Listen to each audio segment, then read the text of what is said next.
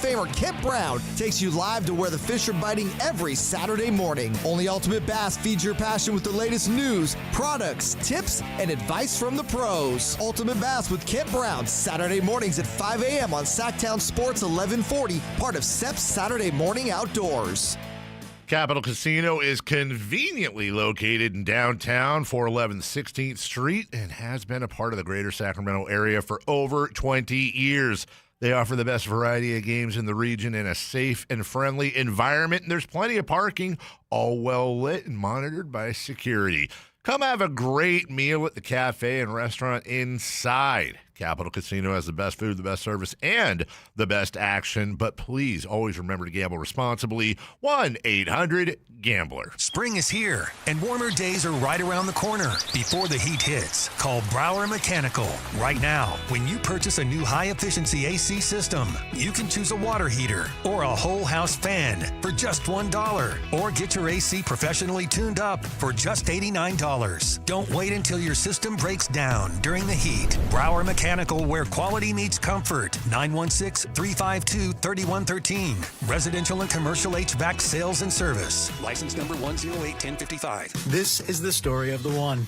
As a safety manager at a manufacturing plant, he does everything he can to keep his coworkers safe. From finding ways to reduce risks to keeping safety supplies in stock. And for that, he relies on Grainger.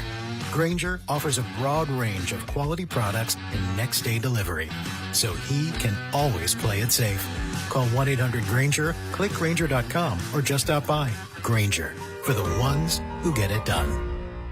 KHD1 Sacramento, KYMX HD3 Sacramento. From the Power Business Technology Toshiba Studios. Sactown Sports 1140. It's Matt George and Kayla Anderson. Online at SactownSports.com or on the app. Kings, Niners, and Sacramento. The Matt and Kayla Show starts now.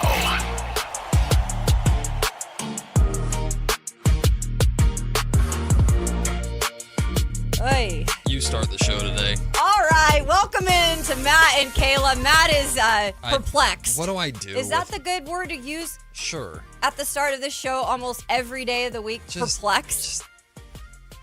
Starting Dave a show after sharing Carmichael things. Dave shares information that I never need to know because there's always descriptive wording with everything that I just don't need. And then he riles me up. Well, yeah, you're cut from the same cloth. Exactly. You're the same way. Right. Well, some Hey, on things. this day in 2006, Kevin Martin hit a game-winning layup for the Kings against the San Antonio Spurs in the playoffs. Look at that. Inside of Arco Arena. What a great moment for Kevin Martin. What a great flashback. 20 years since what was the second to last Kings playoff appearance. Here we are now, waiting for the draft. Nothing wrong with that, though. Here we are. Can I also just say, Matt, that you saying that Kayla has that Carmichael Dave energy in her is one of like the meanest things you've ever said. No, Kayla and Carmichael Dave are very similar in a lot of ways. I think in some ways we are with our randomness. And that's not a bad thing. No, I'm very different from him in other ways, clearly, because we butt heads. You typically butt heads with people that you're very similar with. That's true. Typically. Yeah, that is true. By the way, Brad Stevens, Boston's president, just won Executive of the Year. Yeah. I swear, this guy can coach. He can be an exec. Yeah, he does everything right. He does everything. He was a good college coach. He's the best. Must be nice. Must be nice, indeed. Welcome into Matt and Kayla. I'm still recovering from whatever that crosstalk was and just Carmichael Dave being himself. Calling out Big Willie on the airwaves this morning. Sorry, Big Willie. Jeez. Somewhere he is just existing and getting made fun of by Carmichael Dave, of all people.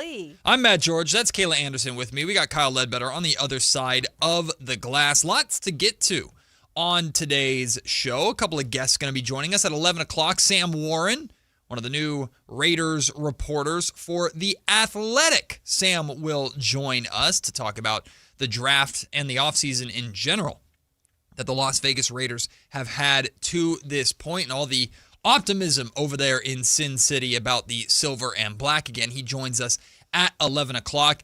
At 1 o'clock, Brendan Nunez, decide to appear on his second favorite show, apparently. Here's I'll peel back. Second? I'll peel back the curtain. Wow, I have no okay. problem with it. Brennan reaches out to me yesterday, and he goes, "Hey, I'm going to be in studio for the next couple of days. Do you want me to come in for a segment?" I'm like, "Okay, sure. We're booked today, so let's do tomorrow." Sure. Well, I guess Brendan made the same offer to the afternoon show because the afternoon show had him on yesterday. So I saw that. Hey, man, He's making his rounds. Nothing wrong with that. Just hustle, I guess, man. No, it's okay. He's like, I wanted to come into the station yesterday. He popped in and said hello during one of the segments. Made sure to stick around for his favorite show. Yeah, exactly. No, that's fine. That's okay. I'm not bitter. We're second best only, in some people's eyes. I loved Alan was listening to Crosstalk and then that's what he got. Then immediately said he was not listening to Crosstalk. Oh, he did? Yeah, if you go back and look at the message, he goes, and that's why I'm now not listening. What did you expect, though? That's pretty much what you get on Crosstalk between our show and Jason Ross and Carmick and Dave. You just never know, man. Don't you miss it, Alan? Don't you miss it? He does. I actually look forward to Crosstalk every single day. I love it. Because I never know what's going to happen, and it's fun. Jason being back, Jason just pokes the bear because Jason's goal is just to make me laugh. Oh yeah, he's over here going. Yeah, he's trying to bait me into laughing, and I'm not laughing because I'm disturbed about the graphic imagery and descriptions of Big Willie that I did not need to hear at 9:50 in the morning. But here we are. We got plenty to talk about today. I'm excited. We do have lots to talk about. And it's a nice day out, so it already put a smile on my face that it's sunshine again. You had to double check. I did. I was like it hasn't turned on me, has it? No, it's a beautiful day. It is a really nice day, and I love it because we've got baseball in town this weekend. The A's are in town. Taking on the Royals and then the Guardians. Yeah, and take advantage of that if you can. Go watch some good baseball right now because they're playing well. Yeah, if you haven't been out to Sutter Health Park yet for an A's game at any point, it's a really good time. Mm-hmm. Also, you can go out there for River Cats games if you want to see A. Styles, the MC, doing his thing along with Bryce Eldridge and the... Yeah, those guys. They're River Kitties. Did we ever follow through on my introduction to Eldridge? Why is that my responsibility? Well, I thought you were in on the discussion. I guess I got to turn to Alan, but Alan. Well, you want me to instigate I trust you more than Alan. Alan will say something. I don't feel like Alan's got the connections though. What am I supposed to do? Well, you just follow through. Hey, Bryce. Hey. Yeah. Come meet my co-host. Yeah. Just shoot your shot on the radio. You never know if he's listening or not. And then Bryce will be like, "Oh my gosh, is that Kayla Anderson from the Matt and Kayla Show?" I'm such a big fan. I know. And then they got married. Figure. See? Yeah, he's too young. Apparently not. Trying to get to know him. Look at Kyle. Bryce Eldridge is younger than me. I know. Yeesh. That's never mind. Yeesh. Never mind. And to each their own.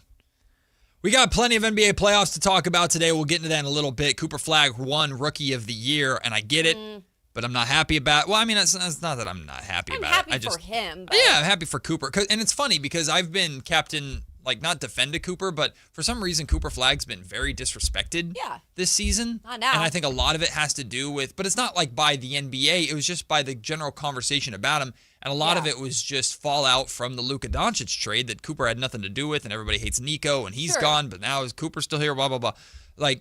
But he deserved to win Rookie of the Year. I just would have given it, if I had a vote, which of course I didn't, it wouldn't have mattered because Cooper won by a pretty healthy margin. But if I had a vote, I know where it would have gone. Yeah, mine too. We're going to talk, like I mentioned, talk with Sam Warren. We didn't get to talk about this yesterday. A couple things from yesterday. One fun topic, one not so fun topic. The NBA is zeroing in on their new draft lottery system for next year.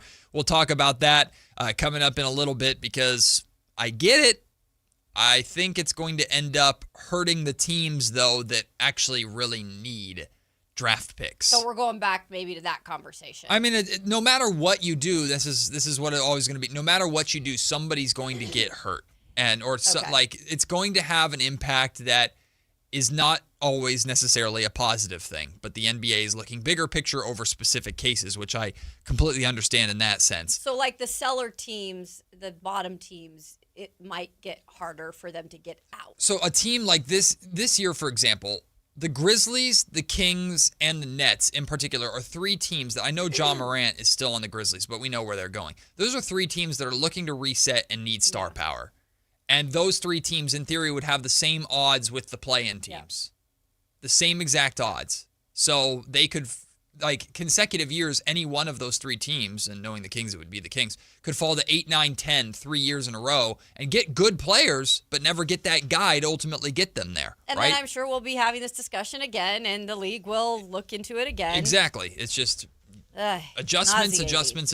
And that's how it's going to be with all these changes coming to the NBA this summer. So we'll talk about that later on in the show today. And then the not-so-fun topic, Vlade Divac yesterday spoke on a podcast about his reasoning for not drafting Luka Doncic here to Sacramento, and it just awoke a beast in all of us. Everybody like, I'd forgotten about this, but not really, but kind of, and I hadn't talked about it in a while, but now it's going to come roaring back because Vlade was talking about it. And in reality, Vlade did take some ownership and explained his reasoning. Look, the reasoning sucks, and it's not going to make you feel any better, but it's out there. Vlade was asked about it. He answered it, and I guess credit to Vlade in that sense. We'll talk about that at the lunch break coming up at noon. Like I mentioned, we'll have Brendan Nunez joining us at 1. We got Kayla's 2-minute drill, and before that, Brandon Ayuk is ghosting the 49ers, who are trying to trade him. This saga just gets, it's been bad. It's just getting weirder and weirder. And speaking of weird, also the Kevin Durant situation with the Houston Rockets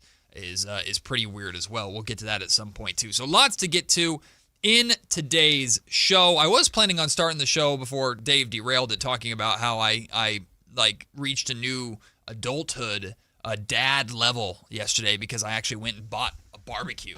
I was like, whoa, I know. I was like what kind? I ended up, I really wanted to go like a pellet grill, but they're really expensive. So I ended up just going gas. I bailed out for financial reasons. No, but it's a start. Yeah, I had a barbecue that my uncle gave us, bought for us when we got married, but it's like 8 years old now and it got rusted and bad. So yeah, you're like, I need to step it up. Scrap that sucker and got a new one, got it all ordered, supposed to show up, and I'm like, I barbecue. I like barbecuing, but I'm very limited with what I barbecue. I barbecue basic stuff and then like tri-tips, chicken, things like that. I'm not very adventurous with barbecuing yet. I think I'm going to have to get there with this What's the first thing you're going to do? I have no idea. Well, actually, I have to probably barbecue a tri-tip for a Mother's Day party that we have coming up. So, you mean when the Kings win the draft lottery? When the Kings find out who they're getting? Well, it's either going to be comfort food or a celebration dish. I just don't know, depending upon what happens at noon on draft lottery day, a.k.a. Mother's Day. Wait, it's at noon? It's at noon. What? Yes. It's at 3 o'clock Eastern time, which is right before, I think, the first playoff game. Noon our time. Yeah. That's crazy. Yeah, the Is NBA. Kyle just learning this? Yes, the NBA doesn't. We found this out last week. That's the NBA crazy. does not give a damn about your Mother's Day brunches or anything because we're the NBA and you're gonna watch, especially you teams that are in your groups that are in Sacramento that are desperate for help. You're gonna be watching. You're gonna put the mimosa down and tune in and piss off your mom or your aunt or your grandma or your wife. Did they pick the time slot the most people are gonna watch or the least people are gonna watch? I don't know. It's a holiday, so I'm sure they wanted to center in on holiday viewership, and they like to do it leading into a game. So it's like, here's the draft lottery results. Okay, let's actually get to basketball so you don't think about it too much. Like it's just like a pregame show. Hey, ping pong balls. Anyway, here's whoever the hell. Yeah, they try to hide it. Yeah. But this year they want it to be? Or this is the ultimate hide, is the Sunday of Mother's Day? I seriously think we need to put hidden cameras in all you dads' homes. Oh, we're getting like it would be hilarious. That's going to be a thing on Monday, the day after Mother's Day. Monday, May 11th? Yeah, on Monday, May 11th. 10th, right? No, 10th is Mother's Day. Oh, I'm sorry. Yeah, I thought you just said the Monday, May 11th, the day after Mother's Day. Hopefully, it's a happy day. Hopefully, it's a day of celebration. Yeah. But feel free, listeners out there, to prepare your I got in trouble on Mother's Day stories. I love that. For how many people got in trouble, what happened to you, how much you pissed off your wife or mom or significant other or grandma or aunt or whoever because you had to leave halfway through brunch or whatever. In my case, I had to push our party back an hour just so I could watch it, and I have to react to it, and we do a podcast about it. It's the biggest day of the summer for the Kings. Arguably the biggest day of the season. Hot boy summer. Sure. What? No, what? We hope the Kings are going to have a hot boy summer. I don't know what that means. I do know what that means. It's like the hot girl summer. Yeah, but I don't. Sure. Is hot boy summer alluding to AJ DeBonsa? It's just meaning they have a good summer. Because why can't Nate Ament be a hot boy summer? Because Nate is still a project. Yeah, but I mean, have you seen him?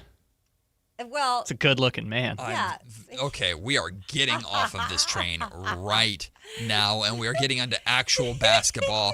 Darius Acuff, the NBA playoffs are going on, and the Detroit Pistons are staring history in the face. We talked to Koo Cahill yesterday, host of Locked On Pistons, good friend of mine, been a friend of mine for many years. And Koo and all of the Motor City is going through it right now. The Pistons down 3-1.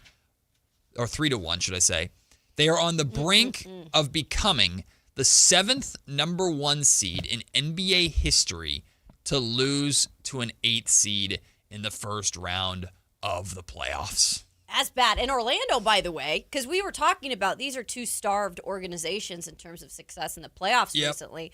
Orlando would be the first, would win their first playoff series in 16 years. So it's a crappy situation for either or team, right? Because both of them want to kind of get to the next level. We were all just thinking it would be the number 1 seed Detroit that wouldn't skip a beat. But here we have Orlando now, who is playing just as physical. And I'm thinking about it, and I heard Monica McNutt talk about it on Get Up this morning. Could this have been one of the worst matchups in the first round for the Pistons? And I'm starting to believe it. Why? Just in the fact that they do play a physical brand, and offensively, they don't obviously have as much. However, they've found a way to zero in on Cade Cunningham and force him to be the one who is doing everything, because he's not getting any help from anyone. I think I'm just I need to accept the fact. He had 24 turnovers in this series so far. No, he's been stinky. But I think I just need to accept the fact that I guess I'm just an Orlando Magic hater, which is weird because I like that team. Yeah. Because I think Detroit just is bad. I think you just don't think they're a good team? No, I think they've just completely fallen apart with the lights being as bright as they are. They're not playing their brand of basketball. Cade Cunningham has turned the ball over way too much in this series, but it's because he has to do every little thing himself. Jalen Duren has been useless. Yeah. Tobias Harris is a good player. He's been fine. Asar Thompson's been on and off. The entire team has not been. They're a shell of themselves. And to blame it on Cade's collapsed lung and not having him for the last couple months of the season, to blame it on the Orlando Magic defense, I think is all taking away from the fact that the Detroit Pistons have freaking blown it. Yeah. This was their opportunity. And I think Kevin O'Connor was talking about this yesterday on social media. They had an opportunity to improve at the trade deadline and address some of these issues, and they chose not to. Okay, that's a route that, again, tying it back to the Kings, Beam Team 1. The Kings could have done things at the trade deadline. They chose not to. They finished the season off strong, got into the playoffs, went to 7 games with the Warriors, ended up losing in that series. You can argue maybe they should have made a trade, maybe they shouldn't. I know that Pascal Siakam wasn't at that point. We talked about OG Anunoby at the time a lot before he was traded to the New York Knicks, right? The revisionist history, the Kings probably should have made a move. The Pistons, I want to give credit to the Orlando Magic because they have seemed to figure some things out. Yeah. I think the Orlando Magic are moving healthier too. I think the Orlando Magic are moving to the next round, and I think they're getting stomped. I don't think they're that good of a basketball team. Who would they possibly be playing again? Cleveland or Toronto? Cleveland or Toronto. Which it's probably going to be Cleveland. I don't think they're going to get swept necessarily. I think they're going to lose in 5 games, maybe 6. Or they could pick up a ton of momentum. Maybe. You know? And I'm waiting to see it because we didn't see it at all this season with Orlando. They were so on and off. They were so hit and miss. The addition of Desmond Bane, that was a big swing for them, and it's been kind of working, and then it didn't, and now it's kind of working again. And Paolo Banchero's struggle still offensively. Yeah, and Paolo Banchero's been disappointing. He's hurt too a little bit. It's just Franz Wagner's been in and out with injuries, and I like Franz Wagner a lot. Franz is hurt again. So I think this is no disrespect intended to the Orlando Magic, but I guess I'm just disrespecting them. This to me has everything to do with the fact that the Detroit Pistons have just completely choked. It's a bad look. And I don't want to blame it all on Bickerstaff. Like, it's not like just a coaching situation, but in a way, it is like what happened when you have your star join your team back in the playoffs. Does that throw off what you had been doing for the last 11 games and they never got back to a flow? Did they lose confidence in that first loss and out physicaled? And I don't know. We could come up with excuses all day, but something is clearly off with this team. And you're exactly right. I think they're losing. I think they're out in the first round. And you look at it, and in a way, you're like, damn, that might have been a wasted year. Like, and I hate to say that because you don't want to say all the games they played this year to get to that point are wasted. But in the grand scheme of things, aren't they then? Because you can't even get past the first round, and you did have your star back. Look, you won 60 games. That's going to be difficult to do even if you improve. Like, and again, using the Kings as an example, the Kings were a 3 seed. And then the next year won 2 fewer games and were like 9th. Yeah. Or something like that, if I remember correctly. Like that, there's no guarantee you're ever going to get back here. And you got here, the city is on fire. You have this young star point guard, and you have an exciting center who, like Kuka Hill laid out, is coming up on a contract extension. And you have veterans in Tobias Harris, Duncan Robinson. You have a young stud defender in Asar Thompson.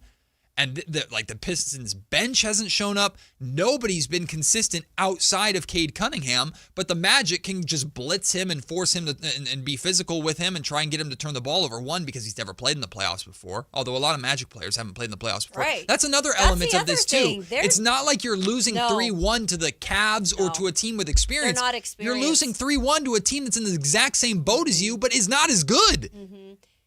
I think the Pistons have completely fumbled this. For Detroit, if they are bounced, and I understand Duran, in terms of his contract, whatever's happening, do they need another true number 2?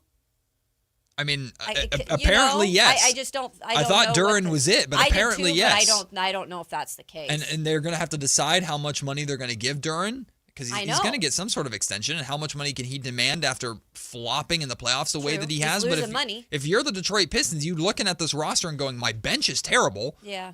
And I need Cade's Robin. Yeah. We have a Batman. I need Duran wasn't Robin. And maybe you want to give him another shot, but it's hard to do that after that invisible performance. The Kings lost to the defending champion Warriors. Yeah. That's one thing. That's why I was like, okay, maybe Sabonis and Fox can get back there with a little bit of tweaks and they can be fine. You lost to the defending champs and one of the most experienced teams on the planet in the Golden State Warriors. The Pistons are losing to the Magic. Remember the team that I said in the first play-in game there was no magic to them? Because I was like, they what look terrible. Was this team? They look terrible. And now what are we doing? We're talking about them actually possibly winning the series. It's insane to say. So in 1994, the Denver Nuggets defeated the Seattle Supersonics 3-2. Sorry to bring that up, but 3-2. That was the first 8th seed to beat a number 1 seed. The New York Knicks over the Miami Heat in 1999. The Golden State Warriors over the Dallas Mavericks, the famous We Believe Warriors in 2007. Yep. Memphis Grizzlies over San Antonio in 2011. I'd forgotten about that series actually. So those are some of the. Philadelphia 76ers over the Chicago Bulls, too. Is that when Derrick Rose got hurt? Yeah. Yeah, that's the one Derrick Rose. That's when Derrick Rose got hurt. Yeah. Ugh. And then from there on, it was. I mean, it's just. This is not the company you want to join, and it sucks because there was so much momentum. And, I mean, I was so happy for Detroit Pistons fans because they'd worked so hard for it. It's a hard-working city. Like the blue-collared city, blue-collared working team. Man. Plays defense. It not looked good. They're in trouble. They're in big trouble. The Timberwolves aren't in as big of trouble as the Pistons are, of course. But I think the T-Wolves are in big trouble too. I think that they could be headed for that because I know Ant is probably, I heard Sham say it this morning, he's probably going to be, even if they make it to the next round, he's going to be out maybe even a game in the next round. Yeah, he's supposed to miss like 2 to 3 weeks. So that's not good. And then you got DiVincenzo who's done. He tore the Achilles. they're in trouble because I think defense-wise, now Aaron Gordon, I don't think they're going to get back right now because he's dealing with some serious calf issue is what Sham said, and that, can lead to Achilles, and he's been pushing through that enough. Mm-hmm. So I don't think they're getting Aaron back. So they have their own health issues, but they've got their main guys. Yes, Nikola Jokic and Jamal Murray should be able to beat Julius Randle and Jaden McDaniels. Yeah. And I know that sounds insulting to those two, but it's just the reality. Yep. You're talking about a point guard center tandem. The center in Jokic is one of the greatest players of all time. Jamal Murray is known as a playoff monster. And they're experienced, yeah, right? Like they've done it before. They've won a title together. Right. Like the Nuggets should come back and win this series. I had a cool stat here too. This was wild. So if the Nuggets do indeed come back to win the series, you said it's at what is that? 2 and it's 3-2 or 3-2 going into Game 6. Okay, so if they come back, 3-2 Minnesota. Right, they'd be the 14th of 299 teams facing a 3-1 deficit to come back and win. And what sucks about this is, sorry, Richie, the T-Wolves absolutely deserve to win this series. They've been the better team. They've dominated for the most part, especially the mental game. They've dominated the Nuggets. Now, no one's going to feel sorry for them necessarily. Right. Certainly not Nuggets fans. Injuries happen. It is what it is. Bummer.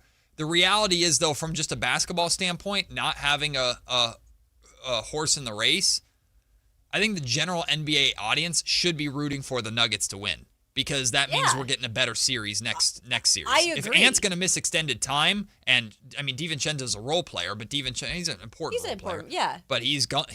But he's done, and I think that's a lot to put on Ant's shoulders with him probably still having a little bit of injury issue even when he does come back. I mean, he's still susceptible, right? Right. What I will say, and we'll get to the Lakers probably in a minute, and I know they might be getting a key piece back, but what I will say is it's been kind of crappy that we've lost some guys to injury in this first round. It happened in the playoffs last year, too. I know, and it's that grind of the season. Yep. I truly believe that. Yeah. I think in reality, though, we want the Nuggets to move on. The Nuggets will give the Spurs the best series as is compared to the Timberwolves giving the Spurs the best series. And, yes, the Spurs are going to advance. I have no concern about that whatsoever. But no Ant, or even if Ant misses the first couple of games, that impacts the next round. So I guess Nuggets should be now in the driver's seat, and I feel bad for Minnesota Timberwolves fans being in that position. Thunder sweep the Suns as well. We expected that. We'll talk about that more. Plus, Cooper Flagg is the Rookie of the Year. Good for him, genuinely. But it's not who I would have given it to. Kayla and I will discuss that when we come back. Matt and Kayla just getting started here on a Tuesday. Sactown Sports. The 49ers and Raiders have completed their 2026 draft classes. Did San Francisco answer its most pressing roster questions? Have the Silver and Black surrounded their new franchise guy with enough help in year one? Tune into Sactown Sports 1140 and SactownSports.com for up-to-the-minute NFL draft insight. Your local sports leader, Sactown Sports 1140. Support comes from Amazon Business. Free your team from time-consuming procurement tasks. Discover smart business buying where unmatched selection meets AI-driven tools to simplify complex processes so you can focus on what matters most. Learn more at AmazonBusiness.com. Check engine or ABS light on? Take the guesswork out of your warning lights with O'Reilly Veriscan. It's free. Ask for O'Reilly Veriscan. O'Reilly Auto Parts. Get $1,000 in free survival gear for a limited time. You heard that right. Right now, when you order the powerful Grid Doctor 3300 solar generator from MyPatriotSupply.com, we'll send you over $1,000 in life-saving preparedness supplies, including a 4-week survival food kit, water filtration system, an off-grid cook stove, and much more, absolutely free. This offer won't last long, so get your generator and free survival gear now at MyPatriotSupply.com. That's MyPatriotSupply.com.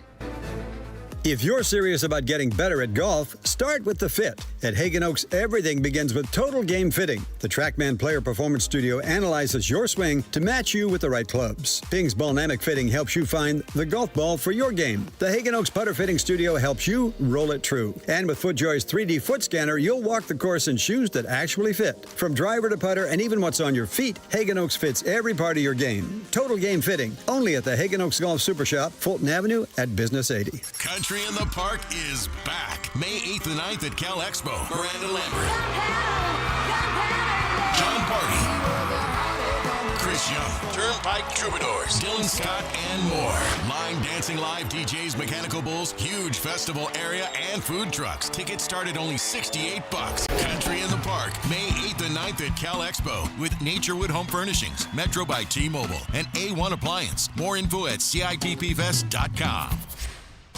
Monster Truck Madness storms into the Sactown track with a most affordable penalty fun on May 9th. Tickets started at $15. Admission includes the bid party. Meet the drivers, touch the trucks, feel the power. And don't miss $10 Monster Truck ride that put you in the action. Save money now at StocktonDirtTrack.com. Attention Roseville residents, this just in. Keeping your vehicle well maintained doesn't just protect your car, it also protects your local waterways. This May, bring your used oil filter to a participating AutoZone location and receive a free new filter. Available every weekend in May. Recycle your used oil and filter the right way. For details and tips on proper oil and filter replacement, visit roseville.ca.us/oil. Funded in part by Cal Recycle. Limit 1 per customer. Maximum value is $9.99. Roseville residents only. Proof of residency is required at participating locations only. There are many reasons to choose Gonzalez Law Offices as a dedicated trial lawyer with an undefeated record from 2016 through 2019, and you'll know that no case is too big or too small. Due to his success, hard work, and commitment to excellence, attorney Jonathan Gonzalez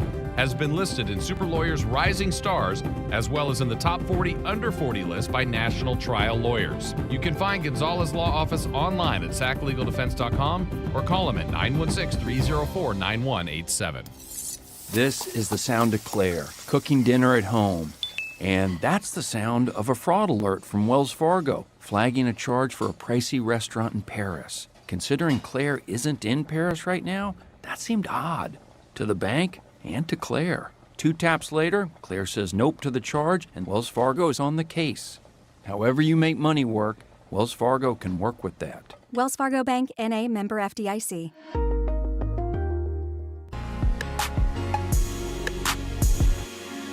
It's Matt George and Kayla Anderson on Sactown Sports 1140. Before we get into Cooper Flagg winning the NBA Rookie of the Year award,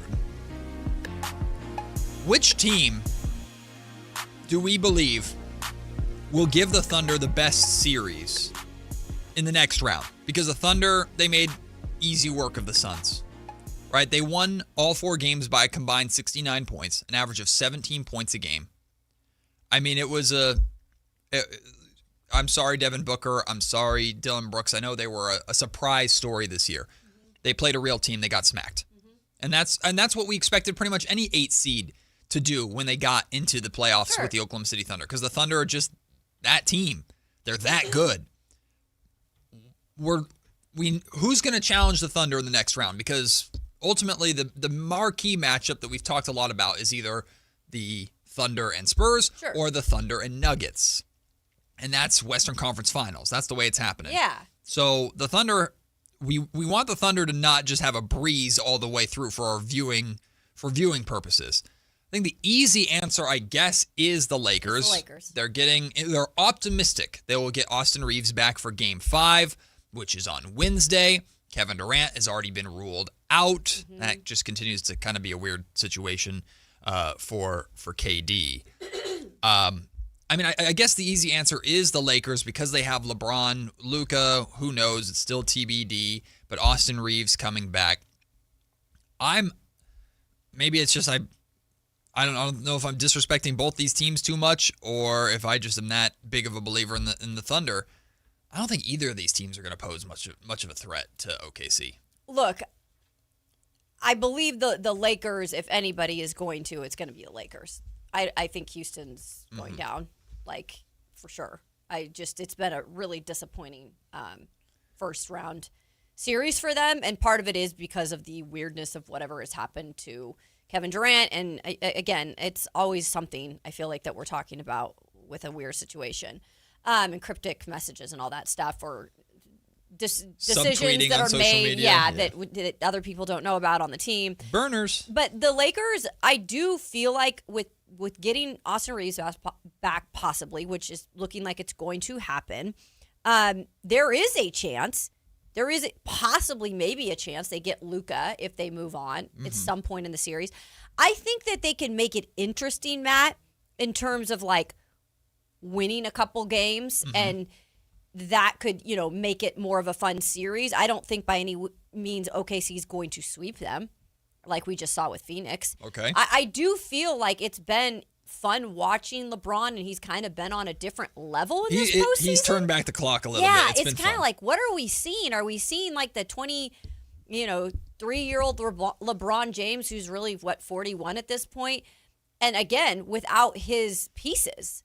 Because he had been playing that like third role on the team when they got to that really hot point of the season. Well, that's the reason why I think we've gotten this version of LeBron is because there's been no choice. I mean, the loss of Austin Reeves and especially Luka Doncic has hit the Lakers hard. I personally believe if the Rockets were who they were supposed to be, I think the Rockets would have been a way better series for OKC because the physicality, the aggression that the Rockets play with, I just think that would have been a way better series. But like you laid out, the Rockets are just not right.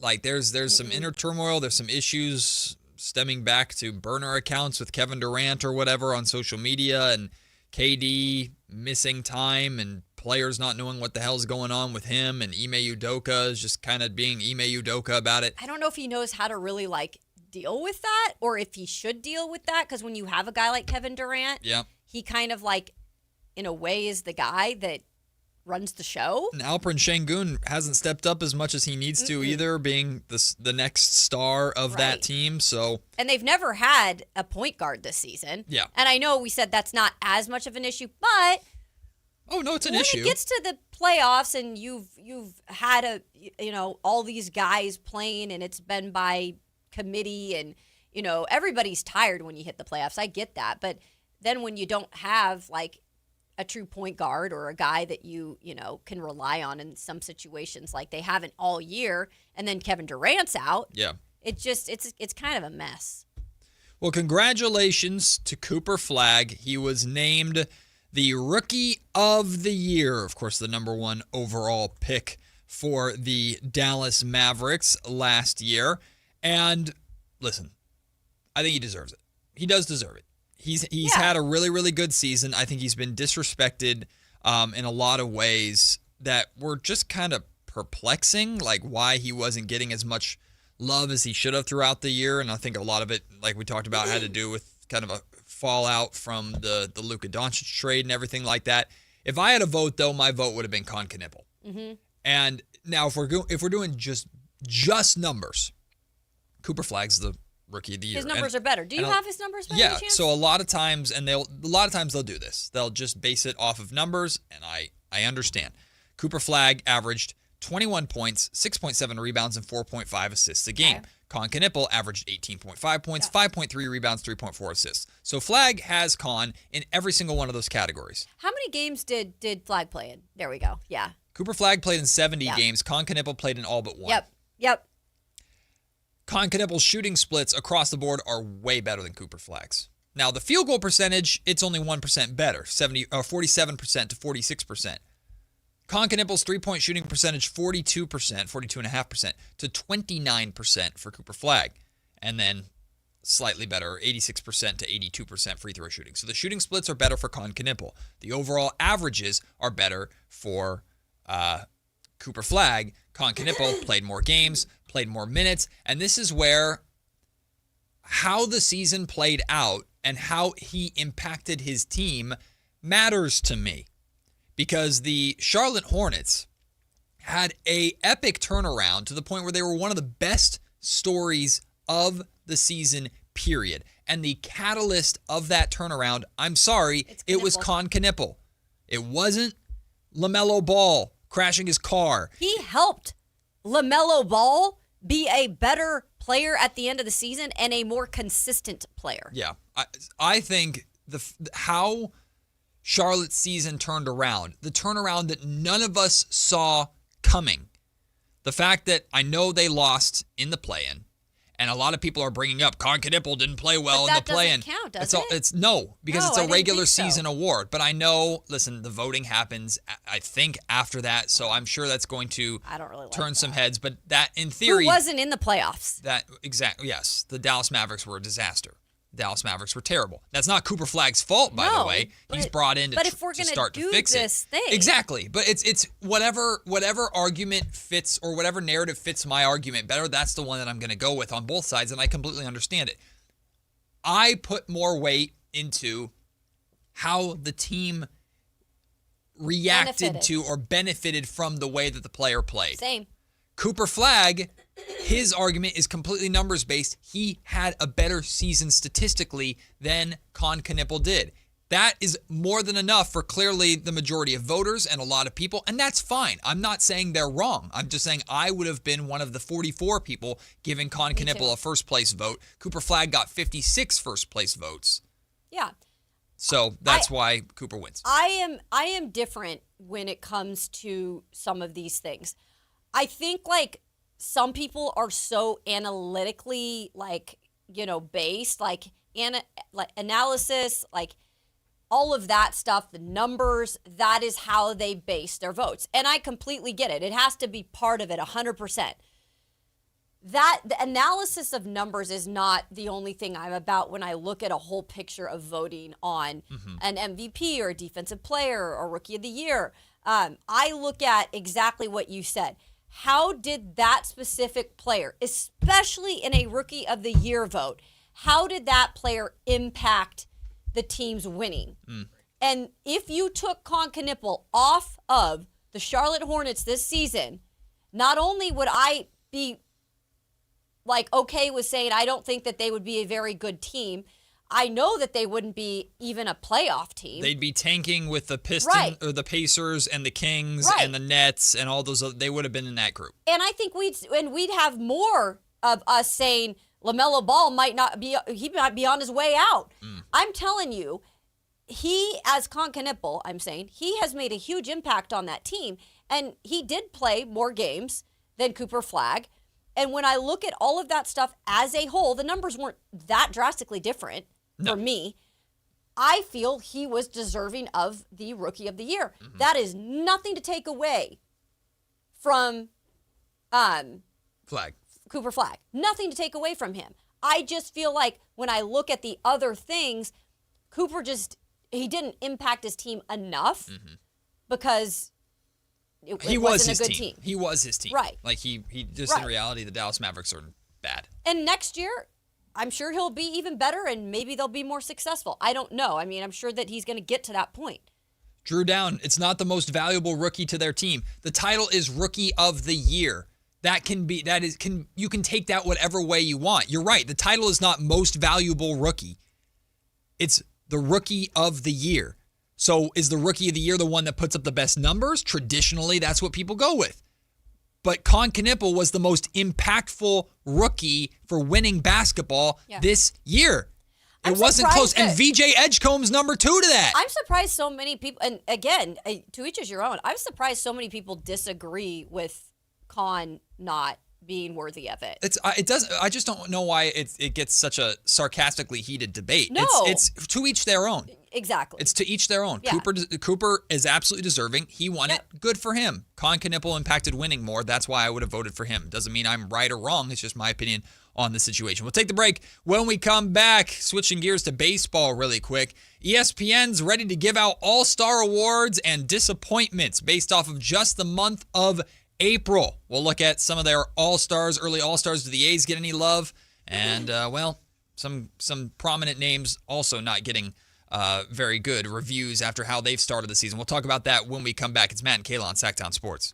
Whitey Gleason can put up with a lot of things. Kings drama, meaningless draft grades, not to mention his co-host. But if there's one thing he can't stand, it's an uneducated palate. The worst thing that's been said on these airwaves today so far was Carmichael Dave today saying, the best cheese on a grilled cheese is American cheese. That's the dumbest thing I've ever heard. Why?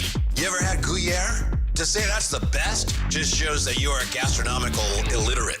Be better, Dave. Be better. Your local sports leader. Sactown Sports 1140. This is the story of the one. As a safety manager at a manufacturing plant, he does everything he can to keep his coworkers safe. From finding ways to reduce risks to keeping safety supplies in stock. And for that, he relies on Grainger, Grainger offers a broad range of quality products and next-day delivery, so he can always play it safe. Call 1-800-GRAINGER, click Grainger.com, or just stop by. Grainger, for the ones who get it done. This is the story of the one. As a maintenance tech at a university, he knows ordering from multiple suppliers takes time away from keeping their arena up and running. That's why he counts on Grainger to get everything he needs, from lighting and HVAC parts to plumbing supplies, all in one place. And with fast, dependable delivery, he's stocked and ready for the next tip-off. Call 1-800-GRAINGER, click Grainger.com, or just stop by. Grainger, for the ones who get it done. I know that hiring can be challenging. You need someone to match your role perfectly. Well, now you can meet them fast on ZipRecruiter. Build your team, build it sooner. Meet your match on ZipRecruiter. Just head to ZipRecruiter.com/free right now to try it for free. That's ZipRecruiter.com/free. Meet your match on ZipRecruiter. Try it free. If the world were like a Sleep Number mattress, everything would adapt for your comfort. Because as your life changes and your body changes, Sleep Number mattresses adapt and shift to give you personalized comfort night after night. And now everything's on sale during our Memorial Day event. Save up to $1,200 on mattresses for a limited time. To experience a whole new world of comfort, visit a Sleep Number store or go to sleepnumber.com. Sleep Number, to a good life sleep. Why'd I go to the doctor? Working on the farm, my heart kept skipping a beat. I didn't think much of it, but my daughters made me get checked out. Turns out I have atrial fibrillation, which increases the risk of stroke about 5 times. Symptoms like irregular heartbeat, heart racing, chest pain, shortness of breath, fatigue, or lightheadedness can come and go. But if it's AFib, the risk of stroke remains. If you have symptoms, contact a doctor. I'm so glad I did. Visit notimetowait.com. Sponsored by Bristol-Myers Squibb and Pfizer. Spring is here, and warmer days are right around the corner. Before the heat hits, call Brower Mechanical. Right now, when you purchase a new high-efficiency AC system, you can choose a water heater or a whole house fan for just $1. Or get your AC professionally tuned up for just $89. Don't wait until your system breaks down during the heat. Brower Mechanical, where quality meets comfort. 916-352-3113. Residential and commercial HVAC sales and service. License number 1081055.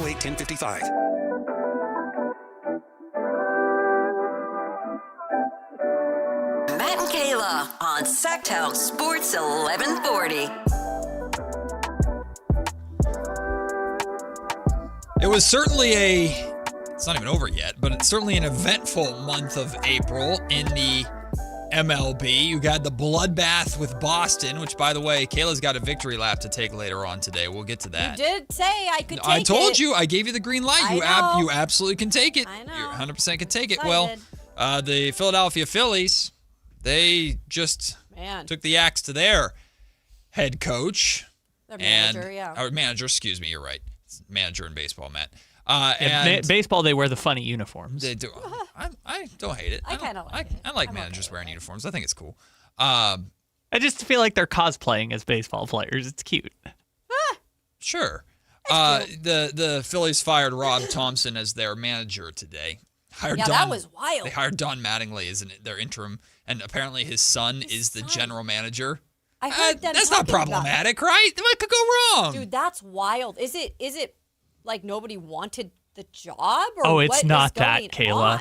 They offered the job to Alex Cora this morning, and Alex Cora declined, which is great. They fired Alex Cora 2 days ago, and the Phillies were like, we'll take him. And Alex Cora said, no thank you. He probably needs a break. Yeah, He's probably like, I'm taking a step away from MLB for a minute. I'm going to go chill after for this a bit. crap just happened. Yeah, because Alex Cora will get another job somewhere. For sure. At some point. And the Mets aren't far behind. No. They're on another losing streak. I think it's a 3-game losing streak now that they're on. I mean, it's bad over in New York. They're a disaster.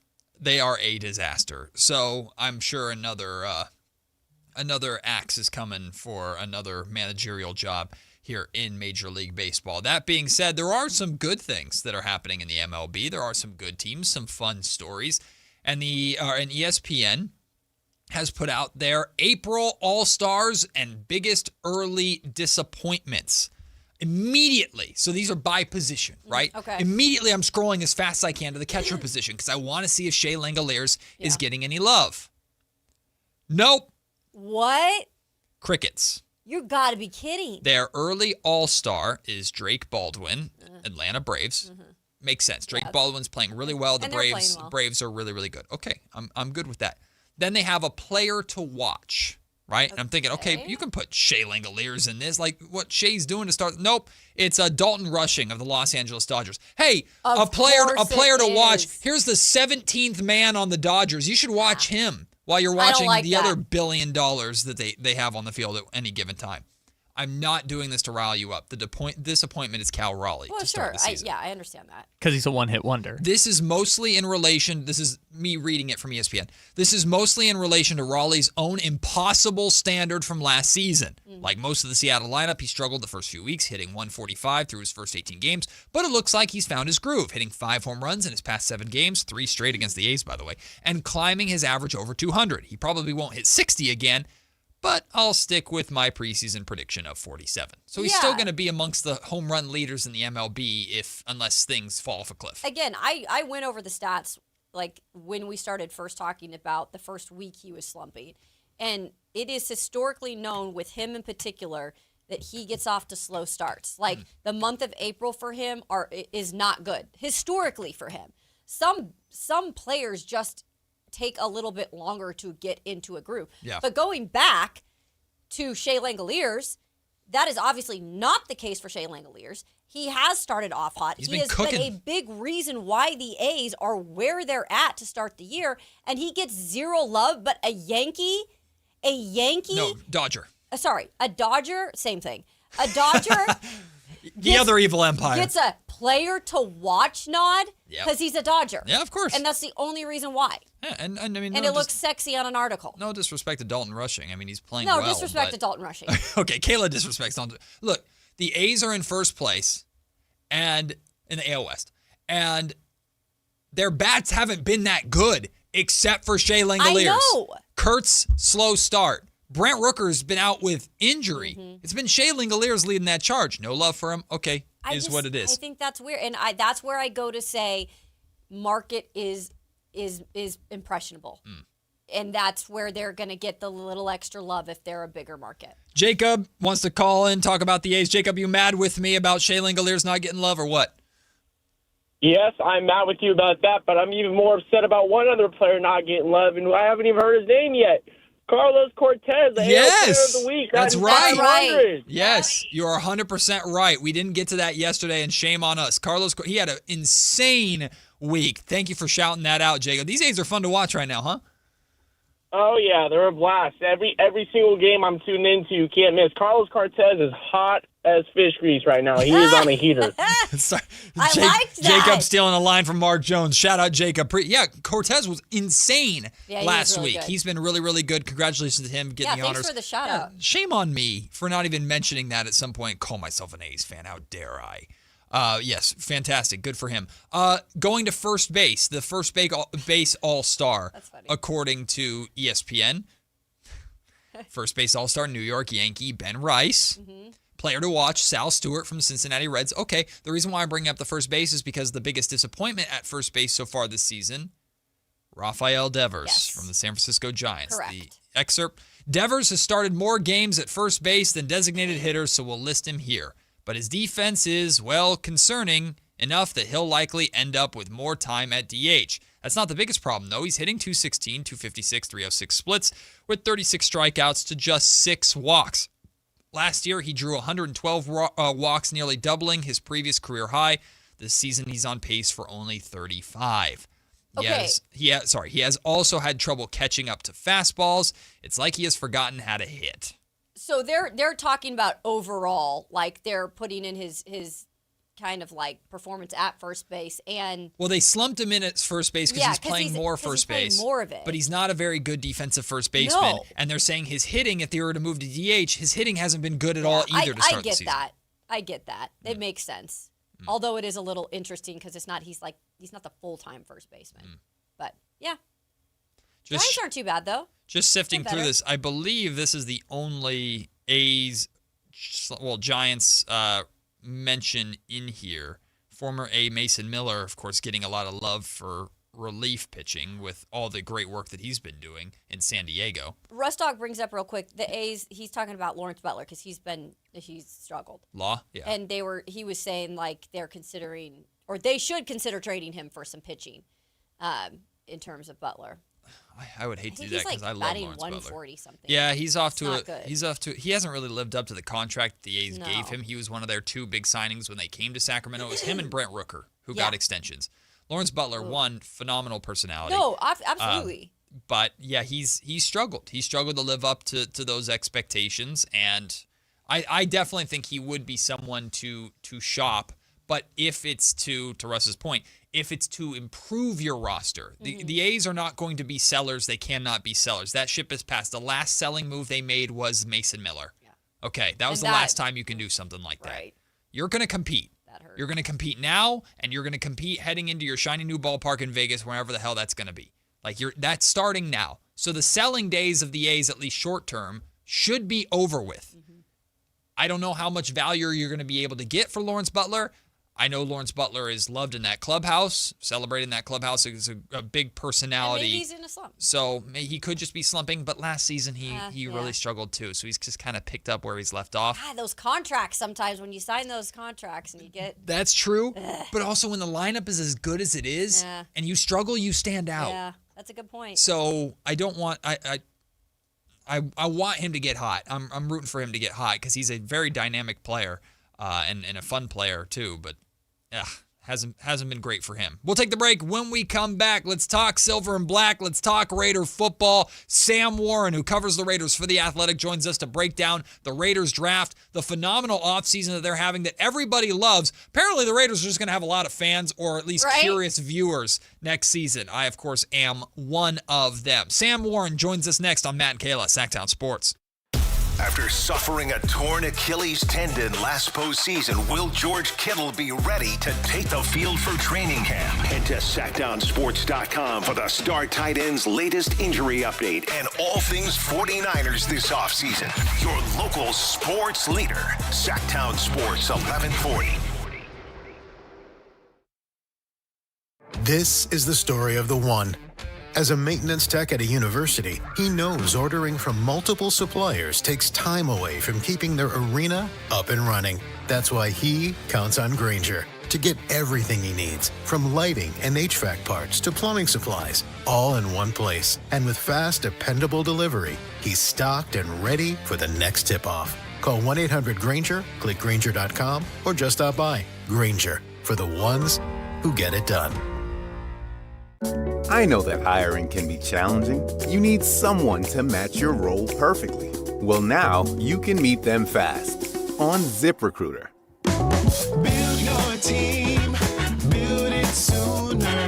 Meet your match on ZipRecruiter. Just head to ZipRecruiter.com/free right now to try it for free. That's ZipRecruiter.com/free. Meet your match on ZipRecruiter.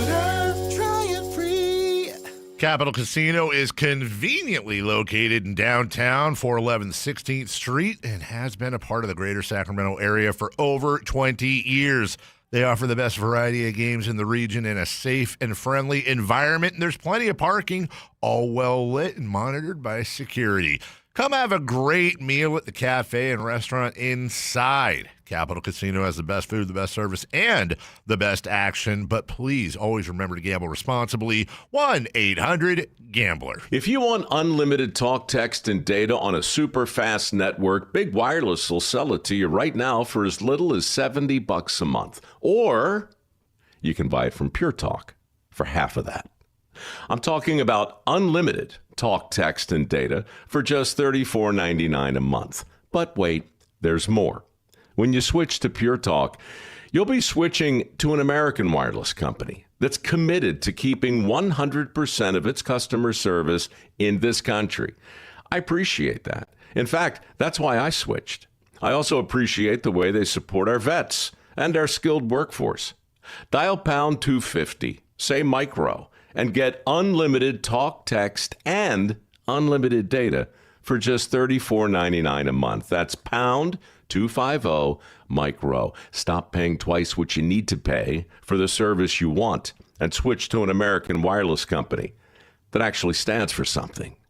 Pure Talk. KHD1 Sacramento, KYMX HD3 Sacramento. From the Power Business Technology Toshiba Studios. This is Sactown Sports 1140.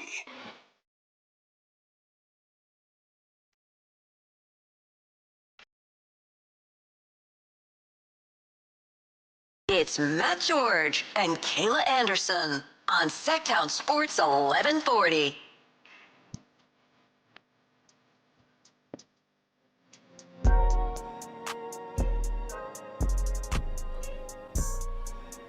I talked about this with Kayla yesterday. As a Raider fan, there's this nonstop internal struggle of, oh my God, everybody's liking what the Raiders are doing this offseason. This is great, versus, oh no, everybody's liking what the Raiders are doing. How are they going to Raider this up? What are they? Surely they won't, right? Raider this up. How could they possibly Raider it? They can't Raider this. They're anti-Raidering it. John Spytek, Tom Brady, they're cooking, right? The savior is here, and Fernando Mendoza. That's just scarred Raider fan syndrome right there. But to help talk us through it and to help with all of the coverage of the Raiders all season, off season, everything and beyond, Sam Warren, one of the newest reporters for The Athletic, dedicated to covering the silver and black. He joins us now here on Matt and Kayla. Sam, welcome in. I'm Matt George. That's Kayla Anderson on the other mic. We appreciate you taking the time, my friend. What a time to jump into Las Vegas Raiders coverage, because it does feel like there's some change with that autumn wind. Yeah, thank you for having me on. I appreciate the introduction, but yeah, super exciting time to jump onto the Raiders beat. It seems like there's a lot of excitement going on with the team, whether it's the free agent signings or drafting Fernando Mendoza and making some other moves.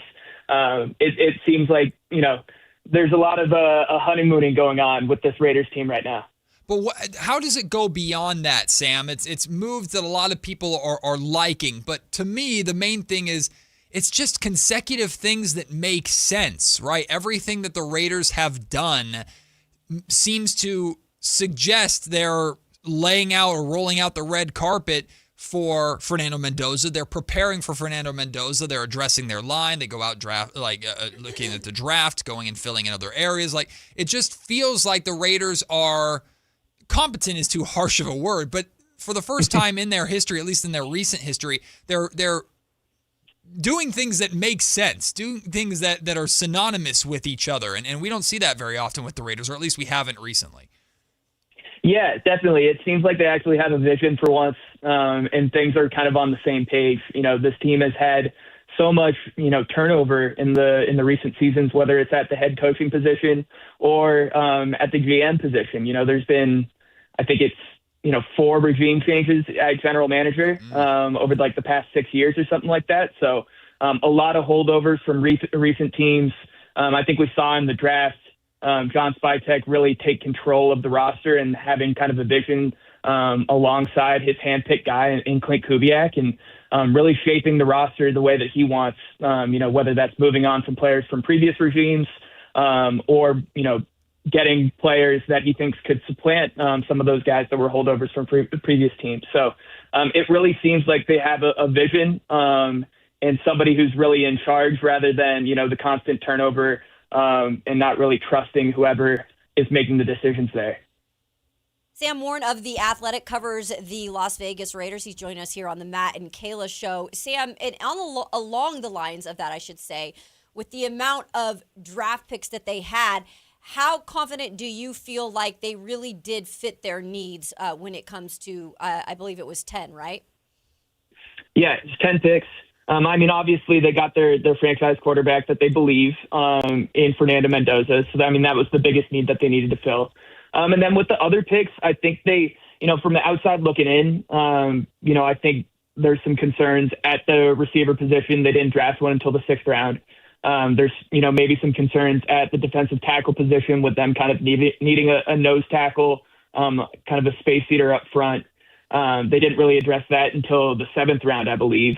But I think that they really have confidence, or at least from seeing the drafts, they have confidence in that receiver room with the 2 guys that they drafted in Spytek's first year in Jack Beck and Dante Thornton, that they could step up in a new scheme. They really like Jalen Naylor, who they signed from the Vikings. So although it's not the biggest flashy names or like a splash signing or anything like that in the receiver room, I think that they feel fine not really having addressed that. But I think the biggest thing that we saw in the draft was them just completely revamping their secondary. You know, I think they were second to last in the league last year in pass deflections, and they went out and they got 4 defensive backs with really solid ball skills. A lot of guys with versatility, so they're going to be able to deploy them a bunch of different ways in Rob Leonard's new defense. They're kind of trying to build it in a similar scheme to that of Mike McDonald in Seattle. They got a really big, nickel safety in Traden Stukes that they really like. Can see him kind of in that Nick and Worry role. So I think that there are some positions that they didn't really seem like they addressed. I think they have confidence with the players that they have on the roster now, kind of going into this offseason. Real quick, Sam, do you feel that they could do anything with signing one of these free agent wide receivers that's still out there? Yeah, definitely. I think there's some obvious connections with Juwan Jennings, with some carryover from Kubiak's 49ers days, kind of fits that similar scheme, fits some of the traits that, Fernando Mendoza had so much success throwing those kind of back shoulder balls, had so much success on third down at Indiana. That was kind of Juwan's bread and butter with the Niners. So there's some obvious correlations there. But I think they do have some confidence in this receiver class. Obviously, they still have Brock Bowers and Michael Mayer there, too. So that's going to be Mendoza's security blanket if he plays a bunch this year. So they could definitely go out on the receiver market and pick up somebody to help that room. But I think they like their guys as well. We've known that Fernando Mendoza is a really good interview and says all the right things from his time at Indiana. Is there anything that he said since being drafted by the Raiders, whether it was on draft night with those post-draft interviews or in his introductory press conference, that stood out to you at all, or that you think should excite Raider Nation, or is just something that you circled? Yeah, I think the thing that should excite folks is how kind of humble and driven he remains, even after being the number 1 overall pick. He said, Clint Kubiak said in his kind of introduction press conference that the thing that stood out to him about Mendoza was his leadership and kind of how he conducted his pro day at Indiana, was commanding his receivers to run the right routes, those kinds of things. They were really impressed with the way that he was able to handle his teammates and kind of lead that group while he was there. But Mendoza said that, he still needs to prove his leadership in the locker room. He doesn't think that he's, any sort of leader walking into the thing. So he seems really driven, wants to prove himself at the NFL level. He doesn't feel like he's walking in, already been handed a silver platter and the keys to the franchise. So I think fans should be excited about that. That it seems like he's got, going to maintain that work ethic and really driven to be a solid NFL quarterback. Sam, just in terms of, your first few weeks on the job and being around the facility, obviously them starting some voluntary workouts, what is your sense of what the franchise energy-wise is right now?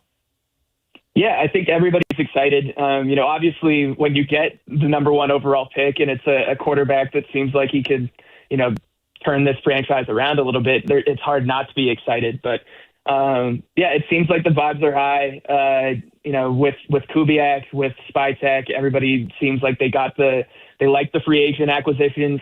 They like their draft picks. So I think there's a lot of, trending upwards in terms of vibes, especially from, coming over from last year and the debacles that plagued the Raiders throughout the 2025 season. But, there's a lot that remains to be seen with this team. I think everybody, all 32 franchises, really like their teams right now and what they're working with. So, there's going to be a lot of work to do between now and when the season starts in late August and early September. But not every franchise had their drafts as liked, it seems consensus-wise, as the Raiders did. Listen, we covered the 49ers very closely here as well, and the Niners were not getting as much love nearly as much as the Raiders were on draft night. And there's a lot about this draft class that I want to ask you about, but truly what I'm most excited about is the selection in the 4th round, the first pick in the 4th round of Jermon McCoy. I think this is I think the Raiders are a perfect team to take this kind of swing, right? Jermon McCoy had tremendous upside before the catastrophic ACL injury that he had back in January of 2025. I understand that we don't know if he's going to ever get back to what he was before that injury. But what's important is that you take as much time as you need to build yourself back up to get as close as you can, body or physically and even mentally, to the player that you were before. And I feel like the Raiders have that time on their side right now going into this season where there's a lot of excitement for the future. And I'm sure they'd love to be more competitive as early as next year so they don't end up with the number 1 overall pick all over again. But this just seems like the right kind of team to take on McCoy and to take on this, what do you want to call it, project, risk, however you want to call it. What did you think of that draft selection by the Raiders? Yeah, I mean, I think they were in a perfect situation to draft a guy like that. With the Raiders having, 10 picks in the draft, having 3 fourth-round picks, I think they traded up one to go into the third round. But they had the leeway to draft McCoy and really assume no real risk with his fall, because they did draft 3 other defensive backs. They drafted Hezekiah Masses in the 5th round to be a corner, and he had a ton of success at Cal last year. So you're getting a first-round talent in the 4th round. There's obviously very serious injury concerns that caused him to fall. I don't think the worry is necessarily about the repaired ACL. It's more of like a cartilage issue where he could have another serious surgery that could stunt his career. But there's no real assumed risk when you have all that capital to spend. I think Brandon Hunt, one of the Raiders executives, said that, when they drafted McCoy, it was all about value and getting one of the best corners in the draft that late. So I think you're very on the spot on with the fact that he can be a developmental piece for this team. Because they have, some other options that they can use. There's not a whole ton of, pressure on this team to necessarily compete right away. I think everybody knows that it's going to take some time and this is still a rebuild. So it's not necessarily like kind of in the Raiders mold of old. Like they drafted Tyree Wilson when he was kind of injured and, that was in the 1st round and wanted him to play right away. And then things kind of went south. But this is a guy that you can stash, you can develop, you can try and get him healthy. And then when he can get on the field, if he can get on the field, it's just kind of a major plus for the franchise. Sam Warren, beat writer for The Athletic for the Raiders. So when it comes to the offensive line, clearly that was a major issue last year. And I know that they've done things to start repairing that, obviously, bringing over Lindenbaum to anchor the center there.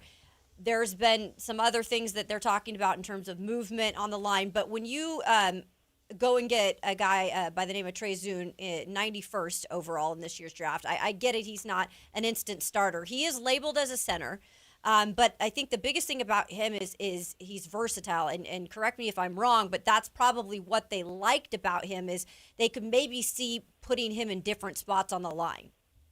Absolutely. I think they're really excited about Zune. It shows that they went up and they traded to get him. So I think they're excited about the way that he can play. I mean, in his kind of post-draft Zoom availability, he said that, he thinks he could play all 5 positions in the NFL at a high level. So being able to move him around, I think they, obviously with signing Linderbaum, I don't think he's going to be playing center, barring any injury or anything like that. But he was a college left tackle at Texas A&M. I think he won the Jacobs blocking trophy last year for the SEC at left tackle. So possibly, if there's a succession plan for a Colton Miller, like he could be a potential candidate there. If they feel confident in moving him to right tackle, he could be in competition with DJ Glaze and Charles Grant over there. And then he could also be competition for, they just signed Spencer Burford, and there's a lot of familiarity there with Kubiak and playing for him with the 49ers. But then there's also, Jackson Powers Johnson on the right guard side that has dealt with some injuries in the early start to his career. So I think they're confident in being able to move him around, and he could potentially start at one of those guard spots if he wins a job out of camp. But having a versatile offensive lineman that can play so many positions has proved valuable to so many teams in the NFL in recent seasons. So I think they're really excited about what he can do for the team. Sam, getting back to Fernando Mendoza really quick, have you gotten a sense of, we know the Raiders obviously brought in Kirk Cousins to be that hands-on mentor for Fernando and hold that position down until Fernando is ready and be the guy to pretty much work with him on a daily basis. But obviously having Tom Brady around as a minority owner, the natural belief is, well, Tom's going to be working with the new franchise quarterback. But has anybody gotten a sense of like how much, I don't think anyone's expecting day-to-day work, but what is that relationship going to be like between Tom and Fernando and how much hands-on work they're actually doing together? Yeah, I think Fernando's going to try and exhaust it as much as he can. Yeah. Fernando's talked about Brady being his idol. I think I saw a video when he was at Indiana of Brady being like his lock screen on his phone. So I think, Fernando definitely wants to have a really solid relationship with him. I think he's going to be doing a lot of reaching out. But, I haven't gotten a full sense yet of how involved Tom is kind of in the day-to-day. Being here for a couple of weeks, but I think he's definitely going to be an open book for the franchise quarterback if the franchise quarterback wants to be reaching out. So I don't imagine there's going to be Tom's going to be out on the field running drills with him or anything like that. But I think there's going to be a good mentoring relationship between the two of them.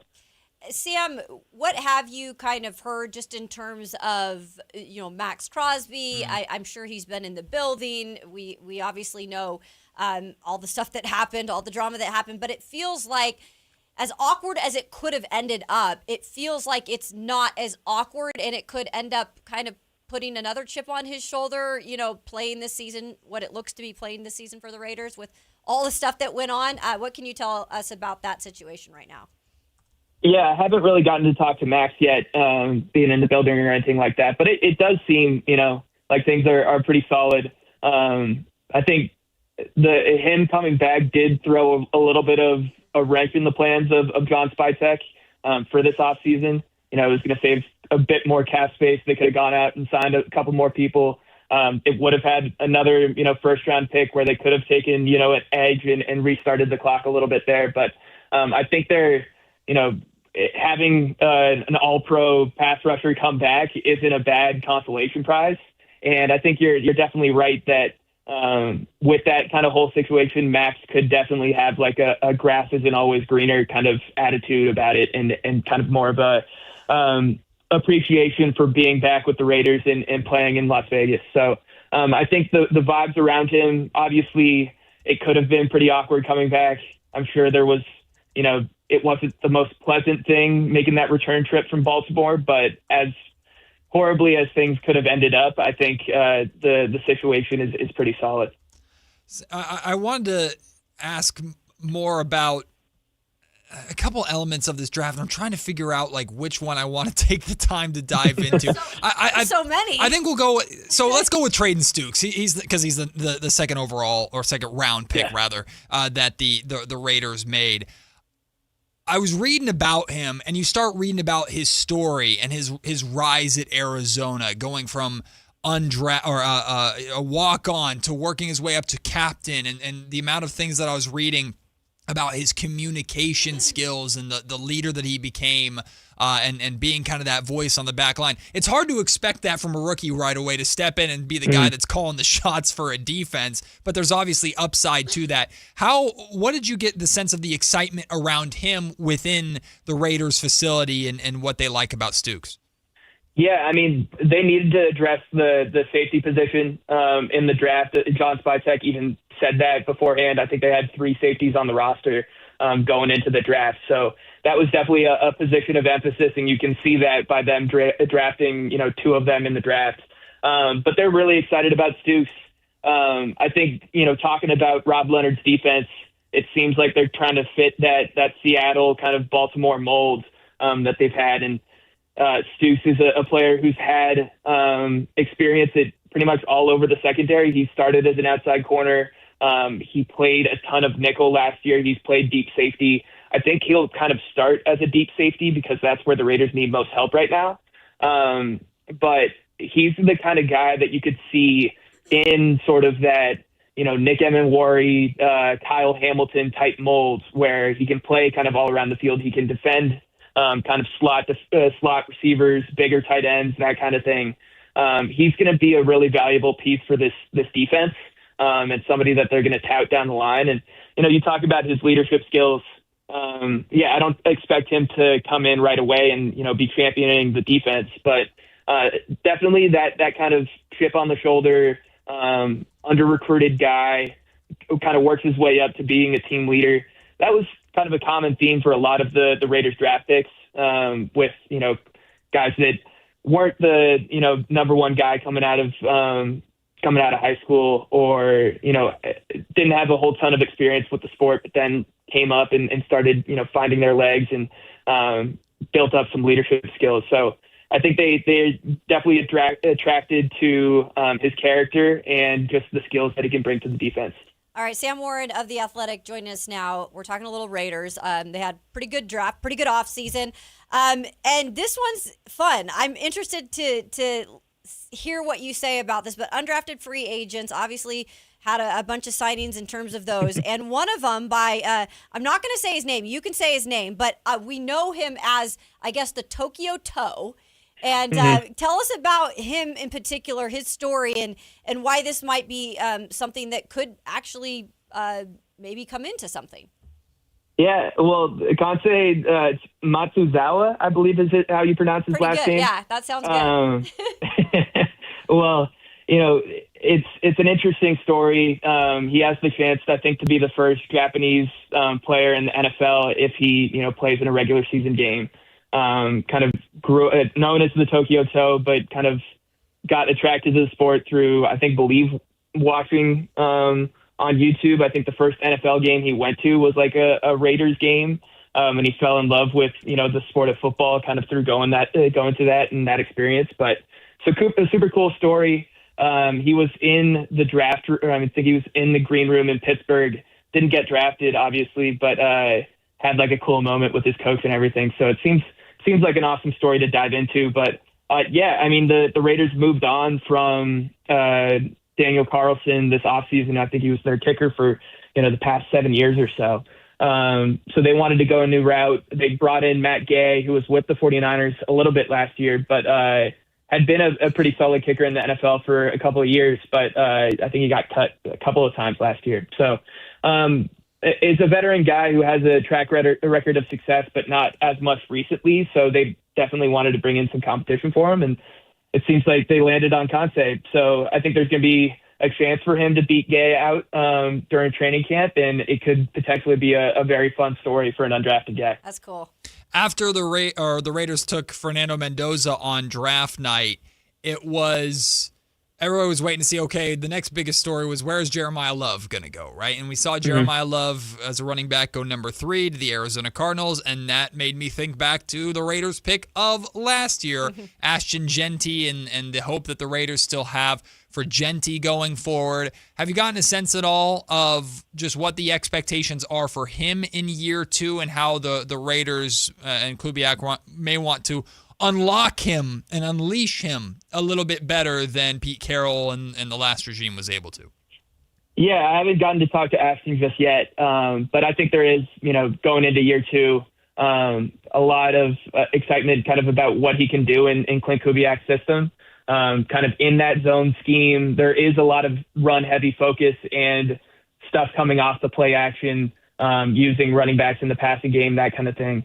So I think kind of fitting his physical running style into that zone scheme, as well as, building up kind of that offensive line. I think one of the biggest issues with him last year was not really having an opportunity to see runs through or get any open holes. Like he was getting hit in the backfield constantly. So those kinds of hits can build up on a rookie running back for sure. So I think there is a lot of optimism about what he can do in this new offense. And also, the drafting of Mike Washington. I think they're excited about him and what he can do. And if you look at, the carry numbers for Jeanty last year, think Mostert and Zamir White only had like 20, 25 carries behind him as well, and Genti had like almost 270.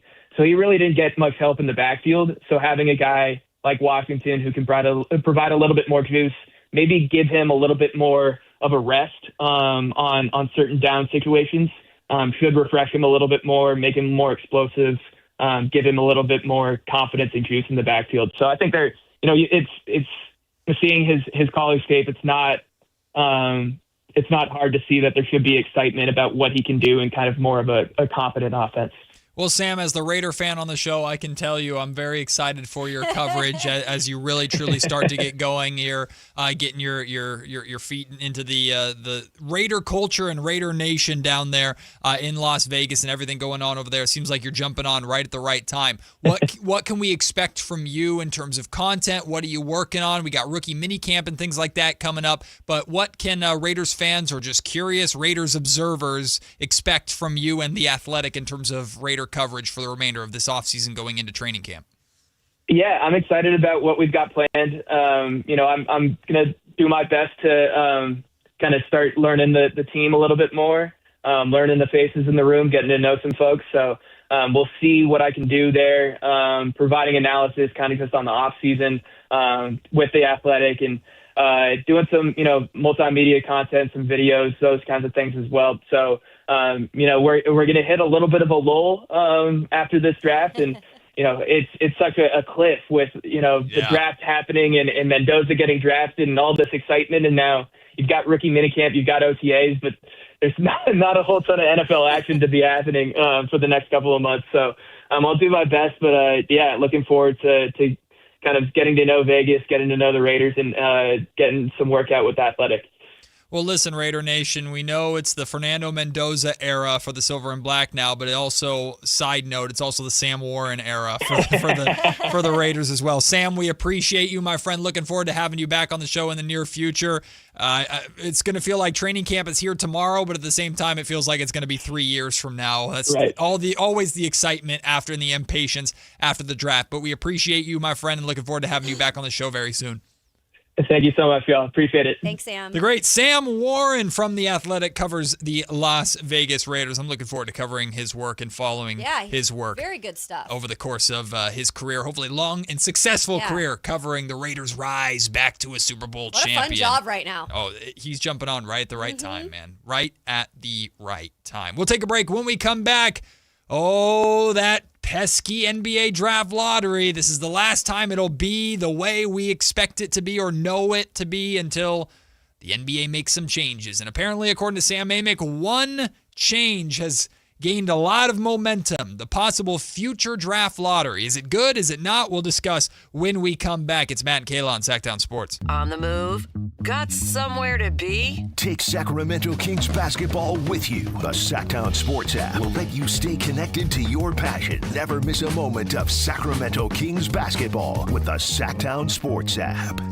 Attention Roseville residents, this just in. Keeping your vehicle well-maintained doesn't just protect your car, it also protects your local waterways. This May, bring your used oil filter to a participating AutoZone location and receive a free new filter. Available every weekend in May. Recycle your used oil and filter the right way. For details and tips on proper oil and filter replacement, visit roseville.ca.us/oil. Funded in part by Cal Recycle. Limit 1 per customer. Maximum value is $9.99. Roseville residents only. Proof of residency is required at participating locations only. Country in the Park is back. May 8th and 9th at Cal Expo. Miranda Lambert.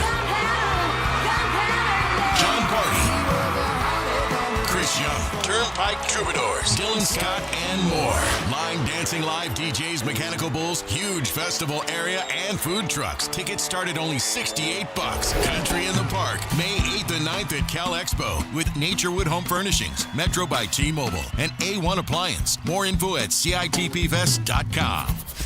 This Saturday at 11 o'clock on The Travel Guys, we have the Travel Guys mailbag where we answer listeners' questions about travel. Leave yours at TravelGuysRadio.com. We'll see you Saturday at 11 right here on The Travel Guys. Buying golf gear is easy. Buying the right golf gear, well, that's different. At Hagen Oaks, they don't just sell equipment, they fit your entire game. With TrackMan technology in the Player Performance Studio, your clubs are matched to your swing. Ping's Ballnamic Fitting helps you find the golf ball that performs best for you. Hagen Oaks Putter Fitting Studio dials in your stroke, and FootJoy's 3D foot scanner finds correct shoe size for your feet. It's a smarter way to play better golf. Total Game Fitting at the Hagen Oaks Golf Super Shop, Fulton Avenue at Business 80. Did you try my Colombian tamales? They're delicious. Yes, but the Mexican tamales I brought are better. Colombian tamales wrapped in plantain leaves are unmatched, you know. But the Mexican tamales wrapped in corn husks are the authentic ones. At least we can agree that they taste better with Pepsi. Without a doubt. Can you pass me a straw? You mean a pitillo?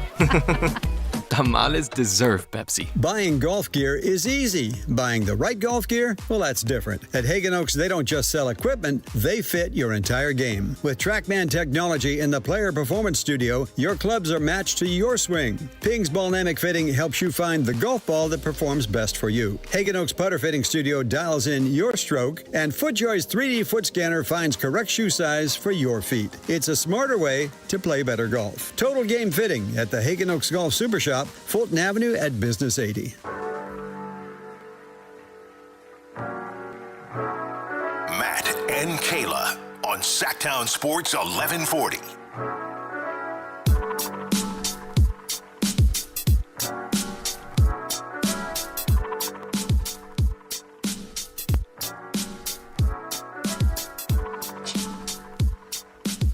Well, we had the audacity to talk about the Raiders.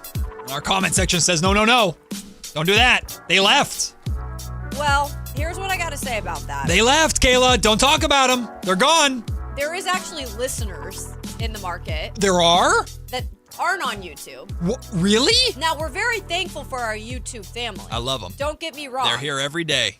But it doesn't mean that that's the only people who listen to the show. Shocking. So there are Raiders fans, including Matt, there are Raiders fans. That thousands of Raiders fans in this area. Once in a while. So, I mean, I think it's okay to, especially in an exciting season when you had the first overall pick.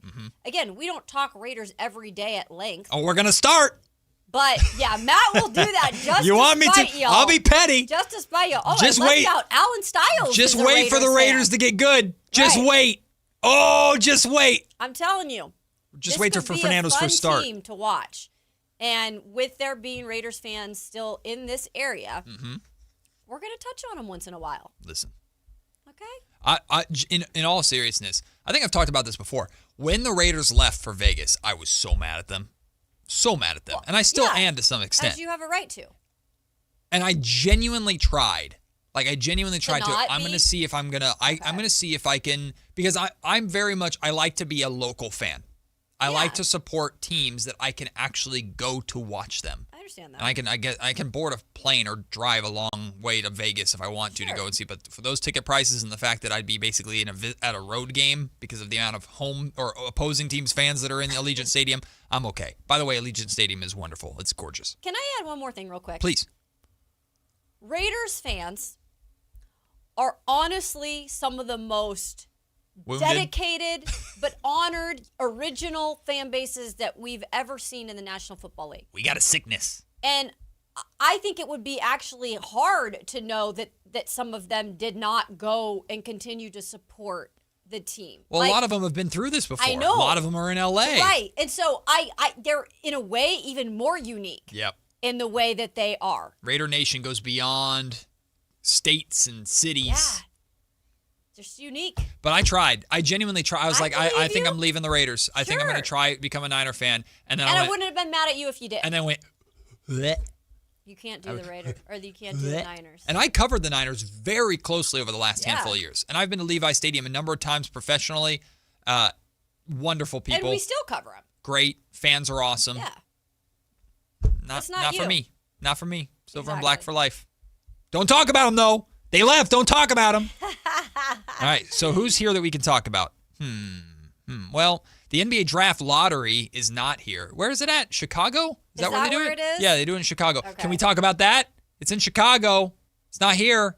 The NBA left here to go to Chicago. Can we talk about that? I'm being petty. The NBA's new draft lottery system is a major topic of conversation this summer. Going to be one of the major changes that the league made. I think the two biggest changes are going to be this lottery system and then the changing of the 65-game rule, right? Are we in is there going to be another one that we think? Unless maybe we're surprised. Minor changes. Yeah, we might be surprised with something that Silver decides, but those are the two biggies. Well, according to Sam Amick, who's of course a friend of the station, he'll be on with Dave and Jason, I assume on Thursday. I think that's the day that he's usually on.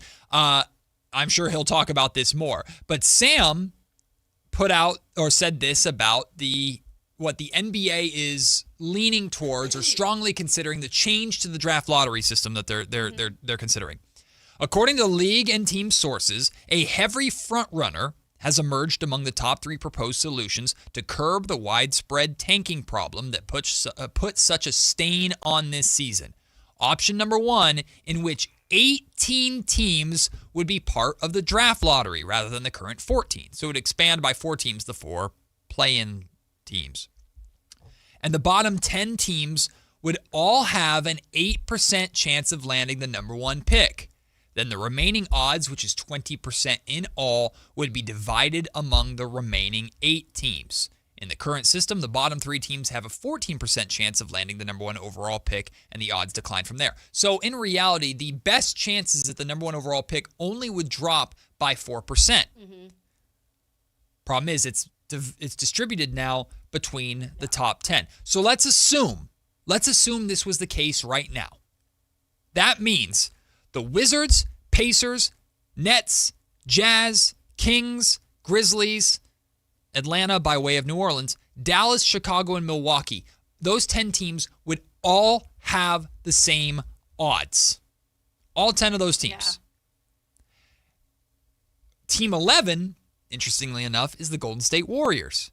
And remember what the talk was around the Warriors going into the play-in? They would rather lose than make it to the playoffs. So would that have opened up a door, hypothetically, to the Warriors at the end of the season going, no, we want to avoid the play-in altogether. Exactly. Let's get into that top 10. So there will, no matter wherever you put the line, whoever is on that bubble is always going to have a tough decision to make, and that's where the tanking is going to come in. But that's one team versus multiple teams, or a couple teams versus multiple teams. So I understand why the NBA likes this idea.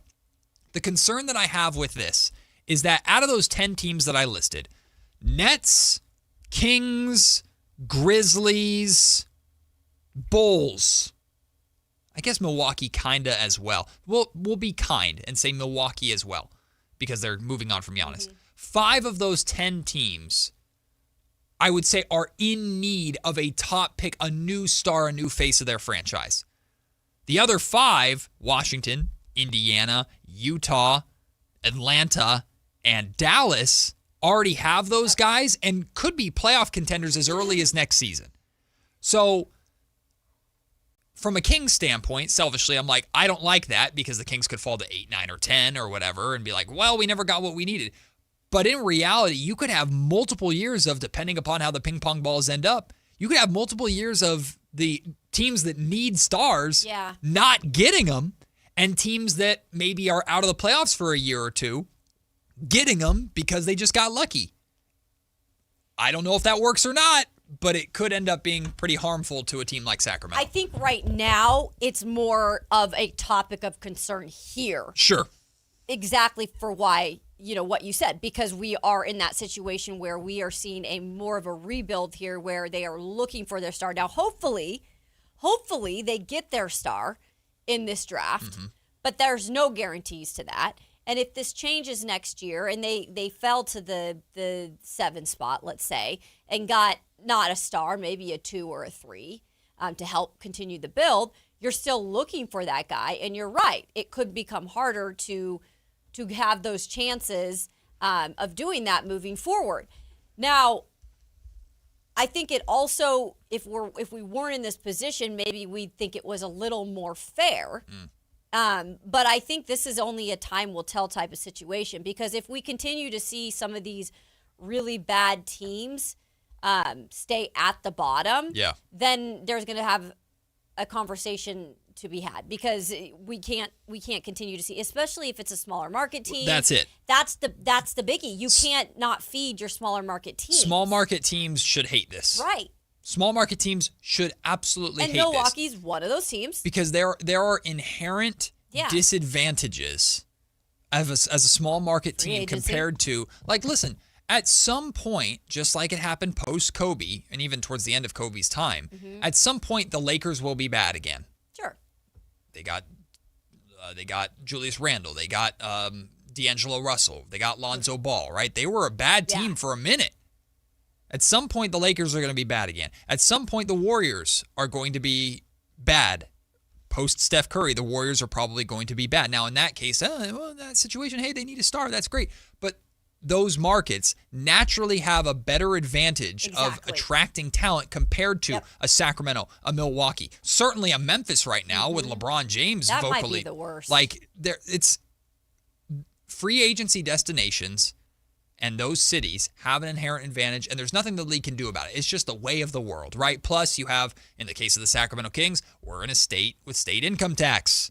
That also plays a factor. It's not a massive thing, but it plays a factor.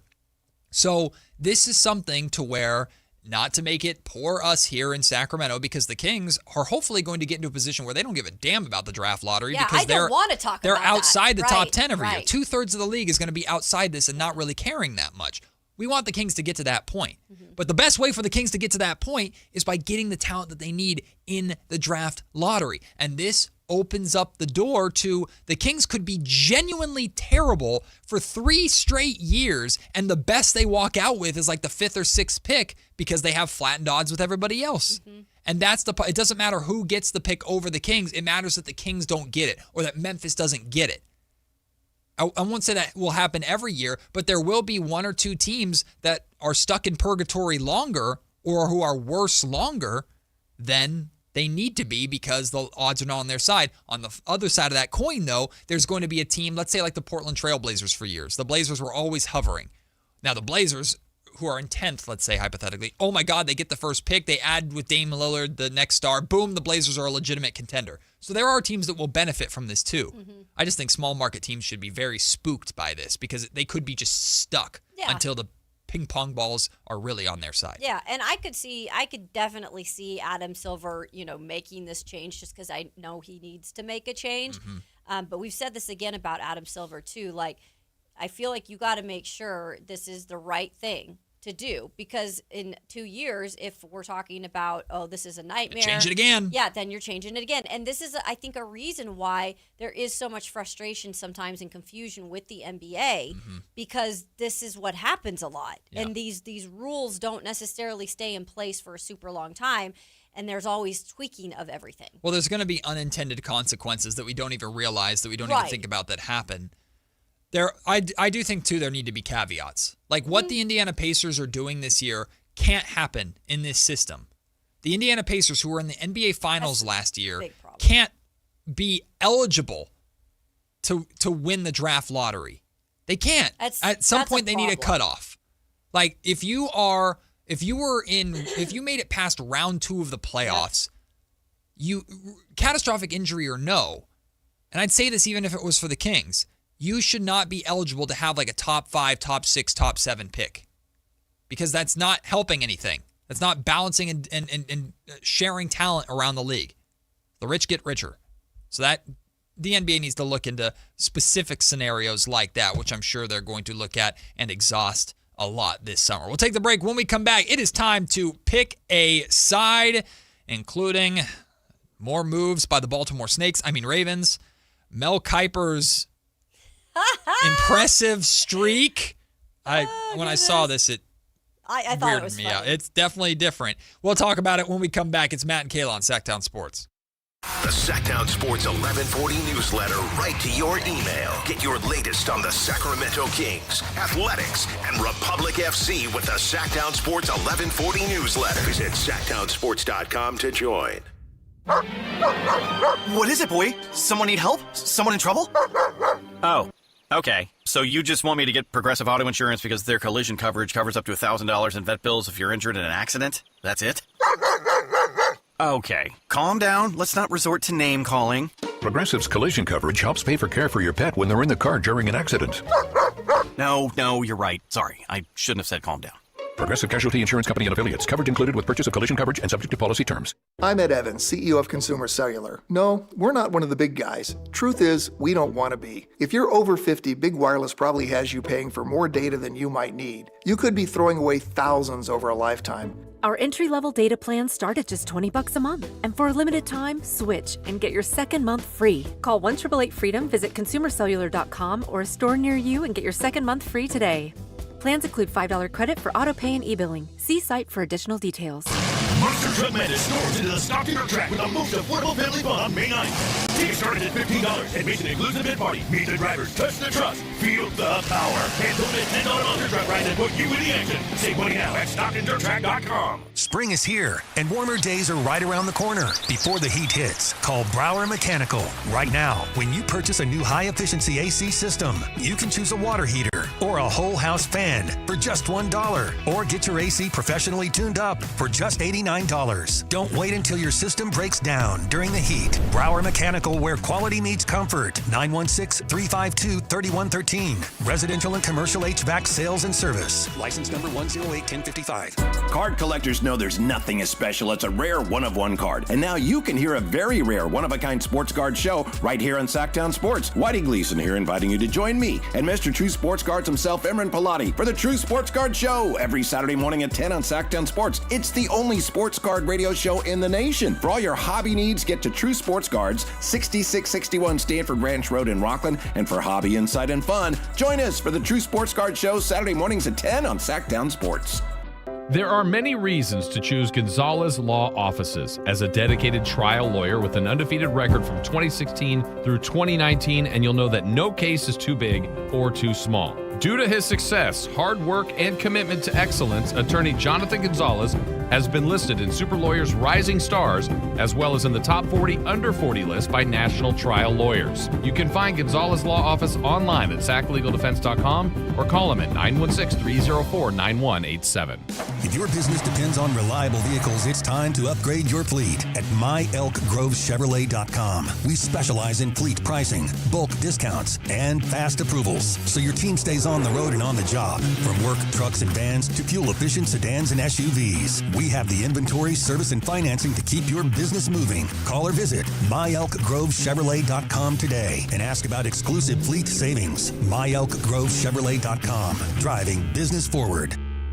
Capital Casino is conveniently located in downtown, 411 16th Street, and has been a part of the greater Sacramento area for over 20 years. They offer the best variety of games in the region in a safe and friendly environment. And there's plenty of parking, all well lit and monitored by security. Come have a great meal at the cafe and restaurant inside. Capital Casino has the best food, the best service, and the best action. But please always remember to gamble responsibly. 1-800-GAMBLER. Pick a side, any side. It's time for Pick a Side on Matt and Kayla.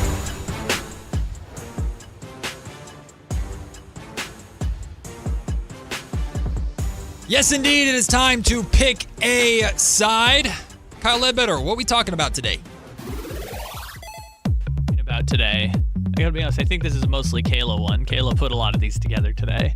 Let's be honest. It's like I Kayla do it every day. almost every day. It's Kayla. Kayla really takes ownership of this, and I love it because you never know what you're going to get. Yeah. The first pick aside, the Ravens just signed Diego Pavia, the Vanderbilt Heisman Trophy finalist quarterback who went undrafted because he's old and short and a little bit crazy. They signed him. I mean, it is kind of true. But they signed him without a tryout. He's the third string right now, but do we think he'll end up being Lamar Jackson's backup? I don't think so, but I like them taking a flyer. I mean, why not? He was a Heisman Trophy finalist. He's someone that put up really, really impressive numbers, but the most important number is 5'9". Yeah. That's the most important number when it talks about being a pro. And listen, you hate profiling based off of these physical intangibles that you can't really control, but being a short quarterback in the NFL has a tremendous amount of problems. So I'm okay with them having no risk to this signing. Sign him for 3 years, get him in the building, get him to work with Lamar, have him fight to potentially become that backup and second string quarterback. I think it's a good situation for him to be in. The Baltimore Ravens, I know they're going through a change with no more John Harbaugh, but as much as I mock them and don't like them because of the Max Crosby situation, they've been a very stable organization. So I think it's good for both sides. It's the right kind of flyer to take, and we'll just see what happens. There's no risk. So this is interesting. He went undrafted, and I think a lot of reason why is Diego Pavia has a bit of a different personality. But that personality helped him literally lift Vanderbilt to being a no-name program in terms of football to a legitimate contender last year. I mean, they just missed the playoffs in terms of Vanderbilt football. I mean, it was a good program. They beat some really good teams in the SEC. And Diego Pavia over the last 2 years has helped them get to that point. I mean, solely you could probably say he's the biggest reason. So when he went undrafted, there's a big reason why. He's got a personality. He says some stuff about things in the past, and I think teams just didn't want to draft maybe that. Yeah.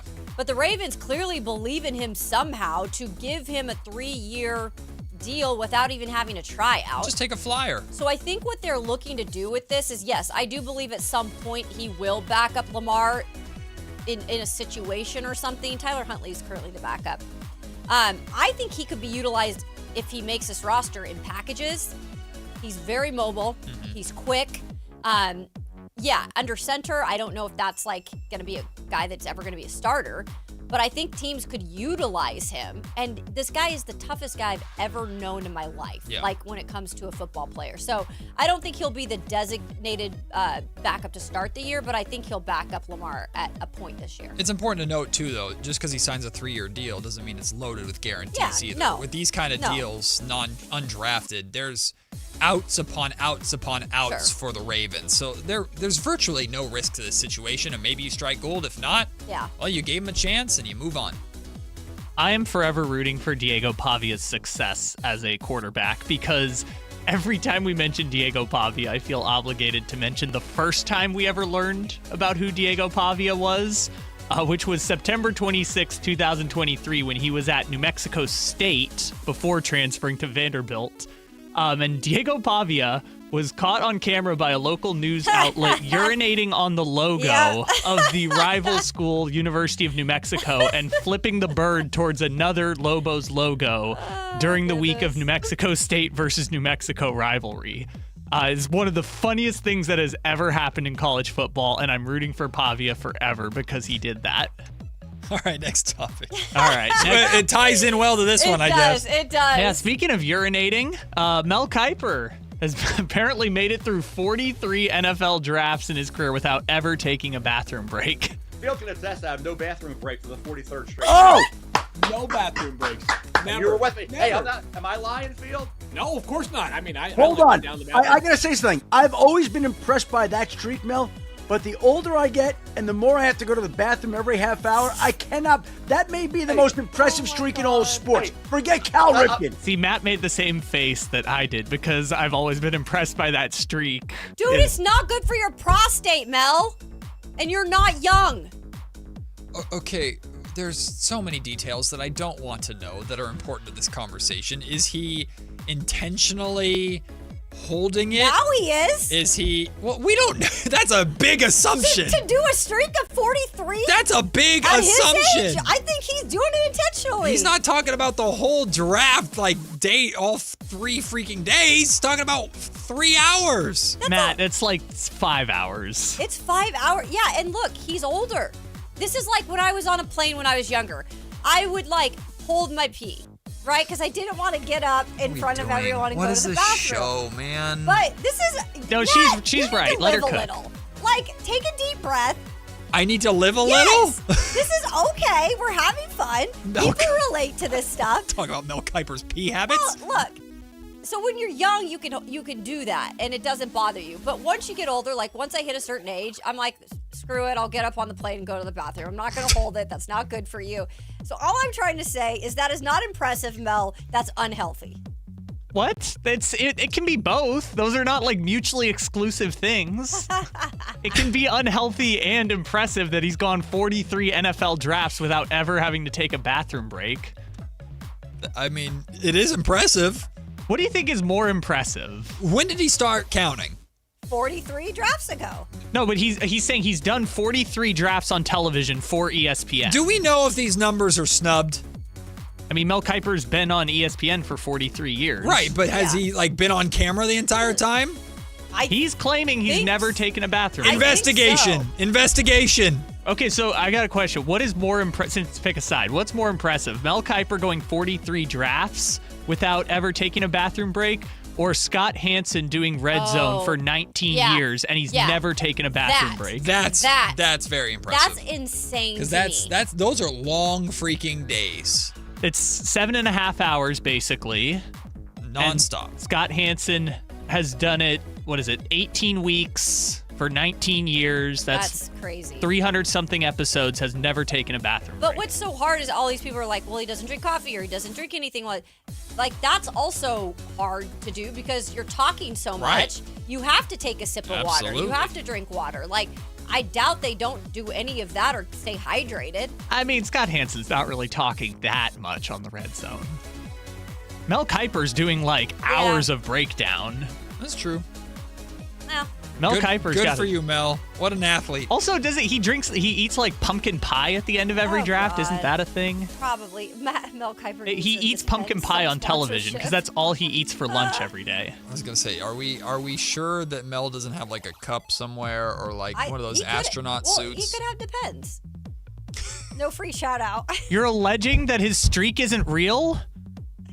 I mean, technically it would. Well, no. Yeah, it wouldn't be real. You're saying that what? Have you guys ever heard that story of Cal Ripken and the game that got canceled and Kevin Costner? No. Oh, that's unfortunate. This is not going to make sense. But anyways, you're saying one time Mel Kiper just had to go to the bathroom and he had a little cup and no one noticed, and it's Mel Kiper's dirty little secret. Well, that's then not technically a streak. Maybe he's just secretive. Yeah, he could be sneaky like that. Just have a hole in his pants. Congratulations, Mel. What a run, my friend. Here's to 43 more, pal. Congratulations, the best streak in all of sports. All Mel right, Kiper's next P. topic. What's more entertaining, a streaker running on the field or an animal running on the field? There is an Give absolute the context behind it, please. What? That streakers run on the field? No, I put it in parentheses. A cat. And that the a cat cat at the ran Yankee on the game. field at Yankee It Stadium? was forever. hilarious. To watch a cat run on the field? Go look at X. I've seen it. It was great. It is so funny. And the dugout is like chuckling so hard because they can't get it off the field. Catching a cat is not easy. No, or any animal for that. Cats are slippery though. Dogs are fast. Yeah. Cats what have there been squirrels before? There's been possums in Oakland. In San Diego, they always Rally have possum. the goose game where a goose landed on the field and they played around it. That's crazy. No, there will never be an animal interruption more impressive than when Manu Ginobili slapped a bat out of the air against the Kings. That's a real story. The Kings and Spurs were playing in San Antonio, and there was a bat that was flying around the court, and Manu just smacks it out the air and kills it. Even when Randy hit the bird? That's a good one, too. Yeah, that's a good one. When Randy Johnson. the bird exploded, yeah. that bird was gone. I that believe bird he was dust. with the D-backs at the time. Probably. I mean, nothing's going to top the first baseball game ever in Sacramento where the bat got caught in the net. Oh, yeah, the actual bird. Yeah, the bat. And then the A's lost 18-3. Those are unrelated. By the way, there's also a drone on the field. All this conversation is leading clearly to the answer that yes, watching an animal run around and it's funny and it's cute and enjoyable versus a drunk, naked ass dude or girl. Although the tackle by security is elite. When security or when the athletes get involved sometimes and just deck them, love that. Yeah. Devil's advocate for the streaker. The streaker is always funny, but the animal one, I feel like they're less funny because nothing's ever going to be funnier than Kevin Harlan giving play-by-play of the cat running across the field. Kevin Harlan's elite. I feel like the animals peaked at that point where Kevin Harlan is giving play-by-play of a cat running across the field. It's pretty good. I would say the animal wins on that one. I think so too. We'll take the break. When we come back, it is lunch break time, and Vlade Divac, well, he opened up an old can of worms that has Sacramento up in arms again. Hey, let's go back to old wounds and cut them back open, Vlade. Hooray, here's some salt. Let's pour it in. It's Matt and Kayla, Sactown Sports. The 49ers and Raiders have completed their 2026 draft classes. Did San Francisco answer its most pressing roster questions? Have the Silver and Black surrounded their new franchise guy with enough help in year one? Tune into Sactown Sports 1140 and SactownSports.com for up-to-the-minute NFL draft insight. Your local sports leader, Sactown Sports 1140. This is the story of the one. As a safety manager at a manufacturing plant, he does everything he can to keep his coworkers safe. From finding ways to reduce risks to keeping safety supplies in stock. And for that, he relies on Grainger. Grainger offers a broad range of quality products and next-day delivery, so he can always play it safe. Call 1-800-GRAINGER, click Grainger.com, or just stop by. Grainger, for the ones who get it done. How was your break? It was great until I stopped for gas. Prices have gone up almost $1 with no end in sight. I might have to start watching how much I drive. That's exactly why I use Upside. I never pay full price for gas with the free Upside app. Upside? Yes, Upside. It's the free app that gives you cash back just for buying the gas you're already buying. So, even with the rising gas prices, I'll never have to limit how much I drive. Does that actually add up to anything? Just last year, I made over $200 with the Upside app. Wow, that's serious extra cash. I'm downloading the free Upside app right now. Download the free Upside app to earn cash back on the gas you're already buying. Use promo code THRIVE25 for an extra 25 cents per gallon bonus on your first tank. You can cash out anytime, right to your bank account, or an e-gift card for Amazon and other brands. Just download the free Upside app and use promo code THRIVE25 for a 25 cents per gallon bonus on your first fill-up. That's THRIVE25. Offers vary by user and location. Go to upside.com for terms and conditions. Attention Roseville residents. This just in. Keeping your vehicle well maintained doesn't just protect your car. It also protects your local waterways. This May, bring your used oil filter to a participating AutoZone location and receive a free new filter. Available every weekend in May. Recycle your used oil and filter the right way. For details and tips on proper oil and filter replacement, visit roseville.ca.us/oil. Funded in part by Cal Recycle. Limit 1 per customer. Maximum value is $9.99. Roseville residents only. Proof of residency is required at participating locations only. Sacramento! Now you've got a place for all things dance. The all-new Energy 100.5 HD2. Where dance music lives. Dance vibes anytime and any place when you get the free Now 100.5 app. Or listen at 100.5 HD2. KHD-KHD1 Sacramento. KYMX HD3 Sacramento. From the Power Business Technology Toshiba Studios. Sactown Sports 1140. It's time for the lunch break. Your calls, your thoughts, your segment. Call or text us at 916-339-1140. It's the lunch break on Matt and Kayla.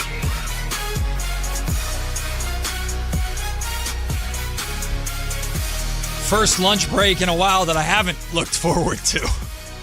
Here we go again. Kayla, you were not here for this saga. Well, we're getting back into it. Now I'm getting sucked in. Baby, I'm a double down. First off, maybe a little glimmer of hope for the Detroit Pistons, but not the kind that you like. According to Shams Charania, Orlando Magic forward Franz Wagner has been diagnosed with a right calf strain. His availability for Game 5 against the Pistons on Wednesday is uncertain and will depend on the response to treatment, sources tell ESPN. So,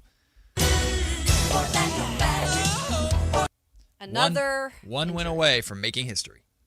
One win away from upsetting a number 1 seed. And 16 years for them personally. So good luck to the Magic. Sorry if I've disrespected them, but I do put this more on Detroit just falling apart at the wrong time. But hey, Detroit, at least you didn't do what Vlade Divac did, so many years ago now. Vlade, great segue, Matt. Yep, not drafting Luka, going with Marvin Bagley instead with the 2nd overall pick. Double down, baby, I'm a double down. Something that very much has scarred Sacramento Kings fans to the point that if the Kings ended up with the 2nd overall pick on draft lottery day, on Mother's Day, I think Kings fans would be like, oh no, Oh, no. There's definitely. I swear, there's always something. Even if you had the second round pick, but we're going to get it right. Are we going to get it right? Are we going to blow it? They get the number 1 overall pick. Is it AJ or is it Darren Peterson? What are we going to do? You never know. It's just, hey. It's exhausting. Yes.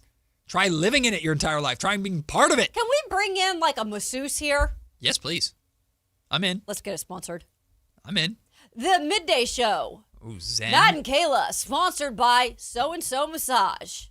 Just a moment of zen. I think back in the day, Deuce and Mo brought like a breathing specialist on one time to help like Kings fans chill out. That's fun. But I'd like to sit in those chairs, and they're like giving you a neck massage, and then we can do the show still. But they're like, we're getting a neck massage at the same time. I might fall asleep. Yeah, yeah. I'm gonna look over. So Kayla. Kayla's slumped over.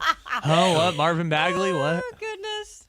Here is Vlade Divac. He was asked about the decision years ago to not draft Luka Doncic, and to Vlade's credit, he takes responsibility. He explains his reasoning. It's not going to make anybody feel better, but Vlade at least opens up and talks about it. I don't remember the year, but you had a chance to get Luka. Yeah. And you passed on him. Yeah. You want to talk about that? Because you had drafted European players. Yeah. Prior to that. I went to Madrid to talk to Luka. A year before the draft. So he was definitely top on the list. But obviously, it looks like I made a mistake. But Luka is a unbelievable talent. And definitely with Nikola, one of the top players in the league. My thinking was like,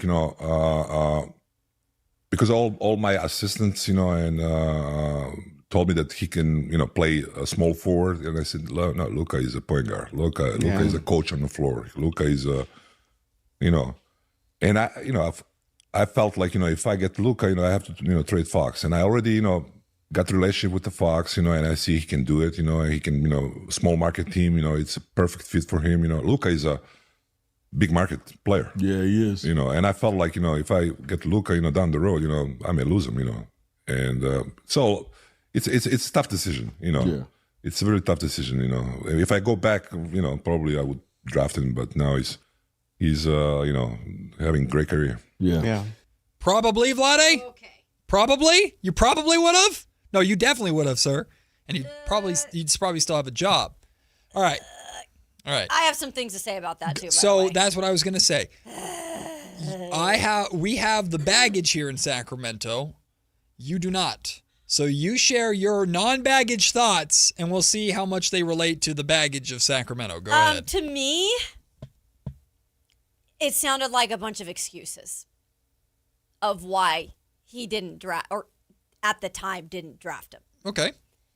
Mostly for the fact that I did not like, and I don't think as a general manager at any point you should ever admit, like, the small market thing. Like, I don't like that. I get what he's saying, and but it's real.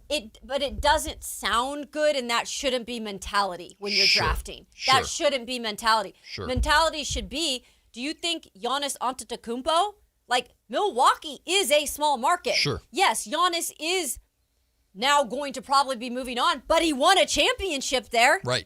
And the goal should always be, think big in terms of what we want to do. And if that guy is there, you don't think to yourself at any point, we're a small market team, I'm worried about 2 years down, 3 years down the line.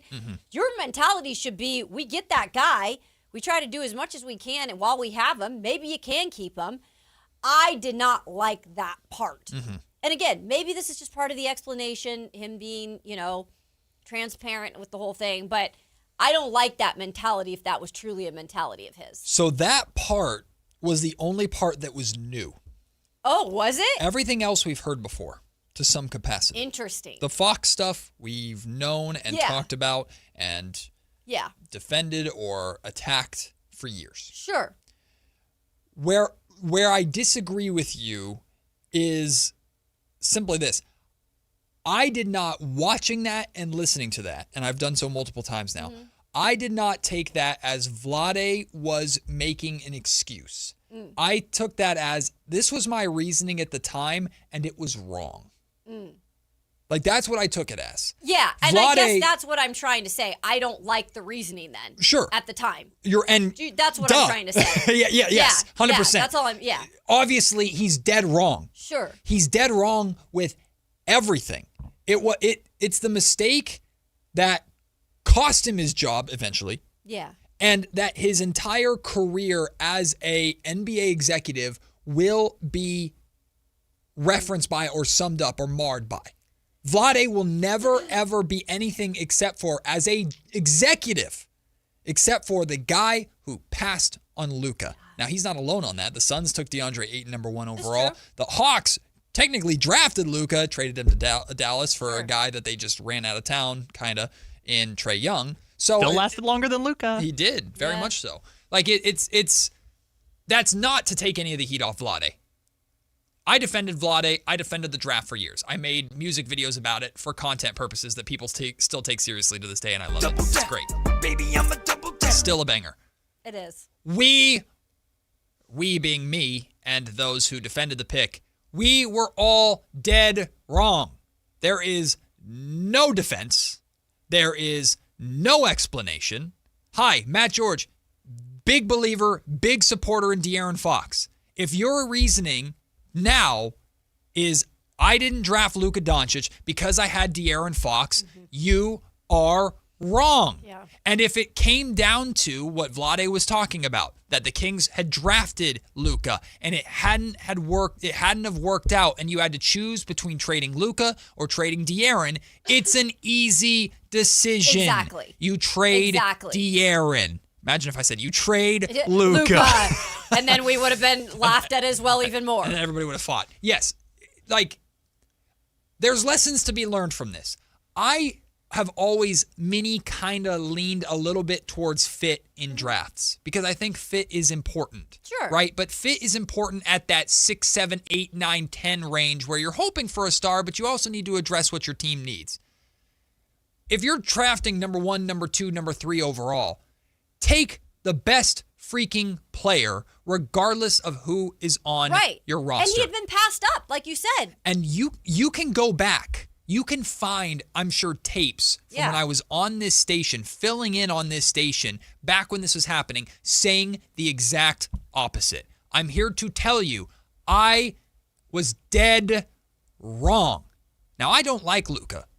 Luka is my least favorite player to watch in the NBA. James Harden's number 2. Luka is number 1. That doesn't mean that I hate watch Luka because of what happened with the Kings. I think he's incredibly gifted and mesmerizing to watch. I just can't stand Luka because of all the crying and stuff like that. Especially he's not on your team. And that's just who Luka is, right? And he's wearing a Lakers jersey, like triple ew. Mm-hmm. But there's no excuse for Vlade. And again, I don't feel like he was making an excuse here. I think he was just saying this was our reasoning at the time. I probably shouldn't have done that. Yeah. It doesn't make anybody feel better, but it's an acknowledgement of that's what it was. It was stupid. It cost me my job. It cost the Kings years upon years upon years of success. I also, where I don't believe, what I don't subscribe to is what you were talking about. This big market thing. I would have lost Luka. Luka was happy in Dallas. Now, I know Dallas is bigger than Sacramento, but Luka's big market because Nico was a moron and traded him. Not because Luka forced his way out of Dallas. And we can't, in my opinion, I know there are players like that eventually seek a bigger market. Mm-hmm. But we cannot pinpoint players and say, this guy's going to be that guy. And when he said that, I automatically was like, that just rubbed me wrong. And I know he's just being transparent, and I appreciate that part, else we wouldn't even be having this conversation. But when he said that specifically, it's like, he was already pinning that as a player that could possibly in the future, be on the move. And it's like, okay, but we're not living for the future. We're living in the now when you're drafting. You're living for, you get the best damn player on this team. Yep. And you draft that son of a gun. Yeah. And then you can see what happens in the future. But guess what? He could also really like it here. Yes. And it could end up being a good team that is good for years. Yes. And he stays here for longer than you thought. Mm-hmm. Mustache Spider, my good friend in the comment section. Let me explain this to you again. He says, I can't believe people take what I say serious and use it against me. Matt George saying that I said that. Mustache Spider, listen, and listen closely. The Double Down music video was content. And I can't believe in 2026, I have to explain this to people. Double down, baby, I'm a double down. Did I believe in Marvin Bagley? 100%. Yeah. And you can find podcasts, you can find old clips on this radio show. Ain't no hiding from that. Right. I absolutely liked the Marvin Bagley pick. I believed in Marvin Bagley going forward. It was a colossal failure, a huge miss by the Sacramento Kings. Add it to the list. Mm-hmm. The music video saying that Marvin Bagley is better than Luka and the Kings don't need Luka. It's content. It's content based off of content that The Ringer made. It's parody. It's fun. And the fact that there are still so many people bringing that up like it's a Bible verse. Y'all, it's content. I did it to be over the top. At the time that Double Down was made, Luka was cooking in Dallas, and I have a line in there that's saying Marvin Bagley's going to be the most improved player. What the freaking do? It's content, y'all. In 2026, I can't believe that we're still stuck on this point. Now, if you want to mock me and mock Vlade and people that were Team Marvin, and I remember, I wish I could find this video, and if I do, I will show it to you.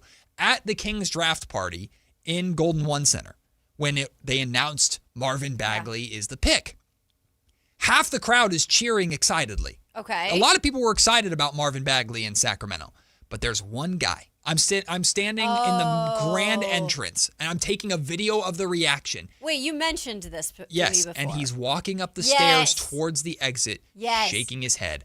That guy knew. Or that guy certainly felt like it was going to go this way, and it absolutely has gone this way. There is no defense. I wish we could find him now and bring him on the show. And he's probably a legend somewhere. Right? Or if he's smart, he got the hell out. There is no defense for taking Bagley over Luka. None. Absolutely none. It has a chance to be like the most costly decision in the history of the NBA draft. Like in terms of like the money the Kings are going to lose by not taking him. It's up there. Yeah. Like you could say, oh yeah, Michael Jordan obviously was worse. Sam Bowie over Michael Jordan. But the Kobe trade, which Vlade was involved in. Oh, the Kobe trade is in there. Vlade was traded for It's Kobe. funny that you said that because I've always thought this debate is great. What do you think Vlade Divac's career is most remembered for? Is it A, Hall of Fame basketball player, B, got traded for Kobe Bryant, or C, drafted Marvin Bagley over Luka? Or D, tipping the ball out to Robert Horry. I feel like that's in basketball career, I know. But like adding salt to the wound. But it could be any of them. It's indefensible. And I don't think in this clip, listening to Vlade, I don't think he's defending himself. No, Vlade. That's what I actually appreciate about it. This is what being transparent. This is how Vlade struggled as a GM. I get because it. he was too transparent. Yeah. Have you ever heard the lore of Vlade saying, I had a better deal 2 days ago? No. You heard about this? No. So when Vlade was trying to trade DeMarcus Cousins, he famously told us after he traded DeMarcus Cousins to the New Orleans Pelicans, which they traded, it was the Hornets at the time, and they got Buddy Hield and what ended up being the 10th overall pick in that draft for Boogie. Okay. We did an interview with him in the hallway. It wasn't like a press conference. It was an interview in the hallway. And there's a famous clip of Vlade standing against the wall going, well, I had a better deal 2 days ago. And what we assumed that deal was, it was never proven, but the assumption was that deal was for Andre Drummond and something else with the Detroit Pistons. Now, this was when Andre Drummond was like a beast rebound king center. I remember. Right? And he famously said that and got killed for it. Like, what do you mean you had a better deal? So Vlade has you're right though. You got he's transparent. Yeah, he's Vlade's very opposite of Scott Perry, who keeps things pretty close to the vest. But listen, there's no defense. It's an absolute catastrophic failure that will live with him forever, just like a silly song will live with me forever. It's fine. It is what it is. Baby, I'm a double down. But we can't have that stuff again. No, absolutely not. At least to that capacity. And that's where it's like, what lessons do you learn from that? The lesson that you learn from that is, I don't give a damn who's on this team. Yeah. I don't give a damn whether it's Keegan, Max, anybody. If you are 1, 2, or 3, whoever's the best there, if it's Cam Boozer, take him. Figure it out. If it's Caleb, take him. Figure it out. If it's Darren Peterson, take him. If it's Darren and you like everything with the interviews, then, I mean, even this is me saying this. If you think he checks out as a dude you want on your team, take him. And, by the way, it should be easier now to do that because you don't have a star on this team. Exactly. You had Fox, which we believed could be a star. Yeah, because that was part of his excuse, again, why he didn't take him. Remember, that was the year after Fox was drafted, too. So this is early Fox. God, can you... Early Fox. Cool hair, fast as hell.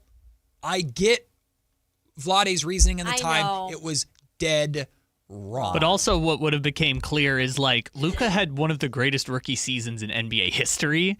And so it would have been very clear very quickly, that's the future of the franchise. Yeah. Because Luka was putting up like 23 points a game as a rookie. For sure. Luka would have... and then Fox is still valuable. Fox would have been keep up or... And I also disagree completely with, like, Luka couldn't play small forward. Like, it's positionless basketball. Put him at the 3 and have him handle the basketball. And then it's funny because we got to a point later where it was like, well, we want to play De'Aaron off the ball more. Whoops. Well, it would be nice to have either Luka Doncic or Tyrese Halliburton to potentially be able to do that. Whoops. By the way, I know Dave said that this morning. I'm a little worried. We're talking about colds in the office, and then you're tooting the horn over there. Whatever. Spread the plague. I'm fine. I got nothing. Matt's been through Marvin Bagley over Luka. You can't hurt him anymore. You can't kill me. I'm like a cockroach. You can't kill me. Speaking of which, I can't find the video of you because I've seen it before. Someone's posted on the video. It's gone viral a few times. The one of the fan walking up after the Bagley. I can't find it on the internet. I can't find it either. That it's would somewhere. be really funny. But here's the thing. Every 2 or 3 years, it'll just pop up on my feed. Like someone will be like, remember that time that Kings fan walked away when Marvin Bagley was picked? Yeah. Really quickly to address something you said earlier, because Dave said it this morning, and he was kind of saying it tongue-in-cheek, but some people actually believe this. If you're blaming De'Aaron Fox for both the Luka pick and you're blaming De'Aaron Fox for the Tyrese Halliburton trade and not blaming the actual decision makers and the common denominators in those cases, really? It's not De'Aaron Fox's fault that he was part of the Sacramento Kings and they chose him. They chose wrong. In both cases, they chose wrong. Hi, again, Matt George, huge De'Aaron Fox fan here. They chose wrong with Fox over Halliburton. They chose wrong with Fox over Luka. Where would De'Aaron have gone? I don't know. They couldn't get the Domantas Sabonis trade for De'Aaron. The Pacers wanted Tyrese. But again, comparing the value of those two players is completely different circumstances because De'Aaron had just signed not like a massive contract, but a healthy contract. Yeah. He just signed a new deal. The Pacers were going into a rebuild mode. They were blowing everything up. They were moving on. So they're going into a rebuild mode. And you had a young player who was already outperforming his draft position in Tyrese Halliburton, looked like one of the steals of a pretty weak draft class that you have full contractual control over. You're not paying a ton of money because he was, the 12th pick? It's not like the number 1 or number 2 overall pick. So it made perfect sense for Indiana to do what they did. The Kings chose to trade Tyrese Halliburton. Short term, it worked. You finally paired a center with De'Aaron Fox. It worked out. The playoff drought was broken. In the moment, the Kings absolutely won the trade. It was going well short term. Now that we're at where we are now, there's no defense. You just look at the realities of the situations. Now, if Tyrese Halliburton, and I hope this doesn't happen for argument's sake, if Tyrese Halliburton is not the same player when he comes back from this catastrophic injury, now that's a wrinkle into the conversation. But nobody wants to talk about that, rightfully so, because nobody wants to see Tyrese Halliburton not be the star that he is. Even if that does happen, though, I think it won't matter. Like, if the Kings had gone to one NBA Finals and won one conference championship at any point, that would be a win for the rest. It doesn't matter what else happens. So, the fact that the Pacers already had the finals run out of it. Right. Like, if Tyrese Halliburton had done that on the Kings, for the rest of time, it doesn't matter what else Tyrese Halliburton does. Right. It's the situation, but it's certainly not Fox's fault that the organization made those decisions. Look out. We're getting Dwayne on. Oh, boy. You never know what Dwayne's going to say, especially with a situation like this. Dwayne, be careful. That's all I'm saying. Be careful. What's up, my man? What's up with the homies? What's up, Dwayne? Hey, I heard Hot Boy, and I knew that was a bat signal, man. I knew you guys wanted me to call. Relax. Relax, Come on, Dwayne. bro. I'm serious, man. I'm the original Hot Boy, bro. Louisiana roots, you know what I'm saying? Oh, boy. Yeah, Them Louisiana we boys invented are that, different. Bro. Yeah, we invented them Hot Boy summers, you dig? I got Rick James running through my veins, if y'all haven't noticed. Oh, yeah. But listen, though. I want to talk about tanking, man. There's no way you can stop it, bro. There's not no formula to stop it, bro. 18 teams, 17 teams, 7 teams, 20%, 18%. I got a headache just listening to that, Matt. You know what I'm saying? Adam Silver just needs to realize he painted himself into a corner with the current structure. He needs to just bend over and keep. You never know what Dwayne's gonna say. Did he just go woohoo? He did say woohoo, but I started talking because you never know what Dwayne. Dwayne actually, what's it called? Censored himself? Censored himself. Well, that's progress for Dwayne, but Dwayne. The imagery is enough. I still had to dump it. Oh, he still got dumped? Oh, Dwayne. Well, I mean, he did what he could. Yeah, there's still rules. Like, just because you there's can't rules. say certain words doesn't mean you also can't give graphic descriptions of things on the air. Dwayne, the OG Hot Boy Summer. Them Louisiana boys are different. I do disagree because in this model, as much as we just talked about earlier how this could potentially hurt small market teams, which is a problem, but in this model, in theory, tanking would be better because now unless you're talking about more teams are vying around that 9, 10, 11, 12, 13 range to be the 10th, but now you're starting to talk about, because 16 teams make the playoffs. Yeah. 16. So, how many, I don't know, it does make it more difficult. Yes, and you're not going to have in that sense, you're not going to have what we had this year, which is 5, 6 teams that are at the bottom who are historically bad, just out whatting each other. Right. You're not in theory. You're not going to get it. So this fixes that in theory, but it opens up the door to other issues. Again, I think the biggest problem with tanking in general is the teams that should not be even close to tanking. Like Utah, like Indiana, like these teams, those are the teams that have bugged me the most with tanking because they've done it, I feel like, the most obvious way. And they're the teams that, technically are good enough to compete. Yeah. So, especially Utah. We go from Dwayne to getting all the pro teams now. I'm done with them. Done with the state. We're going from Dwayne doing Dwayne things to Kayla getting riled up about Utah again. Nothing is safe. Keep that finger on. Jazz? No, we do not. Well, let's transition to some football because we got Kayla's 2-minute drill coming up at the end of the hour. But before that, Kayla, just when we thought this Brandon Ayuk situation couldn't get any weirder for the Niners, now he's going ghost. We'll talk about it when we come back. It's Matt and Kayla, Sactown Sports. Whitey Gleason can put up with a lot of things. Kings drama, meaningless draft grades, not to mention his co-host. But if there's one thing he can't stand, it's an uneducated palate. The worst thing that's been said on these airwaves today so far was Carmichael Dave today saying, the best cheese on a grilled cheese is American cheese. That's the dumbest thing I've ever heard. Why? You ever had Gruyere? To say that's the best just shows that you are a gastronomical illiterate. Be better, Dave. Be better. Your local sports leader. Sactown Sports 1140. I know that hiring can be challenging. You need someone to match your role perfectly. Well, now you can meet them fast on ZipRecruiter. Build your team. Build it sooner.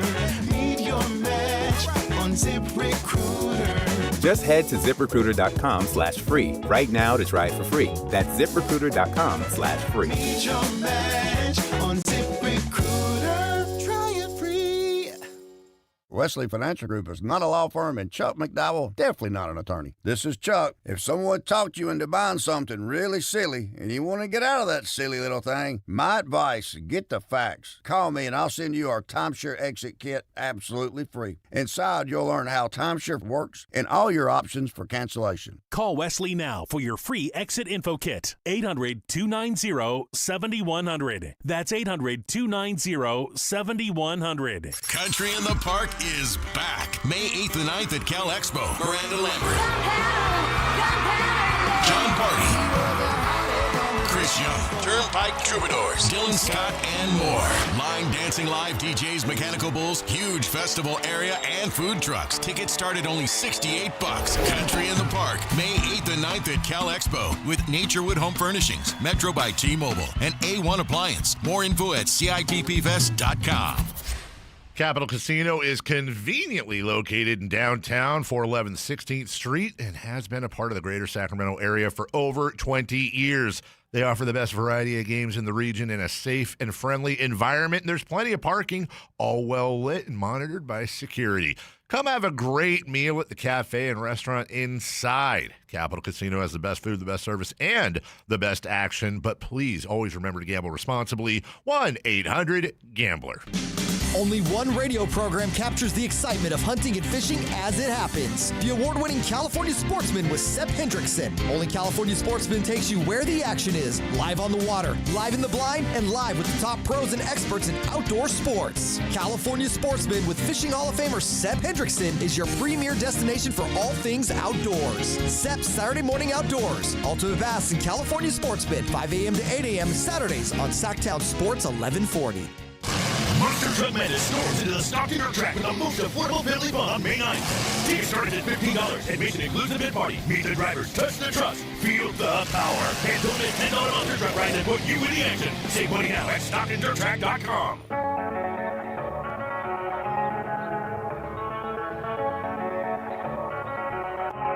Matt and Kayla on Sactown Sports 1140. All right, Kayla, we need to get a show promo going. So what's your take on cheese or whatever? Is the mic working? Uh-oh, we're having mic issues again. Kyle, can you put her mic up for her? Kayla, your mic should be on now. Is it on? Yep, mic's on. Oh, it is? Okay, Yay. Perfect. So let's get a promo out of this. What's your take on cheese? Oh, boy. I'm a big cheese person. Big cheese girl. I love cheese. Shout out Washington State. Their Cougar Gold is the best. So are you on Team Whitey or Team Dave when it comes to cheese? I might be in the middle. Oh. So what I'll say about this is I like cheese so much that I'm not going to have an exact take on what I think is the best. I think it's how you make the grilled cheese that matters. So I'm more of a 3-cheese kind of grilled cheese girl. So I would like an American, maybe a white cheddar, and then maybe some fancier cheese. Okay. And put those all together. But it's all about how you make the grilled cheese. It's got to be that perfect crisp. It can't be burnt by any means. You've got to have the right bread. Which is? I would say for a grilled cheese, you could do a good sourdough. Sourdough? I think that's a good choice. Or you do like a thicker bread, right? Mm-hmm. I wouldn't go Texas toast. That's a little too thick. That's crazy. But a little maybe thicker bread if you're going to go in that direction. So, again, not necessarily about having the best cheese, but how you make it. There you go. We've inserted our opinion into the ether. Let's see where it goes. You knew we were going to get on this. Let's see where it goes. The San Francisco 49ers are now apparently having a tough time getting a hold of Brandon Ayuk. And they're trying to because it sounds like they're trying to move him. We knew the Washington Commanders have been connected to him for a while. Well, those conversations are heating up again. Trade interest around Brandon Ayuk is happening. But the Niners can't get in touch with the dude. So you're saying he's stinky cheese? Sure. No. I don't know. Look. What kind of cheese is Brandon Ayuk? Sound off in the comment section. Holy cheese, Swiss? Why? I don't know. Because we don't know what he's doing. There's a lot of holes in his situation. What? Goat cheese, because I don't like goat cheese. Feta crumbles because of his leg. Yeah. Oh, Jesus, Matt. Hey, what kind of cheese is Brandon Ayuk? Let us know in the YouTube chat. We're just trying to get a promo, man. That's all we're trying to do. Exactly. Okay, so. Not that one, Richie. Don't do that one. This is odd. It's very strange. I don't understand if somebody who I would think wants to play the game of football. Maybe I'm wrong on this. Maybe Brandon Ayuk is not interested in the game of football and he's just waiting to see what happens with how fast that this whole 49ers situation can dissipate. Yep. To just be like, I'm done, I'm retired. He's obviously made a good amount of money. But if he wants to play football, which I think he could still do that. Why is he making it so hard for everybody? I just want to know who, if anybody, is advising him and what they're telling him to do, whether it's an agent or his friends or family. Like, what is the plan? What is the goal? Like you talked about, is the goal for him to play football again? Then now is the time to get involved. Right. Because they're trying to get you to play football somewhere else. Yeah, and again, if he's not only, not returning the Niners calls, but he's not returning other, teams that may be interested, possibly, that's what the weird thing is. And I get it if you're mentally trying to clear your head, but just come out and say hey, this is what I'm doing. I need some time away. But there's just been nothing from his camp except for some kind of weird pictures that he's put out there recently on Instagram. By the way, I'm not trying to be rude at all, but he does not look like he's in football shape. So even if he were to be on a team, it'd take some time to get into shape. I just don't think teams are interested in rolling the dice on anything like that. It's weird. Right now, the 49ers in general, I would say right now, are getting more negative PR than anything because of the way the draft went for them. Like, it feels like it's been more negative than positive. But I'm starting to see, the reaction to this Ayuk situation, unless it's maybe just my timeline, it's overwhelmingly the Niners are in the right here. Yeah. And Ayuk's gone off the deep end, which is really sad considering, one, he's a local guy. He played at Sierra College. Yeah, no, and he's a great talent. He was a beast before he got hurt. So I know we have a clip, and I don't know if we can run it. I don't know if I can't see Kyle back there, but maybe we can run the clip from the Speak Easy podcast. But I know that TJ Houshmandzadeh, TJ Houshmandzadeh had commented about it, and I know Emmanuel Acho has also. If you can do the clip here. So I know there was a clip that they recently talked about why they even are just flabbergasted in terms of why he's doing this. But at the end of the day, if you quit on a team like the San Francisco 49ers, it probably has the best vibes in football over the last 6 seasons since Kyle Shanahan has shown up there. If you can quit on a team with Fred Warner and Kendrick Bourne and Trent Williams and Bosa and Demo, and if you can quit on your brothers, who can't you quit on? It's one thing if you go to a place and you quit on a team where the vibes are putrid, no chance of winning, losing organization. But you quit on a San Francisco 49ers team that perennially goes to the playoffs, a team that's led by its locker room, led by its players, led by its Brock Purdy's, its Trent Williams, its Fred Warner's. Trent Williams wants to play football, and he's 38 years old, and BA, you're not trying to play, and you in your prime, it does not make sense. When George Kittle fairly recently, and I can't remember what podcast he was on. That's right. Was it his own? No, it was. Okay. Who are the two guys that asked Mike Vrabel a question? You were talking about them. Bussin' with the Boys? I think it's them. Yeah, he was on Bussin' with the Boys. And he talked about the Ayuk situation. He talked about how he was in contact with Ayuk, and then Ayuk just kind of went silent on him, and then eventually, I think George did say Ayuk reached out when George got hurt to make sure he was good. Yeah. But Ayuk's just gone radio silent, just very much breaking off from the Niners and kind of going his own way. Obviously, Ayuk feels something, whether it's slighted or something happened where he feels mistreated or he feels completely wronged by the organization. But we don't know what. Yeah. And the more this goes on, the more you're going to hear clips like that. When people don't know what his side of the story is because he's not around to tell it or share it, it means one of two things. One, we're either not ever going to know, so we're going to just side with the side that we do know, which is the Niners in this case, or there's not a story to. If there was something, you would have told us by now. So that makes me suggest there's not anything, and you just are upset and took your ball and went home. Yeah, I know Drew in the chat said that TJ Houshmandzadeh used to be his very supportive of him, and I'm sure he still is. But Houshmandzadeh said on the podcast he really truly hopes it's not CTE. Unfortunately, in these situations that can always be a factor, and I just think for Ayuk, he's not in a great situation no matter what he does. I think the best thing he could do if he wants to go and put it out there of why he's doing what he's doing or why he's staying silent is just go to one particular podcast you trust. Say what you're going to say. You don't have to give away too many details. Just say, do you want to play football or not? Yeah. And maybe that will at least shut down some of the noise, but it's the situation just keeps getting weirder and weirder. It's like literally the soap opera, because guys know soap operas last forever. Like they last, like they're like cockroaches in their own right because they never die. I feel like this is a soap opera that never dies. Yeah. With Brandon Ayuk and the Niners. I just don't know. I always thought the dude wanted to play football and did not think he was going to be able to play football and get paid what he deserved in San Francisco. What I thought. Or maybe he was unhappy with how they handled his injury.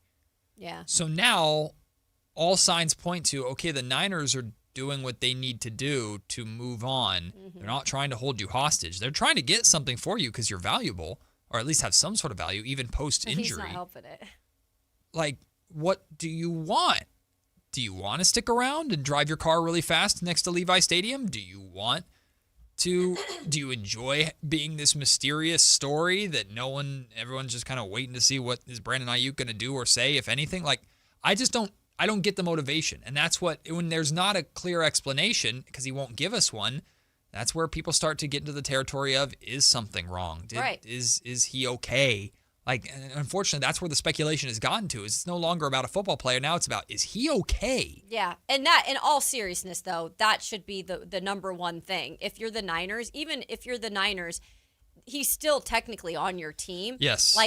And I'm sure they've done this, but offer him that help if that is something that you feel he needs. Yeah. And then, take it from there. But you never want to be, and I don't think they are, the organization that just completely iced him out. And I don't think they're doing that. Yeah, you can't force him to do anything. It's clear that he's very much broken ties with the Niners, and he has his own reasons for doing that. We don't know what they are.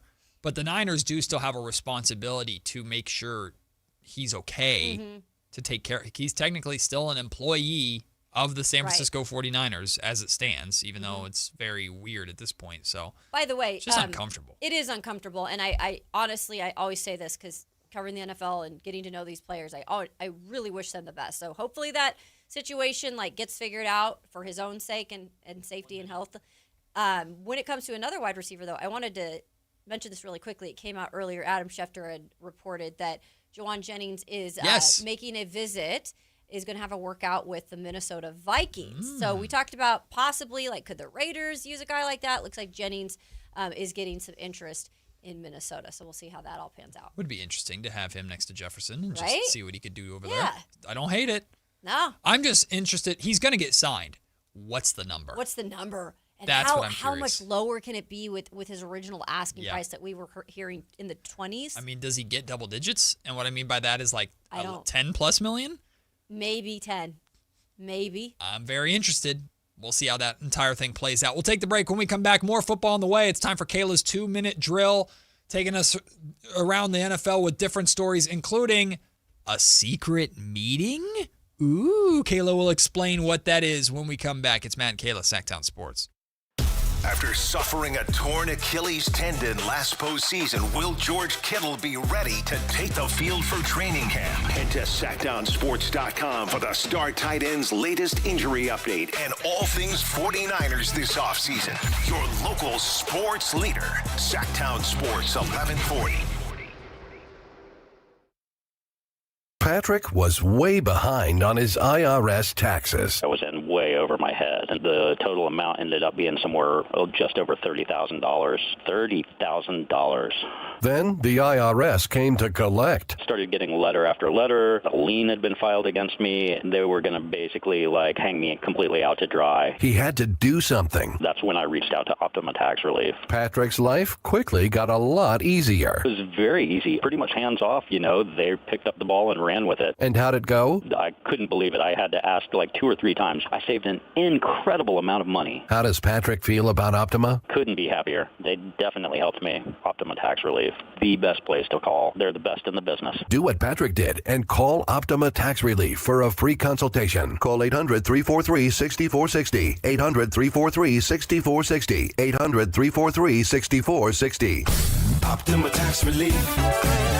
Testimonial from an actual client. Some restrictions apply. For complete details, please visit OptimaTaxRelief.com. Attention Roseville residents. This just in. Keeping your vehicle well maintained doesn't just protect your car. It also protects your local waterways. This May, bring your used oil filter to a participating AutoZone location and receive a free new filter. Available every weekend in May. Recycle your used oil and filter the right way. For details and tips on proper oil and filter replacement, visit roseville.ca.us/oil. Funded in part by Cal Recycle. Limit 1 per customer. Maximum value is $9.99. Roseville residents only. Proof of residency is required at participating locations only.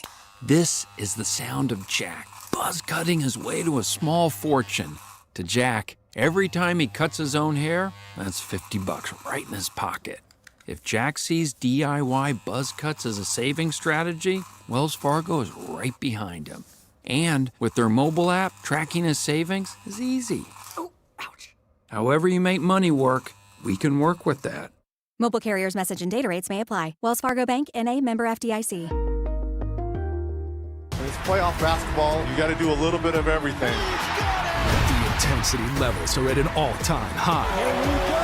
These are the NBA playoffs. Every team looking to make a run. This is incredible. Every player looking to make history. Give me all you got. Let's go. So tune in, because this is going to be unbelievable. This is exactly what we want. The NBA playoffs presented by Google continue on ABC, ESPN, NBC, Peacock, and Prime. It's time for the 2-minute drill. Kayla Anderson has the ball, and she's taking us around the world of football. It's Kayla's 2-minute drill on Matt and Kayla.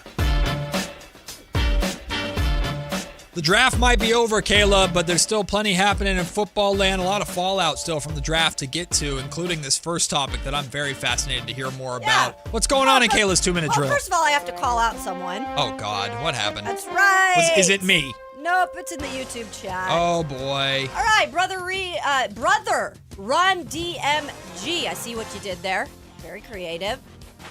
First of all, CTE, no laughing matter. Jeez, but Louise. the comment of a football player would have CTE to boy. listen to Kayla's advice. First of all, I don't think I was giving advice. I'm just speaking Kayla, about a topic. Advisor Kayla. You have a lot of titles. I do have a lot of titles. But yeah. Anyway, just thought I would give a shout out to that lovely comment.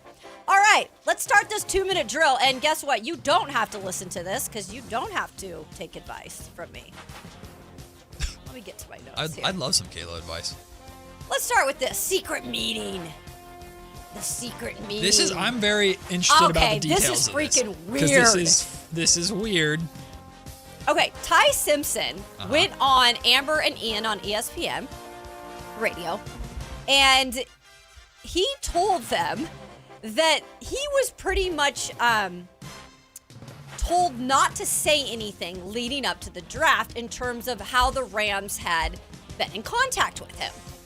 He said that there was a secret meeting the night before the draft. He used the word secret meeting? Pretty much, Okay. yeah. Like, he said he had a private meeting. Got it. Private meeting. Pretty much a secret meeting. I got you. With head coach Sean McVay. And this was, again, on Monday, I should say. And this is where, the secret meeting was the day before. He spoke to Amber and Ian yesterday on Monday. So they had talked. Sean McVay knew that this was pretty much the route that they were going in because they were talking to him for 3 hours. He said he was on the phone with Sean McVay for 3 hours discussing things about the organization and the quarterback position. And he literally said, Ty Simpson, I was trying to be on script and do what everybody told me to do and not tell anyone. Now, this is, to me, the biggest, weirdest story ever. So, are we now is he now being told to do all this because they don't want to look like they didn't want Ty Simpson? Or was this just all an act because they thought that many teams wanted Ty Simpson and they wanted to get him at 13th? This is bizarre. Well, I think it's probably common practice if there's a meeting with a prospect to ask them to keep that meeting in-house right? I would imagine, hey, don't go run into the Cardinals or don't go run into whatever team and saying, hey, they're going to draft me or they made this promise to me or whatever. But he went on Sirius XM and said he'd never met with Sean McVay literally the night of the draft. He went on Sirius XM, Ty Simpson did, and said he had never met with Sean McVay. He said he never talked to him. I just feel like something weird and fishy is up. So, again, I'm trying to make sense of this, connect the dots. Why would Sean McVay react the way that he reacted to? Well, maybe the Rams had a pretty good idea that they liked Ty Simpson. Sean McVay, therefore, wanted to have a conversation with the quarterback to make sure he's good with it. Yeah. Maybe Sean McVay left that conversation going, he's fine, but that's still not the route that I would want to go.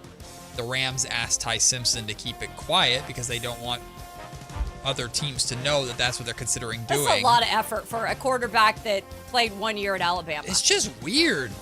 It's just weird. Yeah, I think so too. I think that they kind of it was a bad look. The whole reaction was a bad look. Now they're maybe kind of trying to make it all look better, but Ty's out there just speaking out of. I don't know if Ty should be talking. No, he shouldn't be. I think the Rams might want to get him in house and go, hey.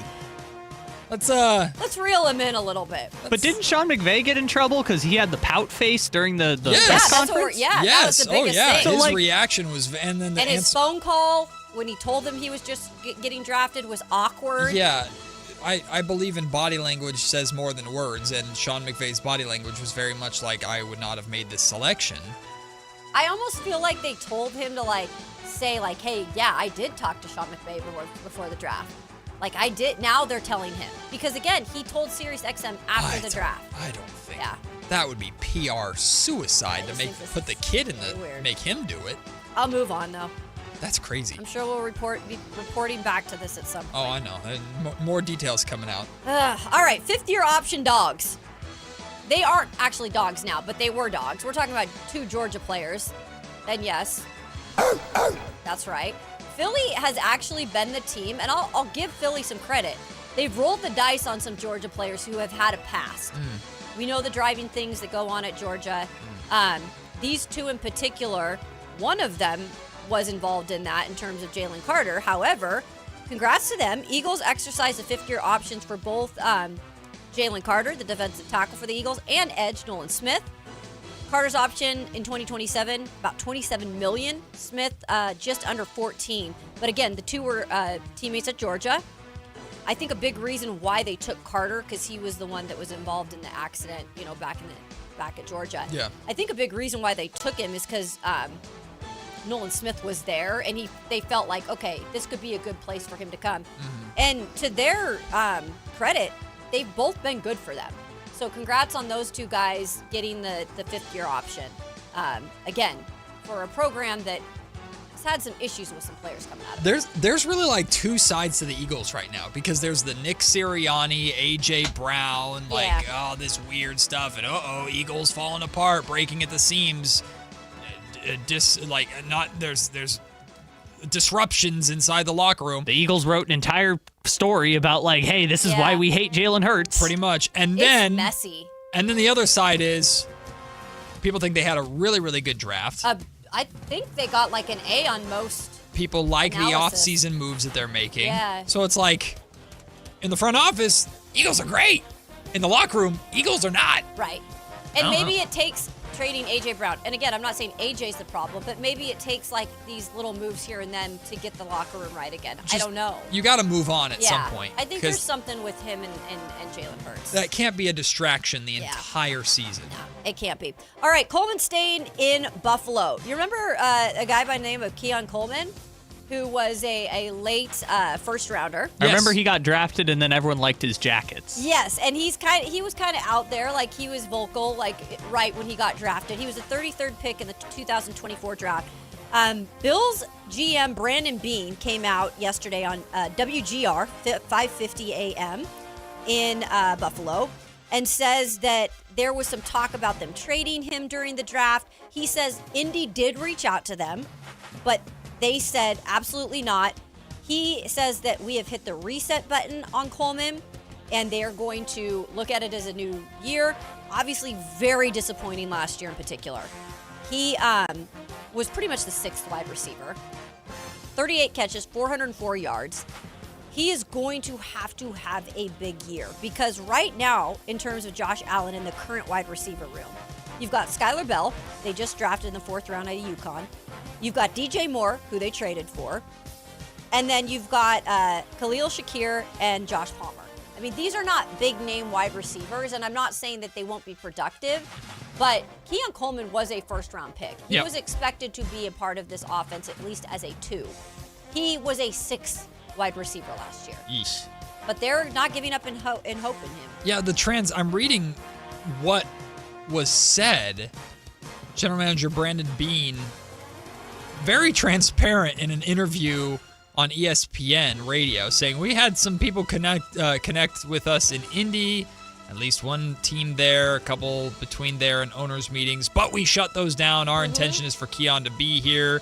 So I think the word was kind of out. No calls this weekend. We've hit the reset button with him. Very strangely public commitment. We've seen public commitments before. Hey, we like him. But and every time I see those public commitments, I'm always like, okay, are you doing this to raise his value, or do you really, or maybe raise his own confidence? And if we're keeping him, we might as well get it out there and make him feel good. Yeah, this feels further than that though. But also, didn't the owner say oh yeah, they didn't want to draft Keon Coleman, but Sean McDermott made them draft Keon Coleman? I didn't hear that, but that was when they hired Joe Brady. That's interesting. This feels a little damage control-y. A little bit. It feels a little extra. Yeah. Because that was the reason why I thought, Keon Coleman will never play a game for the Bills again. Because the literal owner of the team was like, yeah, the GM didn't really want him, but they kind of forced us to take him. Are we getting to the last topic? I'm very curious Well, about there's 2, but what are you? The viewership. Oh, yeah. Well, first of all, I got another quick one. Sorry, okay. Matt tried to take over. I'm just asking. I want to hear about this. I know. I'm interested in that too. No, this came down earlier today, and I thought this was really odd. I'm so sick of him. I already know who you're talking about. Mr. Rogers, go put on your sweater vest and sit at home. That's my slogan. Won't you be my neighbor? So he was from Pittsburgh. In an insurance move, the Pittsburgh Steelers placed a rare UFA tender on Aaron Rodgers. Yes. The UFA tender preserves the Steelers' right to receive a compensatory draft pick in the event that Rodgers signs with another team, while also limiting his ability to sign with another team once training camp begins. The Steelers will have exclusive negotiating rights for Rodgers if he does not sign with another team by July 22nd or the first day of Pittsburgh's training camp. He then proceeded to go on Pat McAfee and say how he is mad or he doesn't understand that they drafted another quarterback this year. You are sitting at home making them wait. He's such a diva, dude. On if you're going to come back. What are you talking about? And if you're going to come back, it's only going to be for one more year. I'm so confused on him. The superiority complex that man possesses, to where you can tell he must just surround himself with just people that just say yes to him all the time. It's crazy. What are we doing here? You expect the organization to just wait and not think about their future on your beck and call whenever you're deciding that you're done with your Zen classes and sound baths and sitting in a log cabin in the middle of nowhere. I don't think those are helping him, by the way. I don't know what the hell he's doing, but he's not making a damn decision, and the organization can't just say, well, we don't want to draft any players that'll make Aaron Rodgers mad.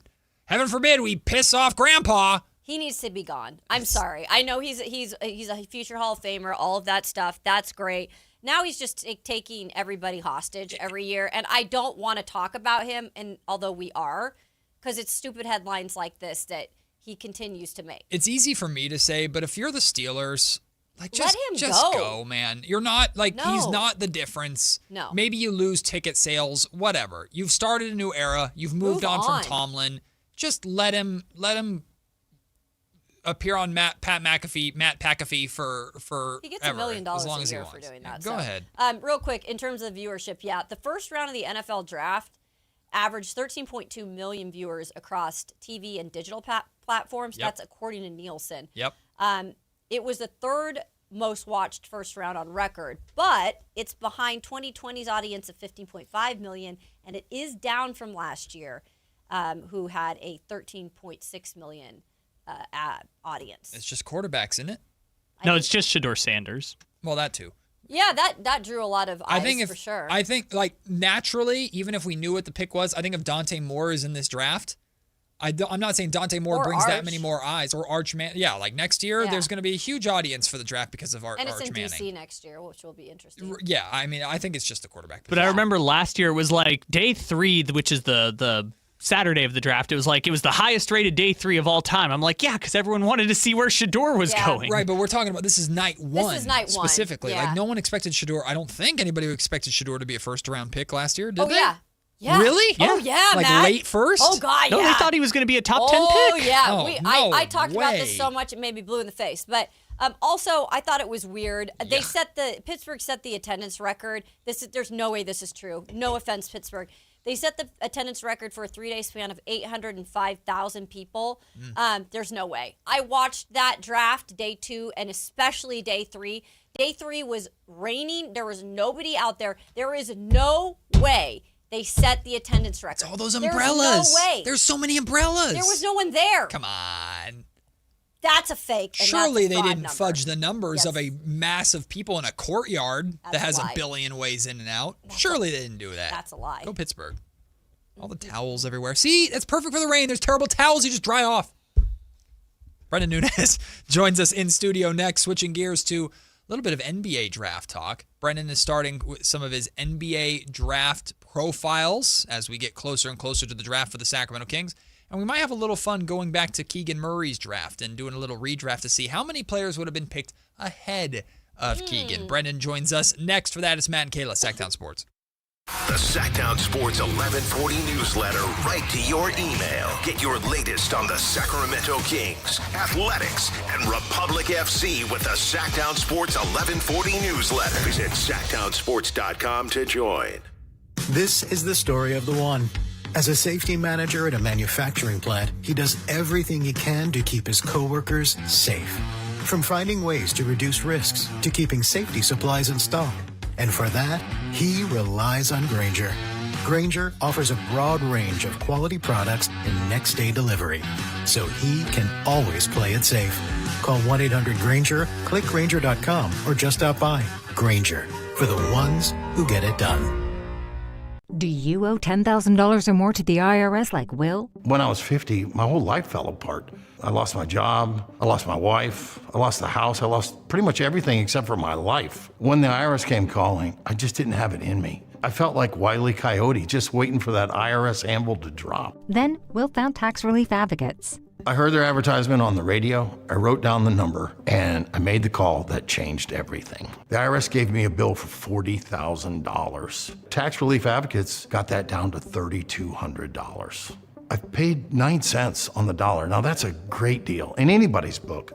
If you owe 10 or even hundreds of thousands of dollars to the IRS, don't lose hope. Do what Will did and call TRA for a consultation. But for me, the real win is I got my life back. Visit TRA.com or call 800-488-2578. 800-488-2578. That's 800-488-2578. T-Mobile has an exclusive bundle for customers 55 and up. I'm Sarah Bowl. Yeah, I'm Frank Bowl. A reliable network is key for us. And with T-Mobile, it's been wonderful. And going to the 55-plus plan saved us so much money. A lot. And that's important. Trying to keep costs down. The home internet's been perfect. It's fast, it's quick. The setup was so easy, it took less than 15 minutes. It was like, ta-da! If you want simplicity, coverage, reliability, you want the whole package, T-Mobile has it. Right now, T-Mobile customers 55 and up can get 2 phone lines on America's best network, plus America's fastest 5G home internet for just $30 each. $30 per month each line with autopay plus taxes and fees. Minimum age 55. Pricing for home internet rely on 2 lines of Essentials Choice 55. $35 connection charge per line required. Best mobile network and fastest 5G home internet based on analysis by Ookla of Speed Test Intelligence data 2H 2025. All rights reserved. Is the crew on their way so we can fire up the grill? Cabrito, arrachera. They're gonna love it. Better go with birria and carne en su jugo. Classic Jalisco dishes with tradition. That seasoning is great, but northern Mexican-style meat speaks for itself. Let's make both. Deal. And to boost the flavor, ice-cold Pepsi. Its sweetness pairs perfectly. And to go with it, flour tortillas. And corn ones too. Hey, carne asada deserves Pepsi. Is the volatility of the stock market driving you crazy? Is your retirement account sinking, yet you're getting older? And you're starting to worry about, will I have enough for retirement? What about the money in the bank? These banks pay nothing these days. How do we get growth to get to retirement account? It's simple. Move into gold and silver. Want to know how to do it? Listen to my show, Striking Gold, with me, Kenny Michaels. KHD1 Sacramento, KYMX HD3 Sacramento. From the Power Business Technology Toshiba Studios. This is Sactown Sports 1140.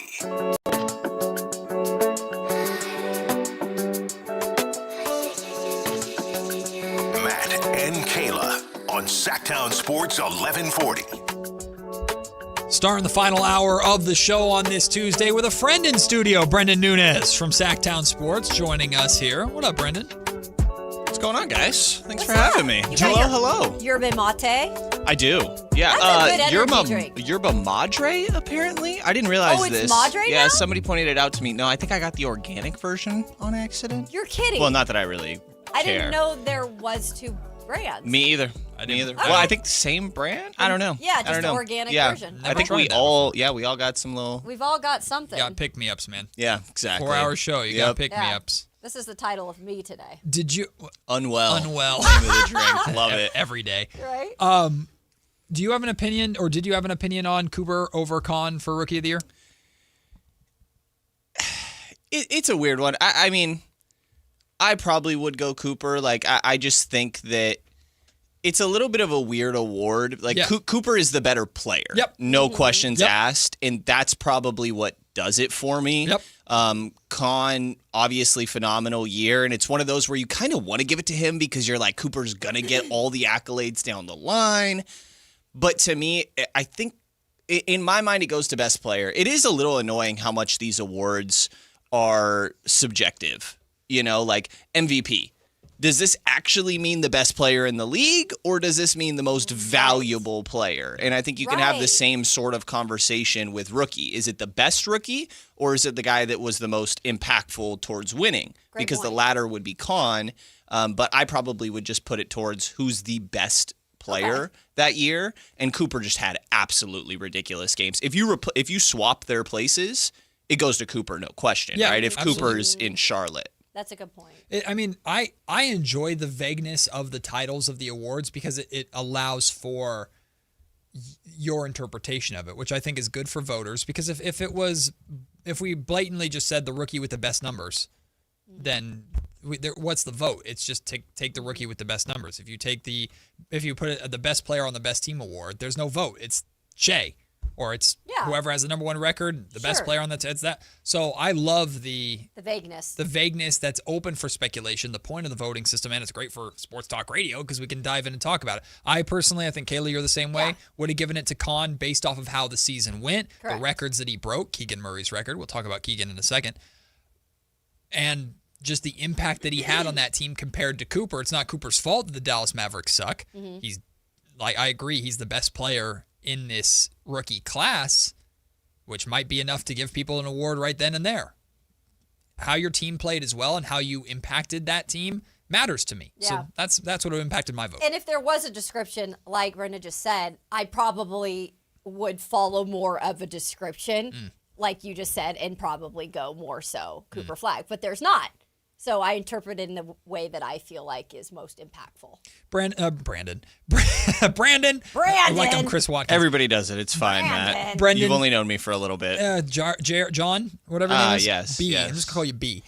I'll go by Kevin. How much have you enjoyed? Yes. How much have you enjoyed Vlade Divac's reopening the can of worms that nobody wanted to? Well, people apparently wanted it reopened to talk about it. We got the explanation that we already kind of knew, but Vlade said it himself. How much have you enjoyed opening that pit of hell again? I mean, saying like I probably if I had the chance to redo it, I probably would take Luka. You probably. Who else are we like? He's like, Trae Young, man, which obviously he didn't. Jaren Jackson Jr. Yeah, like what are we doing? Which, by the way, Jaren and Ja being courtside last night for Desmond Bane's big game, super cool. I liked it. I had it on pick a side, but I took it off because I was like, there was new news that came out, but.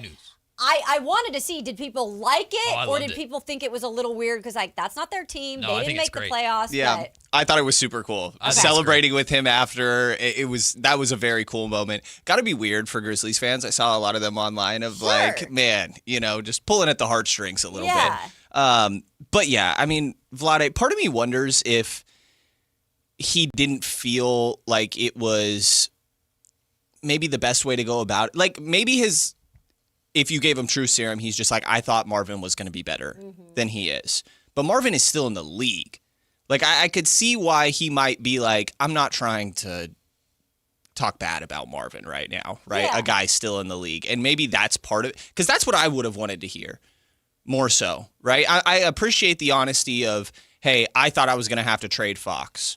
Sure. Like, I think that we kind of knew that was probably a lot of the logic at the time.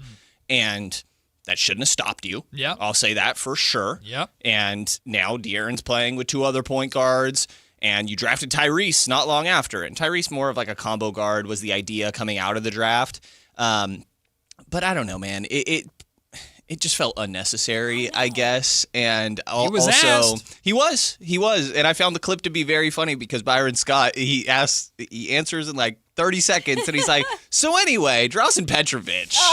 And I'm like, yeah, let's move on from this one. No need to continue to rehash this. Vlade doesn't deserve credit by any means, but I appreciate the transparency. I appreciate someone who notoriously spoke or said a little too much, at least saying a little too much with this situation. But if it gives people closure, great. I guess. I don't know. It was a lot of not much of it was new except for him talking about the big market thing, which again I also think is ridiculous. But that part really threw me off. I know. I was kind of annoyed with that. Yeah. Not lying. I didn't take it though. Is Dallas a big market? No. Well, I mean it's bigger than Sacramento. Yeah. But that's just not a good look to say anything like that. But I didn't take that as an excuse. Again, I take that as Vlade was laying out his thought process at the time. It's wrong. And he knows it's wrong, but he's telling us this was my thought process at the time. I appreciate him just telling us that's what he was considering, even though we all know he was wrong. He at least told us. Yeah. So that's something, I guess. There's something about admitting your mistake, for sure. Yeah.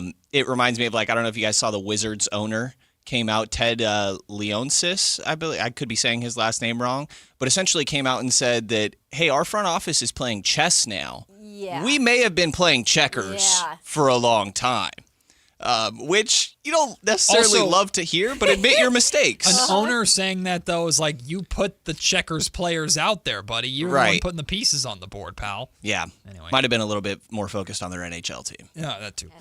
Before we get to what we're going to talk about in regards to this upcoming draft and Keegan Murray's draft, Daniel is on hold and wants to talk about Vlade Divac's comments. What up, Daniel? Daniel. Oh, hi. Vlade had to dredge this up again. I've been a fan since they first got here. And Vlade, he broke my fandom with that draft there. I remember going into that draft, and there were a lot of Kings fans saying, "Watch, he's gonna screw it up." And I'm thinking, even Vlade can't screw this up, and he did screw it up. So now at this point where I'm not much of a fan anymore, the only two things I remember are Vlade tipping the ball to Robert Horry and Vlade screwing up Luka. Those are the two things that have stuck with me.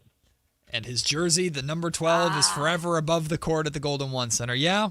Definitely not controversially. To his point, this isn't something that in hindsight everybody's like, man, you really should have done that. In the moment, everybody knew you should take Luka. That's not to take away from Marvin. I think so, man. Because he said maybe not everyone. Maybe that's revisionist everybody. history. That's pretty revisionist history because Luka fell multiple spots past the Kings. I think all of them were crazy. Yeah. Well, yeah, we say that. It's easy to say that now, but in the moment, no one was saying. At least I think there were a decent amount of people, a good amount of people in the moment being like, hey, the Suns have Luka's former head coach, Igor Kokoskov. Like, everybody's he should obviously go number one. No, DeAndre Ayton was the consensus number one in that draft easily. Do you know the reason why the Suns took DeAndre Ayton? He's from Arizona? Yeah, because he went to Robert Sarver's alma mater, and Robert Sarver demanded they take Ayton. He was very much the consensus number one in that draft. I don't know, No, man. I remember vividly. He was the consensus number one in that draft. Luka was looked at as this wonder boy from Europe with all this potential, but there was a lot of unknowns with Luka, how he was going to how his game was going to translate defensively, the athleticism. There were a lot of concerns about Luka Doncic. So I'm not saying that you weren't right in feeling that Luka would be the best player in this draft or that draft. He clearly is. There's no argument for that. But I'm not letting the rewrite of history happen to where everyone was saying everybody should take Luka. No, Kings fans, definitely a big portion of Kings fans. Remember there's like a prophecy online? Yeah. A big portion of Kings fans definitely wanted the Kings to take Luka. Another portion of the fan base was very excited about Marvin Bagley. There were debates amongst experts about Luka, debates about Trey, debates about Jaren Jackson Jr. I don't remember and do not believe at all that Luka was the consensus best player in that draft. I don't remember that. It's definitely not all. a Wemby situation. No, at the it time. was not Wemby. Right. It was not that. Zion. It was not Cooper. And by the way, he's arguably, he won't be better than Wemby, but he's better than those other two. Yeah, probably will be. But it wasn't that way. Luka, everyone was very curious and captivated by Luka, but there were genuine concerns about how his game would translate to the NBA. Genuine concerns. And he blew him out the water because he's been amazing. Yeah, he definitely did.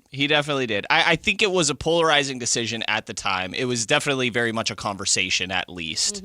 For sure. And yeah, the prophecy thing you mentioned is so funny. Like, it was on King's Reddit where somebody predicted that they are going to get the number 2 pick in the lottery. This is pre-lottery. Yep.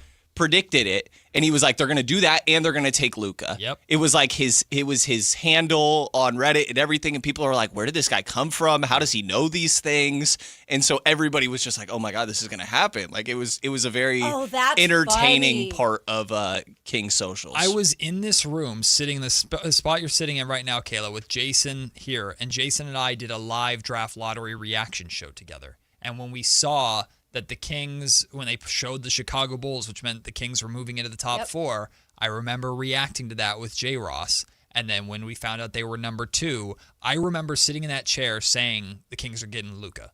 I remember because it was like you believed? I believed at the time. Okay. I believed yes, he was the number 2. Okay. But then as the draft process went on, we know what's crazy is too. So you changed your mind? Kinda. Well, I thought Luka would be the pick. I thought Luka would be the pick all along. I liked the Marvin Bagley pick, but I thought Luka was going to be the pick for pretty much the entire time. But I'm not changing history. I definitely liked the Marvin Bagley pick and supported the Marvin Bagley pick at the time, and I was dead wrong about that. But remember, the Sacramento Kings were also very, very interested in Michael Porter Jr. in that draft. In theory, they were going to take Michael Porter Jr. second overall if he didn't have all the back issues and all the concerns with that. So the Kings were always skeptical about the Luka Doncic pick, and they blew it. Like that, there's no defense. So they blew it. That is, I guess, the example of an overthought maybe situation in a draft. Could be. I think Marvin just also didn't pan out because even after his rookie year, I remember writing something being like, "Hey, he might not be Luka, but this guy's still going to be really good." Yeah. And it fit. It made a lot of sense. It was, hey, we're going to run our butts off with De'Aaron Fox, Marvin Bagley. He's catching 360 lobs. Yeah. That may have just only happened one time. But it was still very much like, oh, this guy's going to be really was that good. The showcase or whatever? No, that was the Summer League, the California Classic. His first bucket was yep. A dunk on Mo Wagner. Who's Luka? Yeah. That was crazy. That dunk was That was sick. actually maybe my first time in Golden One Center. Oh, really? And I we made remember it, man. being like, whoa, this fan base is crazy. That is still to this day, maybe outside of game one when they made the postseason, the loudest that I have heard that arena. It was nuts. Which makes me, by the way, I'm extremely excited for California Classic. Oh yeah, This and year. whoever comes through, especially if it's AJ. Speaking of AJ, we'll get to him in a second to kind of put a bow on this Luka Bagley conversation in general. Again, there is absolutely zero defense for the Sacramento Kings making that selection. I do just vividly remember the skepticism around Luka. Do you remember when Vlade and Vivek went to Spain to have dinner with Luka because he was playing for Real Madrid at the time? He was playing professional basketball in Europe. So we remember when this entire process was going on, and then when the Kings ultimately elected not to draft him, the speculation was, well, Vlade knows European basketball better than anybody. Shout out Papa Giannis. Oh, God. Yeah, that's another story for another day. If Vlade saw something that he didn't like, maybe there is something. That was a big element of the conversation, too, although a lot of fans were like, this is stupid, you're an idiot, we blew it. And they turned out to be right. I think it is an absolute classic example of overthinking. Yeah. They had De'Aaron Fox, who was granted, he was going into year 2. They had just drafted him with the 5th overall pick. They really, really liked him the year before. They let him dictate the decision more than anything else. But they did. They very much did, and they were wrong, but they very much did think that Marvin Bagley was going to be an absolute superstar. They believed it. And to your point, they weren't the only ones that made the mistake. Like we mentioned, Phoenix, obviously. Atlanta traded the pick They from 3 technically to drafted 5. him. Luka's picture is in an Atlanta Hawks God, draft that might cap. be even worse. Yeah. If you think about it. it. And they ended up getting Cam Reddish because they got a future first the next year as well, and it ends up being Cam Reddish and Trae Young for Luka Doncic. And Cam Reddish was the dude, like, I remember. There's clips of Anthony Edwards getting asked, like, who's the best player you've ever played against in high school? And he's like, oh, Cam Reddish. Yep. And he's far from the only one. Cam Reddish was like a phenom at the time and obviously Reddish never hype. panned out. The Cam Reddish hype was huge. Yeah. I remember that.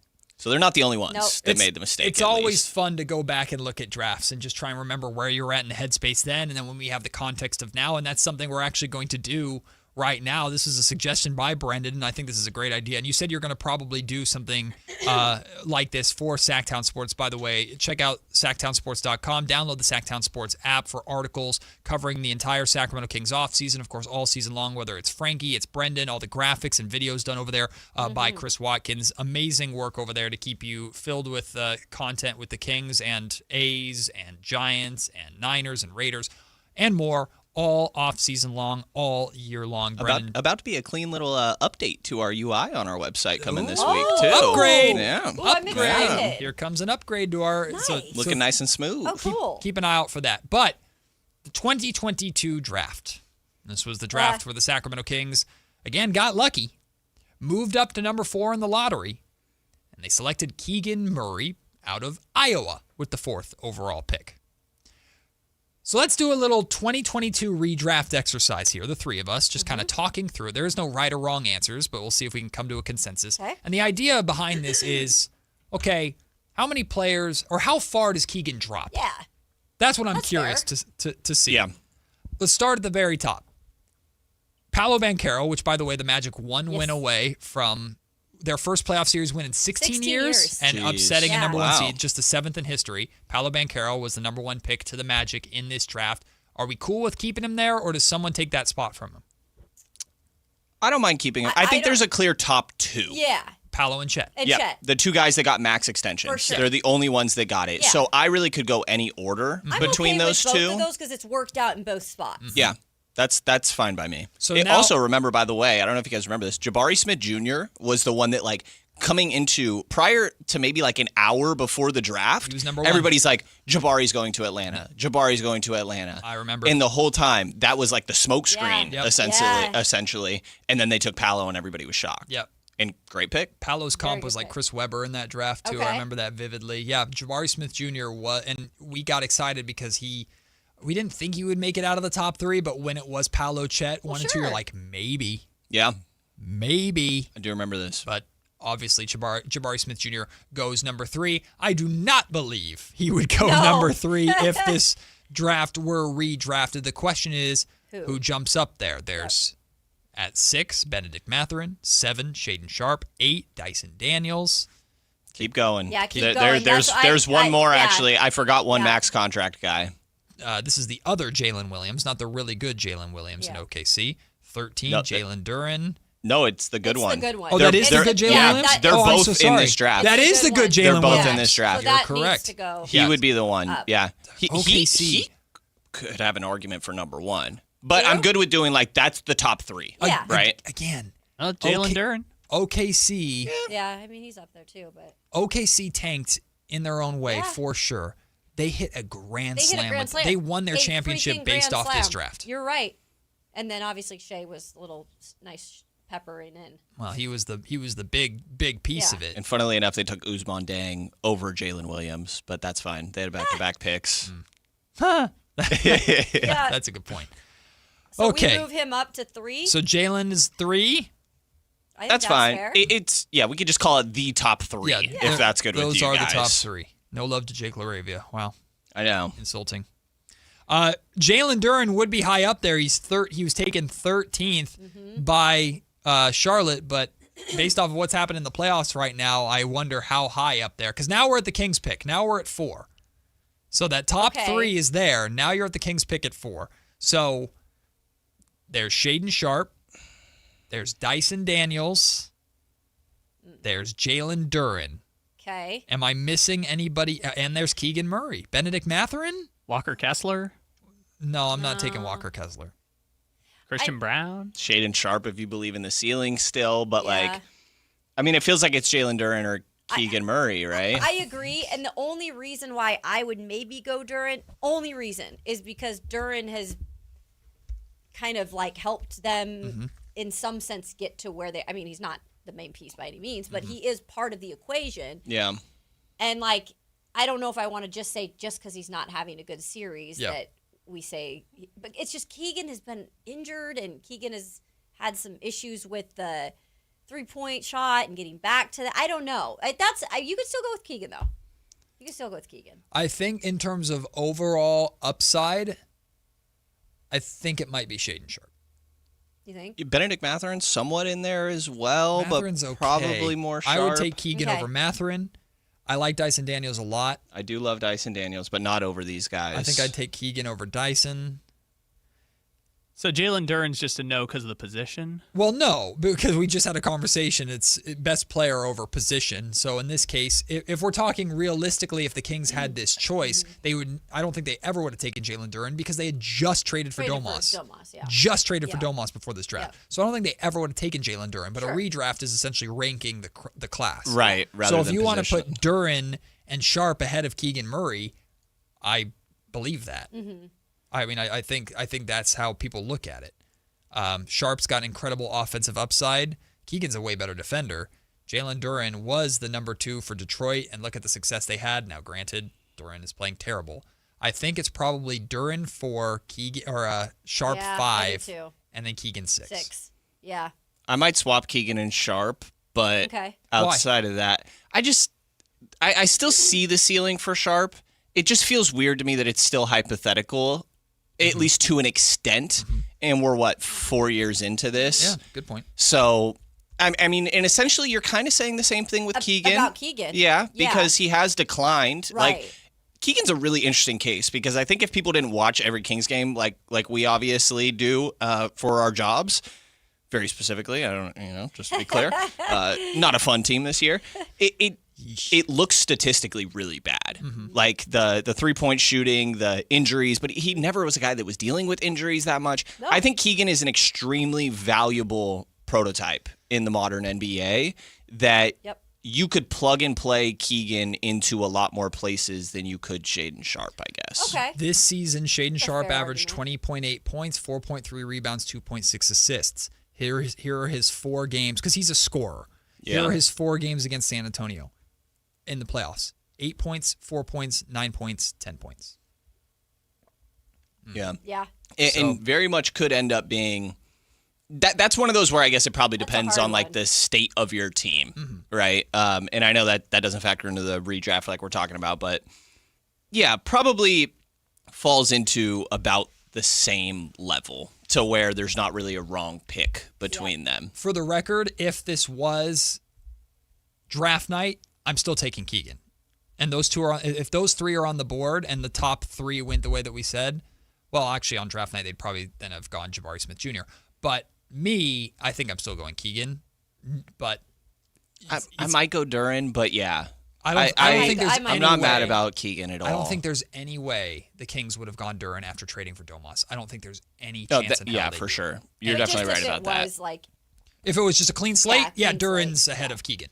No, but I see what for you're saying need, for too. fit, Yeah. Whatever. Drafting a center after trading for Domas, especially a center that was mocked to go in the mid rounds, I think, or middle first round, I think Kings would have gotten killed for that, regardless of how it played out. Before we wrap up, Brendan, you have you're starting a series of draft profiles, and you're starting big. You're starting with the projected number 1 overall pick, AJ DeBonsa. Yep, we got to start at the top. See what happens, obviously, in the lottery, but these guys are going to be in contention. AJ, Darren, Cam, I'll throw Caleb in there too. Yep. Absolutely love the guy. And yeah, I think it's really interesting stuff. AJ is a freak. And I mean that as an absolute compliment. Like the height, the length combination, the ability to get downhill, get to the free throw line, high usage and efficiency, kind of just an offensive monster and everything you would want in a guy. It's hard to do a comp for players like these, but like to me, it's a little Jaylen Brown-ish. And also in the way that like Jaylen Brown kind of looked like a young doe that like couldn't quite get his footing at first, you know? I think AJ has more advanced footwork coming into the league than Jaylen did. But I mean, absolutely a franchise-changing talent. I need him in a Kings jersey. They need number 1 then. Yes, they very much do. We'll see how it plays out. Brendan Nunez, keep up the great work over there on SactownSports.com, the Sactown Sports app, getting a new fresh coat of paint here coming up very, very soon. So keep an eye out for all of Brendan's draft profiles and more coverage throughout the Sacramento Kings offseason. We'll take the break. When we come back, Kayla Anderson is about to run a lap around the building. It's a victory lap for her Boston Red Sox, part of our MLB mini seasons. We'll tell you more when we return. It's Matt Kayla, Sactown Sports. The NBA Draft Lottery is right around the corner. Will the Sacramento Kings secure the top pick for the first time in nearly 40 years? Will the coin flip loss come back to haunt them? What is the plan at the point guard position for Scott Perry and Doug Christie? We are about to find out. Stay locked into Sactown Sports 1140 and SactownSports.com for up-to-the-minute insight on all things NBA. Your exclusive home for Kings basketball. Sactown Sports 1140. If you're serious about getting better at golf, start with the fit. At Hagen Oaks, everything begins with Total Game Fitting. The TrackMan Player Performance Studio analyzes your swing to match you with the right clubs. Ping's Ballnamic Fitting helps you find the golf ball for your game. The Hagen Oaks Putter Fitting Studio helps you roll it true. And with FootJoy's 3D foot scanner, you'll walk the course in shoes that actually fit. From driver to putter and even what's on your feet, Hagen Oaks fits every part of your game. Total Game Fitting, only at the Hagen Oaks Golf Super Shop, Fulton Avenue at Business 80. Country in the Park is back. May 8th and 9th at Cal Expo. Miranda Lambert. John Party. Chris Young. Turnpike Troubadours. Dylan Scott and more. Line dancing live DJs, Mechanical Bulls, huge festival area, and food trucks. Tickets start at only $68. Country in the Park. May 8th and 9th at Cal Expo with Naturewood Home Furnishings, Metro by T-Mobile, and A1 Appliance. More info at CITPFest.com.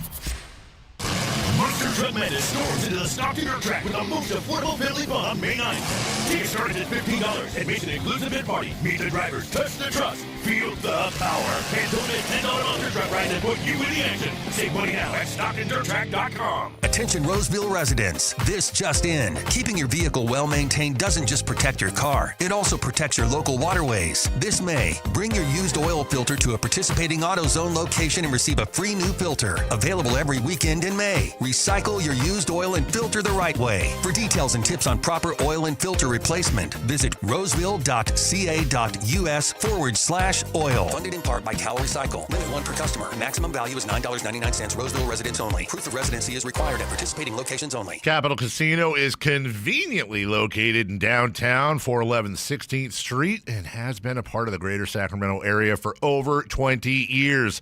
They offer the best variety of games in the region in a safe and friendly environment, and there's plenty of parking, all well lit and monitored by security.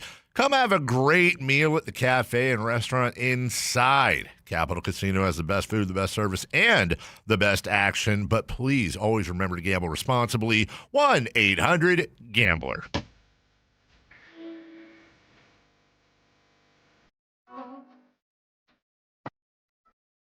It's Matt George and Kayla Anderson on Sactown Sports 1140.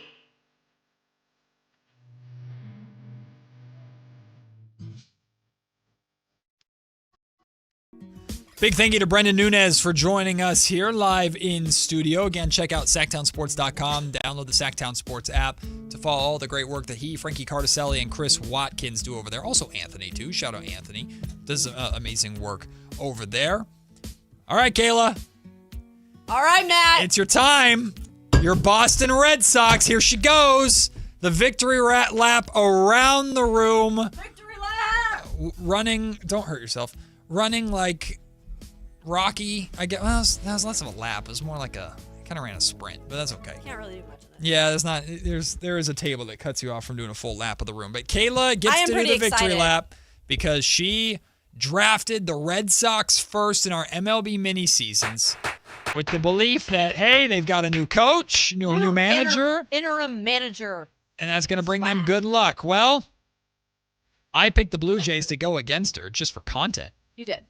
And it went pretty bad for me.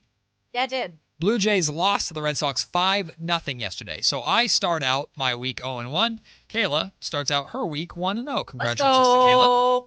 Kayla is now 500 in the history of this game, 12-12 overall. Really, what should be happening is you should be doing the victory lap around Matt right now. That's true. Like, That's Matt true. just take a step back, and then you just do circles around him. Like However, my dog does that. He just keeps circling when he's So excited. red? Yeah. So you're red, and Matt's Kayla. Yeah. How do I get out of this? How do I move on from what I want to say? Idiot. Yeah. Oh, what a loser. But here's the reality, Kayla. You can take here we go. no, seriously. You can take your victory lap, Oh God. but justice has happened. Justice has happened. David Justice? No. Great player. Buzz. The fraud that is Kyle Ledbetter. Oh, wait. Fraudulent. He won? No, he lost. Oh. He comes back, makes the decisions, and he loses. Idiot. Oh, what a loser. You just need Anthony and Ramsey to make all the decisions for you, Kyle Ledbetter. He chose the Guardians over the Rays, which I actually thought was a smart pick, and it was a close game, but the Guardians lost 3-2. So the defending two-time champ, back-to-back weeks, after going 5-0 last week when he was out. 5-0, by the way. That's okay, crazy. so technically, though, if you go back to the days I was out, it was my picks, but I think I was 7-0 on days that I physically am not in the studio. Wait, what? Yeah, I'm pretty sure when I'm physically not here, I'm 7-0. I'm like 4-12 the rest of the time. Cannot continue to have this happen. Kyle is also 12-12. I have now taken over the worst record in the league at 11-13, so I've fallen from grace. But here we are. Kayla. It's a new day, folks. Kayla in the lead, on her way to becoming a two-time champion. We'll see if it holds up.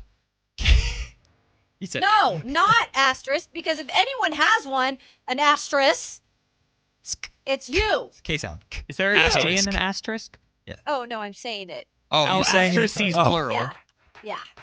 Well, in fairness, I don't even think I haven't even won twice. Personally, I think Anthony and Ramsey should get the title. No, we don't have expansion teams. I mean, I didn't earn it. We don't have expansion teams. All But right. at least I didn't pick teams on Saturdays. Well, Kayla, because that's true, you have not done that. Kayla, wait. because you won and you're 1-0, you have the Pirates, Mariners, Braves, and Giants to choose from today. What are you thinking? I'm going with the Pirates today. She is going with the Pirates at 16-13 over the 15-13 Cardinals. That game at PNC Park. By the way, did you see they have a bouncy house in their clubhouse? I did see this. It was being deflated very quickly, though, with one of them on it. It's for the birthday boy. It's for toddlers. Okay, so Kayla is going Pirates over the Cardinals today to try and start 2-0. Kyle, you have the A's, Angels, Guardians A's, Angels, D-backs, and Dodgers to choose from today. Well, the Dodgers are playing the Marlins, so I can't pick them. I mean, you can't. No, that would be just a terrible decision on my part to pick against the Marlins. Going against your team. I saw they got walked off yesterday. That was too bad. I'm going to go with the Angels. A, they're playing the White Sox, but B, the best pitcher in baseball that no one is talking about is pitching today for the Angels. And that is Jose Soriano. Sirianni? Jose Soriano has pitched, I believe it's like 40 innings and allowed 1 run this year. And what's his record? Wow. He's 5-0. Hell yeah. Yeah, that's pretty impressive. He's allowed for an Angels really pitcher, is. that's very That's impressive. really impressive. One of those baseball... Trade him. No, they probably will. One of those baseball nerd accounts put like his wins above replacement in the month of April, and it's like one of the 10 best months in the history of baseball by any pitcher. Wow. And he's playing the White Sox today, so I'm going to go with Jose Soriano and the Angels. So I have the Yankees, I have the Padres, I have the Cubs and the Reds. Well, the Padres and Cubs are playing each other, so I think I want to avoid that. The Yankees are playing the Rangers, and I always love an opportunity to root. Okay. Is Leiter pitching? No, he's not. Okay, darn it. Wait, hold on. Oh, DeGrom is. Yeah, I'm not touching that. Oh. It's just Leiter. No, if Leiter's pitching, I'm picking against him. I'm saving the Yankees for when Leiter. Yeah. Oh, the Reds are playing the Rockies. What the hell am I doing? I'm taking the Reds versus the Rockies. Isn't that why you kind of picked him in the first place? Yeah, but brain, Brain goes out a lot. Brain no catch up. It's been a long show, Between Dave talking about what's his name at the start of the show. Like days ago. No, the way the show started, it took me a while to recover. You had me open up the show because yes, you were so exhausted. What did I do? How do I start the show? I don't know. With not just what Dave told us about his friend, but what he told us about Dave's friend's sister. I was like, no, that was his wife. No, he said something about his wife. No, never mind. No, it just got nah. It's just Dave. Oh, that's your intro music? Let me just drop a bomb and leave. He purposely messes up the starts of our show. Oh, yeah, no, he knows what he's doing. It's like an art form for Carmichael Dave. Oh, who do the A's play today? The A's are taking on the Royals. The worst team in baseball. Hooray! Well, I guess other than the Mets and the Phillies. The 15-13 A's. This is hilarious. A's are 15-13, but they're 5-5 at home. Okay, let's get that percentage up, folks, this week. Come on. Is Bobby Witt on the IL, I think? Yes. Yeah, he's down. He's down for the count right now. He is a really good player. Unfortunately, they're not very good. Bobby Witt, one-hit wonder, too? And the most underrated player in baseball right now, Shea Langoliers. Didn't get any love. The A's are actually, believe it or not, the A's are underdogs today. Really? According to ESPN's matchup projector. What? Who's pitching for the A's? Savali. Nah, that's probably it. That's the reason. And then they just a lot of runs at all around. home where they can hit the ball out of the park very easily. The Royals are 2-10 on the road so far to start the season. Come on, A's! Let's go, A's. Keep it up. Let's go. Keep it up. This is the beginning of their series tonight. They had the day off yesterday. So we'll see if the A's can keep on rolling. They're in first place in the AL West. The Texas Rangers are now below 500. Take that, Texas. I didn't realize I love you, Leiter. The A's are first place in the AL West with a negative run differential. Yes, I think do they still have the worst run differential in the division? Houston's below them, but they're fourth. When the A's last week, Kyle, when the A's first took first place, they had the worst run differential in the division. Crazy. Because when they win like 1-0. When they lose $10 billion to 4. So here's a crazy one. So the A's first place in the AL West have a negative 8 run differential. The Royals' worst record in the American League are negative 19. Huh. That is weird. And should we be talking about the Padres as a legitimate threat to the Dodgers in the division? Because they've turned it around. Personally, I don't believe it, but if you guys want to, I'd love to. Whitey's in there. Whitey, should we? Should we start talking about the Padres as a legitimate? That's not good for radio. Don't shrug. Matt, the answer is no, but we don't want to break your heart. We don't want to go. I'd love it. Yet. I'm rooting for the Padres for too. Mason I just Miller. don't I would love it as well. I do not like the Dodgers. The Padres are 7-3 over the last 10. The Dodgers 5-5. Ooh. Just to give you that same thing, remember last year? What happened with the Dodgers in a period of time because of their bullpen, and then what did they end up doing? Just for reference, the Padres have a plus 14 run differential. The Dodgers are plus 68. Yeah. I was just looking at that. It's brutal, dude. When they win, they just that's got to be the most. Braves are plus 65. Yankees are plus 49. Yeah, the Dodgers are just. This is the Dodgers slump. Dodgers just stupid. And then there's the Giants down there. Same amount of wins as the Rockies, one less more. Or one less more? One loss less. They have one less loss than the Rockies and same amount of wins. Get me to the end of this. It's We've crosstalk. got Drive Guys coming up. Yeah, the Drive Guys are joining us. Whitey Gleason, Alan Stiles. I need a break. Let me take us out. We got Drive Guys coming up next on Matt and Kayla. You said it wrong, too. You said Got bye-bye. Somewhere to be? Take Sacramento Kings basketball with you. The Sactown Sports app will let you stay connected to your passion. Never miss a moment of Sacramento Kings basketball with the Sactown Sports app. If the world were like a Sleep Number mattress, everything would adapt for your comfort. Because as your life changes and your body changes, Sleep Number mattresses adapt and shift to give you personalized comfort night after night. And now everything's on sale during our Memorial Day event.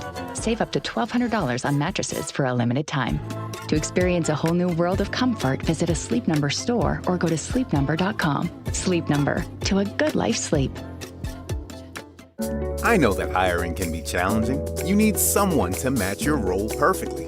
Well, now you can meet them fast on ZipRecruiter. Build your team, build it sooner. Meet your match on ZipRecruiter. Just head to ZipRecruiter.com/free right now to try it for free. That's ZipRecruiter.com/free. Meet your match on ZipRecruiter. Try it free. Are you an adult with uncontrolled moderate to severe Crohn's disease symptoms and still packing a backup bag of clothes? Just in case, Skyrizi Risankizumab Risa can help you take control of your Crohn's. Feel significant symptom relief, including less abdominal pain and fewer bowel movements at 4 weeks. Plus, Skyrizi is proven to help people achieve remission and visibly improve damage of the intestinal lining. Individual results may vary. Skyrizi is a prescription injection medicine. Don't use if allergic to Skyrizi. Serious allergic reactions, increased infections, or lower ability to fight them may occur. Before treatment, get checked for infections and tuberculosis. Tell your doctor about any flu-like symptoms or vaccines. Liver problems leading to hospitalization may occur when treated for Crohn's. Ready to take control of your Crohn's? Ask your doctor about Skyrizi, the #1 prescribed biologic in Crohn's disease. Control is everything to me. Learn more at skyrizi.com or call 1-866-SKYRIZI. There are many reasons to choose Gonzalez Law Offices. As a dedicated trial lawyer with an undefeated record from 2016 through 2019, and you'll know that no case is too big or too small. Due to his success, hard work, and commitment to excellence, attorney Jonathan Gonzalez has been listed in Super Lawyers Rising Stars, as well as in the top 40 under 40 list by national trial lawyers. You can find Gonzalez Law Office online at saclegaldefense.com or call him at 916-304-9187. Sacramento! Now you got a place for all things dance. The all-new Energy 100.5 HD2. Where dance music lives. Dance vibes anytime and any place when you get the free Now 100.5 app. Or listen at 100.5 HD2. The statewide direct primary election is June 2nd. All registered voters will receive their ballot in the mail.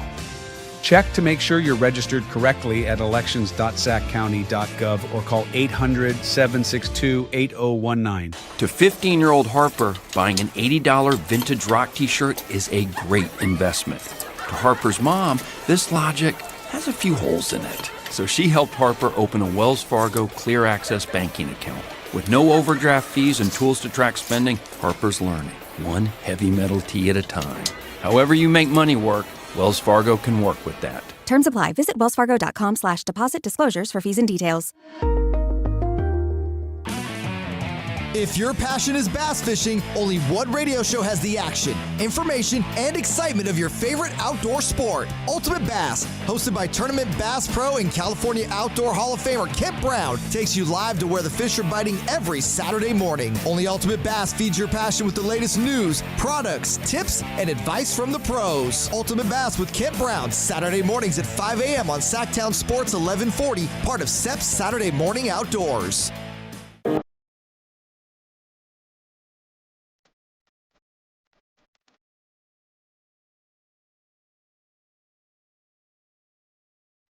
AM to 2 p.m. Matt and Kayla on Sactown Sports 1140. You interrupted voice guy. I don't care.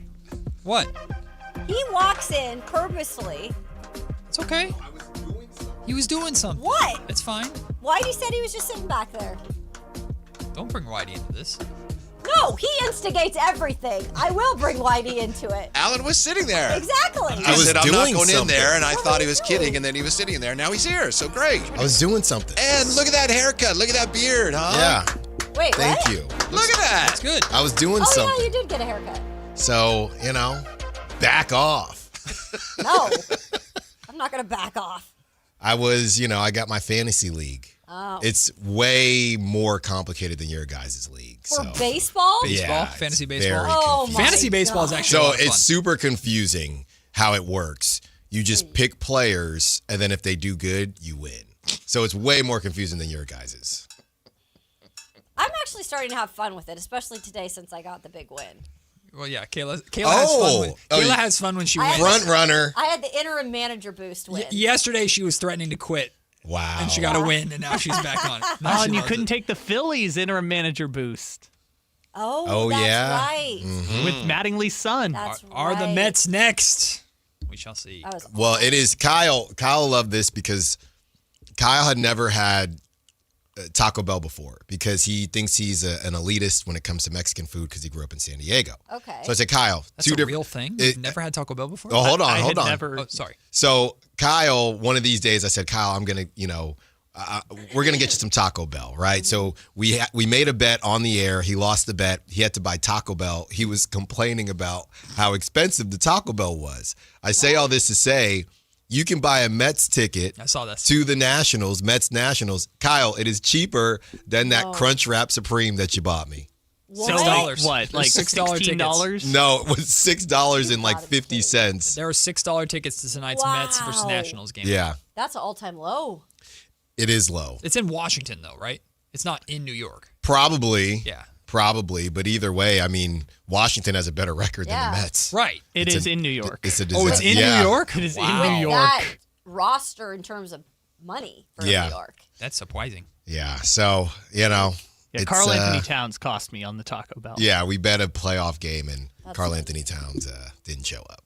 So I'm curious about your guys' thoughts on this. We just had Brendan Nunez in, and he was on your guys' show yesterday. Yeah, we had him first, Matt. Thanks. Yeah, I know. He's your guy. We've admitted we're second. I know. We know we're to beat. you It's guys okay. on that particular. It's thing. okay. We're fine.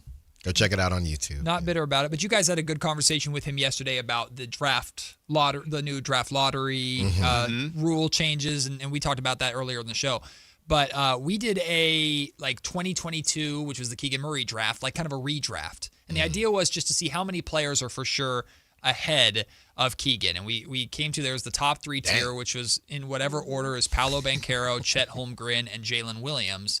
And then obviously the Kings are at 4. I think we ultimately ended up coming to, it was Jalen Duren, Keegan, and Shaden Sharp were in that next tier. You wouldn't put Jabari in there? No, I wouldn't take Jabari over Keegan right now. No. But you wouldn't even put him in that tier with Keegan and probably at the Shaden? bottom, at the bottom of that tier, arguably, because he hasn't really done much in Houston, really stepped up as much in Houston. But I'd hear an argument for him being same thing with like Benedict Mathurin. You could throw in there if you really wanted to. He's about to get the bag because Jabari makes more than Shaden, I'm pretty sure. I think so. Yeah. Yeah. Jabari signed that deal that we thought would determine Keegan's value, and then Keegan blew it out of the water. Yeah. Beat it. Mm-hmm. What do you think, Whitey? What I think is everyone, when we were getting ready for that draft, thought the Kings should take, you got to take Jaden Ivey. Yeah, well, whoops. That went down the wrong path. Not me, but a lot of people. I was with you. You and I were in the same boat.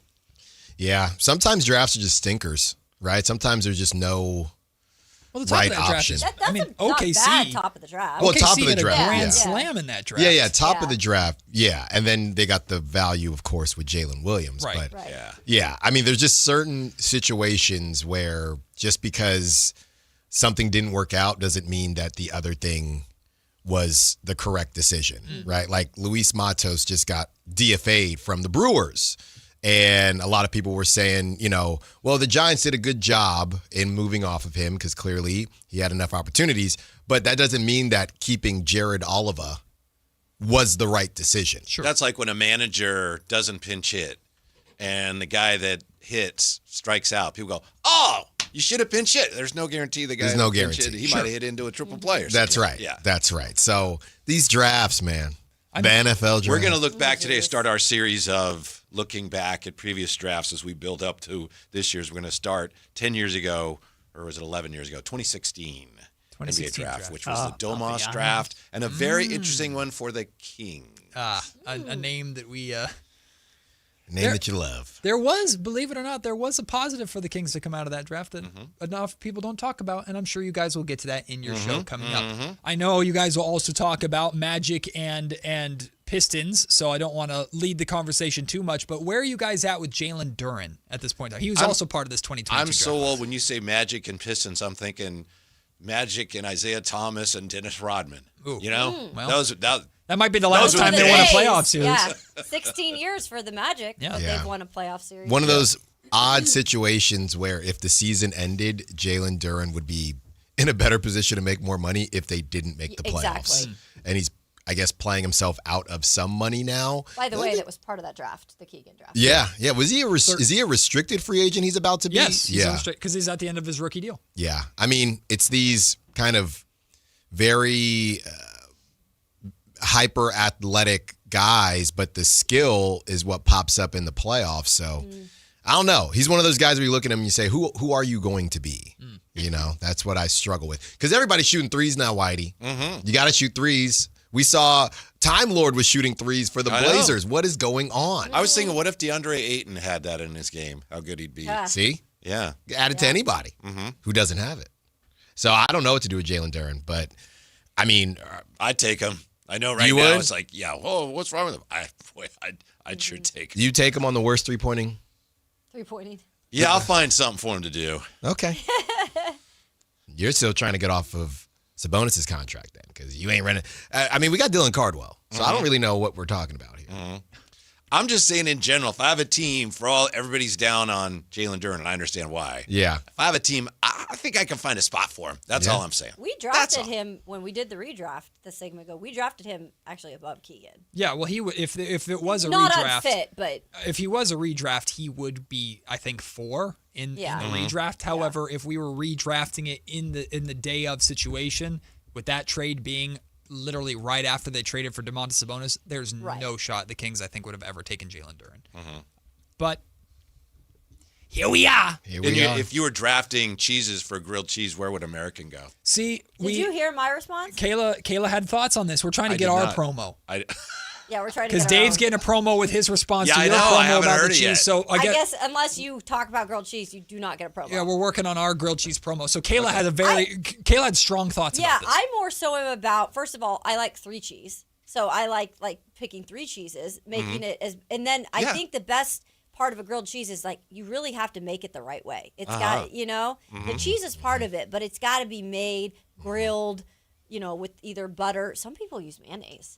I've heard that. way. Not I. I'm a butter person too, but Brendan Nunes? No. I know you know Brendan Well, Nunes. yeah, I do. He but puts mayonnaise on his hot dogs. that's what I've heard, which is insanity. No, it's the worst behavior. Not on a hot dog. It's an aioli. We have some. I'm with him on that actually. No, we're definitely in the minority. Really? Yes. Really? Yes. You're a mayonnaise hot dog guy? I am. Where does it stem By from? itself? Like your kid when you? No, we used to go to this place in Vallejo called Bill's Burgers. Yeah. And they used to do. I'd never thought of that, and I was like, "What is that? Oh, that's really good." Wow. Nah, man. Yeah. Interesting. We have some. It's a no for me. Interesting Kings media members and their hot dog tendencies. Yeah, I we have guess some. so. We have someone who eats hot dogs without buns. Okay. That's paleo. That makes sense. Paleo. I don't know diet. paleo. That's carb cut. Who does he work for? Not the other little- station. Yeah. Yeah. Not Sactown. Well, what else? Oh, sorry. What else do you guys have coming up on the show that's today? it. Grant Cohn, Grant Cohn 2:30. Grant The Cohn. Great Reckoning. Yeah. Niner fans, it's your time. Oh. Grant Cohn at 2:30. Spicy. Their time to what? Look at that. Tune in. He's gonna get spicy. Shooty Babbitt today too as we get ready for the return of the Athletics. Nice, I know. Yeah. Happy to have him A's, back in town. Royals tonight. Rumble. Man, hottest ticket in the 916. I don't think there's anything else going on. Hottest ticket in the 916. You could go see the Michael Jackson movie. You could. Hottest ticket in the 916. By the way, have you Whitey, seen there it yet? is a 2 coming out. Not yet. So they're gonna I've seen do it, the second part. Oh, they are? They are. Okay. Yeah, which might not be as great as the first. What is the name of the movie? Michael. It's just called Michael. Yeah. So there's going to be Michael 2? Or will it just be called Jackson? Michael Ooh, Jackson. That's a good point. The second movie should just be called Jackson. Yeah. If they're doing Michael and then Jackson. No, it's not a joke. That's genuine. That's all right. This is why. Hottest ticket in the city.